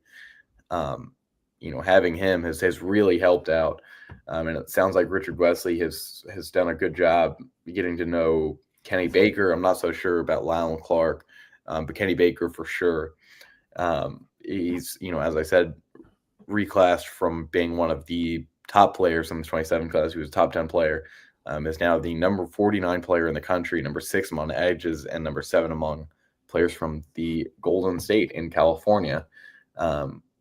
He's been to Oregon. He's been to UCLA. He's going to Ohio State. He's going to A&M. He's going to Tennessee. So, like I said, I thought this was going to end up being one, more on the West Coast. But it seems like this could end up being an SEC battle. Could end up being a battle between the 2 flagship Texas programs, between the Longhorns and the Aggies. So, really a good one to look at. I think Ohio State would give him a lot. We know what they've been able to do with California kids in the past. Look at C.J. Stroud, and look at some of the other guys that have come through there. Too many names to list over the last 5 years. And if you want to go through the whole Ryan Day tenure there, they've done a great job at that. And then them having a guy like Jack Sawyer damn near every year. JC Tuimoloau was that guy for them in the 23 season and even in the 22 season. They've really done a great job, having a star edge every year. And that's not easy because, even at programs like Texas and Alabama, you have a great guy who really blows you out of the water early on, once every couple of years. At Ohio State, it's every single year. So I think Ohio State is always the program to talk about when edges come around. Same thing with Tennessee. You look what they've been able to do over the last couple of years.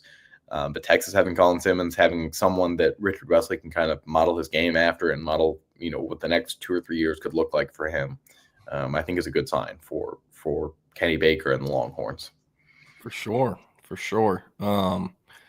Jaquan Snow, one thing funny I thought I should mention as well. He when he was in the 8th grade, he sent me a DM on Twitter and was like, hey, can you make me a 247 profile? And I look at most of my DM requests and I don't answer most of them because it's stuff that I really shouldn't be wasting my time on. But I click on his profile and I'm like, okay, this 8th grader walks a hatch who's like 6'2" already, 170. And I click on his media and he has like 4 offers going into high school as an 8th grader. And I follow him back and message him like, bro, I got you. Let me make you this profile. And that was his profile. So me and him been in touch for a minute, but a fun kid. And one thing I wanted to bring up, he kind of reminds me of Jelani McDonald a little bit. Like just ridiculously confident, tall, rangy safety. Jelani and him were different in high school because, Jelani was a high school quarterback primarily and a ridiculous hooper. But they have that long jump and jumping background in track and field. They share that. So there's that. One more guy in recruiting I want to talk about before we get into a little bit of Texas team stuff is Taven Epps, a top 247 linebacker in the 2027 class out of Tustin, California. Recently picked up a 24/7 Sports crystal ball prediction in favor of the Longhorns from West Coast national analyst Greg Biggins. He's currently ranked as the number 3 linebacker in the entire country in 2027. 6'4.5", about 210, 215. Plays at Tustin High School in the Los Angeles area, but is originally from the state of Texas. He's from Boyd, Texas, about 45 minutes northwest of Fort Worth. Lived there from, when he was born until 13, and then his family moved out west to Tustin. So a lot of ties back to Lone Star State. All of his cousins, aunts, uncles, they all still live in Texas. And there's apparently some thought going on behind the scenes that they could potentially move back to Texas for his high school career. Or to finish his high school career. So We'll see about that. Right now, he's a California prospect and one that Texas has a great shot for. About a month ago, I talked to someone on the West Coast that said, they'd be surprised if it didn't come down to UCLA and Texas. The Texas visit he took about a week ago was his third time on campus before the end of his sophomore year. Kind of shows he was interest level there. And then with UCLA, a nearby school in LA that I just did as a Sean Foster. We're in LA. A nearby school that is also in LA. And their head coach, Deshaun Foster, is a Tustin alum. He's visited the Bruins a lot because, they're just down the road. But, hey, Texas crystal ball prediction, an early one. Could he potentially reclass? Something I haven't heard about, but it wouldn't shock me. It is very easy to do it in the state of California compared to the state of Texas. So if he did, I think that would be a major guy to watch. But right now he's in the 2027 class, and, it is just a monster. I was kind of blown away at how big he was in 7-on-7. Most of the time, the younger underclassmen, they list themselves at ridiculous heights and weights. You see them in person, they're 2 inches shorter and 30 pounds lighter. But with him, he's legit 6'4.5", 215, and he's just super versatile. And the number 3 ranked linebacker in the country for a reason. He does have some other special connections to Texas besides being from the state. Johnny Nansen, his primary recruiter, was one of the first guys to offer him. Part of that was because Epps is, I'd call him a mentor. His name is Chris Hawkins. He played under Nansen and Sark at USC. The last 3 years, the Sark tenure, and last 4 years, Nansen was there because Nansen was there another year after Sark. And he was a defensive back, ended up getting into the college coaching world for a little bit, and then returned to grassroots, was coaching at Tustin this past year. But he's no longer there. He's now coaching with the Trillion Boys 7-on-7 program, who Taven Epps plays for. So Hawkins is a very crucial part of the recruitment, kind of a mentor figure for Epps. And he has a very tight relationship with Nansen and Sark that has lasted over a decade. So, I've been writing about this kid for, I think, going back to last season when he visited for the first time. Definitely one of the top Texas targets in 2027. And, few people are better at what they do than Greg Biggins out on the West Coast. And if he's putting in a Texas crystal ball prediction, that means something is legit there. So, definitely agree that this is trending towards Texas. And, could he be an early commitment? Probably not, but he'd be a great one. So we'll see what happens with him, but just, encouraging news coming out of the weekend after he visited on Friday. Other stuff I want to get into, Jordan Washington going down with an injury. Not going to miss any time in the season, but going to miss the rest of spring practice as precaution so he can be ready for summer workouts and fall camp. No surgery is required, and one source said he'll be ready in regards to the season. What do you think this does for the rest of the tight end room? There currently only has one collegiate. Well, actually, they don't even have a collegiate catch because Malik Agbo is still an offensive tackle. But what does this mean for the rest of the tight end room heading into the April portal window? It means that we really need to make sure that Spencer Shannon is ready and able to play at a college level, at an SEC level, at a level that Texas expects their tight ends to play. Because we don't want to be all doom and gloom, but there was a huge, gap between Jatavian Sanders and Gunnar Helm. There is a much bigger gap between Gunnar Helm and Spencer Shannon. Just in terms of what we'd seen before they took the starting role. And with Will Randall being the other only true tight end in that room, it's and he's never going to play at Texas. It's very worrying. I will admit it. It's, we've flirted with the idea of Texas maybe adding a transfer tight end in the spring window. But a transfer tight end in the spring window still means that you have the next 3 or 4 weeks with Spencer Shannon as basically the only guy out there. So could it be Michael Terry moving into some tight end reps? I don't think he's quite there in terms of the size yet. He's only been on campus for 2 months and some change. You can't really expect him to just move there real quickly. In terms of who the tight end 3 is in practice, I would love to see that. I'd love to see who they're rolling out today. because I can't really, no one comes off the top of my head in terms of, receivers that could also play tight end. Anyone for you? Going real sicko here. Ridge Barker. And you might be like, who the hell is Ridge Barker? Well, Ridge Barker is a walk-on that is actually in front of Will Randall in 90% of the drills they do. He was a true freshman last year, year 2 player this year. Came out of Lucas Lovejoy, played with Dalen McCutcheon, Parker Livingstone, and actually had about a dozen offers. It was mostly G5 stuff. I think he had like UNT, Rice, Southern Miss, stuff like that. But for whatever reason, never committed to any of those schools. And I remember I was at the first media availability last year. And I was like, yo, why does this walk-on tight end look so familiar? He's not on the roster, though. And then I eventually got someone at Texas. They sent me the list of walk-ons with their jersey numbers. And I was like, holy shit, this is – because the kid never posted anything. He just showed up at Texas and was a walk-on for them. So, I posted on our board about it that day once I figured it out. But, like, that's Texas's best walk-on now that Michael Taft is no longer a walk-on. That's the guy. If they move someone to Scholarly, it will be him. I think was very much a G5 talent out of high school, kind of an all-around tight end, not necessarily a blocking first guy or, only a receiving threat, a mix of both. But can you have him ready to potentially serve as the emergency tight end by the fall? Hopefully. But you would much rather get a transfer out of the portal that is a veteran that has starting experience in big boy Power 4 football, to soften that blow if injuries ever came. So the Jordan Washington news is not great. And, I bet Jeff Banks is wishing they could have offered Nick Townsend earlier so they could have talked to him about early enrolling earlier, because Nick Townsend doesn't show up until June. And Nick Townsend, if he showed up in January, I would be writing everything about him right now about how I think he's going to be a freshman year, impact maker. So he still could be. Kelvin Banks had arguably the best true freshman season at Texas that's ever been seen. And he was a guy who showed up in June, just months before the season started.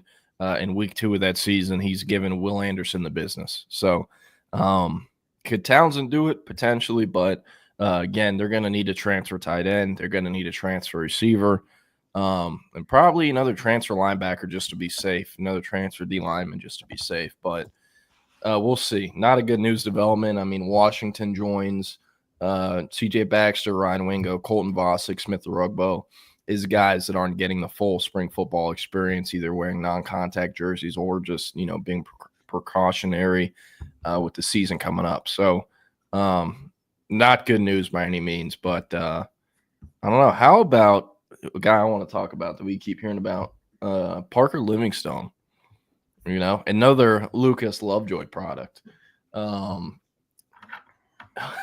The owner of arguably the best commitment video of all time. Let me pull this bad boy up here. At the dock, right? Yeah, Will, have you ever seen this? I think I have. Yeah, I think the last time I saw it might have been when it was posted, but I have seen it. Oh crap, I can't go full screen. Hold up. The funniest thing with Livingstone too, like Hank and I made so many jokes that like Chris Jackson didn't even have to recruit him. And you'll see why. This is Parker Livingstone's commitment video. To be in this position. I was born in Texas, raised in Texas, and I'm damn proud to be a Texan. It's time to get to work. It's time to win championships for the great state of Texas and for the University of Texas. Now she gets young, run for roses, watch Ricky and Earl strike them highs and roses. I've witnessed the battle for that old red river, and I've crossed back over most times as a winner. I'm one chosen, whose blood runs burnt orange. Thank God I was born a Texas Longhorn. Something I want to point out from that video is that Parker Livingstone, on a visit to Texas, is wearing a Texas Standard shirt. I don't know if you know what that is, or Texas Standard is a expensive clothing brand, generally worn by white football players and guys in fraternities. And I actually do remember this, like, as Parker Livingstone was a prospect, like, oh yeah, he's wearing one of those button-down shirts He already looks the part. He looks like he could be in the student section. And he also looks like he could give you, 8 catches for 95 yards in any given SEC game. Parker, I think, has the greatest upside this season, in terms of what we could expect. I just think there's a very good chance that he quickly morphs into someone that could give you 1,000 yards in a season. And he's that big body guy, I think, that Arch really needs. He's put on a ton of weight since coming to Texas. He was already very built, from the time that he was a junior or senior in high school, really looked the part and really fit the build already. But now, after, a year and some change on campus, has kind of blown everyone away in terms of what that body looks like and where he's at with the speed, despite adding on some LBs. And Parker Livingstone gets a complete showcase this spring. No DeAndre Moore, no Ryan Wingo anymore in the spring. We assume the Wingo will probably be back sooner rather than later. But Livingstone gets it all. If he isn't starting for Texas in the fall, we know there's a good reason for it. We know that the staff has done a good job and evaluating him over the spring. But a mix of Livingstone, Wingo, Moore, and then either Kalik Lockett or Jamie French is I think what we should be expecting right now. Maybe a little bit of Aaron Butler somewhere in there. But Parker has a chance to be lining up at wideout, on August 30th. No, I mean, there's several folks in Austin that believe if Wingo, DeAndre Moore are healthy and they played Ohio State tomorrow, the 3 starting receivers are DeAndre Moore, Ryan Wingo, and Parker Livingstone. So that'll probably change between now and when they actually do play Ohio State in August, considering Texas is about to give someone life-changing money out of the portal at the receiver position. But with Livingstone, a guy I'm really happy for. A very annoying recruitment and cover in the way that, I think we're the only site that had him as a 3-star. And every time I would see him, he would just do something ridiculous. And him and his father would be like, yo, what does he have to do to be a 4-star? And I'm like, guys, trust me, I'm on your side. I'm fighting this fight with the scouting team. I can't really do anything except fight. And hopefully they end up proving him wrong when he gets drafted. It looks like he's on pace to do that eventually. But was really happy. Okay, thanks, Stephen Delgado. Yeah, to be honest, we knew he was committing to Texas a month before he did. He had 4 OVs set for, I think it was SMU, Texas, LSU, and South Carolina. He took the South Carolina OV first, and then the second OV was for Texas. And in between the South Carolina OV and the Texas OV, he called LSU, South Carolina, and SMU, and canceled all his other visits besides Texas, and was like, hey, I really thank y'all for recruiting me. Really appreciate it, but I know I'm going to Texas and don't want to waste my time and drag this out. Silently committed on his OV, and then I think, if I remember correctly, committed on 4th of July or late June. It was something like that. Something American, like the commitment video. But with him, just went about his process the right way, and made myself a big fan of his. The last thing we'll show before we get out of here, the last time I'd say he had a stellar in-game performance. This was week 1 of his freshman season, of his senior season at Lovejoy. He ended up getting hurt the week after this and missed almost his entire senior year, and then came back and played in the playoffs, but he wasn't healthy, so he didn't really do much. But week 1 versus College Station, the Tom Landry Classic at Allen, he went for 252 receiving yards, 3 touchdowns on 12 catches, and he also threw a 52-yard touchdown pass to guess who? Dale McCutcheon. So we're going to watch the highlights, and that'll be the last thing we see before we get out of here. But, yeah the audio is horrible on this, so I'm just going to play it. While we're going through this, I think a good way to end our show, and it could be a good way to end our show about once a week over the next few weeks, who's someone at wide receiver in the transfer portal, that you would like to see. I know the name for me is either Eugene Wilson out of Florida, who spent a few years there and may be hard to get because there's a lot of momentum there with Lagway, and then Mekhi Lemon at USC. two different builds there, and you know, Mekhi Lemon may give you more of what Ryan Wingo is going to give you in terms of the size and speed. But I think, you know, he's been a dynamic player for years and years. We've known it since he was a high school prospect, one of the first big name guys that Lincoln Riley landed at USC. And then Eugene Wilson. Any thoughts on either of those two? Know anything about him? Think they'd fit with the team well? Anything? I mean, Eugene Wilson would definitely fit, but like pulling him from Florida would be like trying to pull Ryan Wingo from Texas. Like they kind of just need that guy. So I think it'd be really hard. Mekhi Lemon, I'm not sure. I know the guy Texas is really wanting to go in the portal from USC was Jacoby Lane. I'm assuming they're going to try that again just because, I mean, Jacoby Lane's a freak show. They tried to get him late out of high school and then in the portal, but he never went in. And I mean, the clips that USC keeps posting of him this spring, he's probably the receiver one this fall. So he would be pretty hard to get, but I would definitely try to throw him the bag and not Mekhi Lemon. But it is an interesting question. You're one that I've been trying to figure out myself. I've gone through the 2023 receiver rankings several times because those guys are next up to be draft eligible next April. So, yeah, but we're going to get out of here, wrap it up. Will, you got anything else? Nothing else. All right. Well, up next is the Longhorn Republic previewing Texas women's basketball Final Four matchup against South Carolina.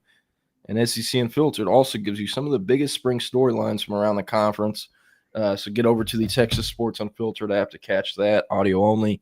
And then back at 2 p.m., Chip and Zay will be back on the live stream, YouTube, Twitch, Twitter, Facebook, wherever you get your live stream. And this is Lone Star Playbook signing out. We will see you tomorrow. Happy Hump Day.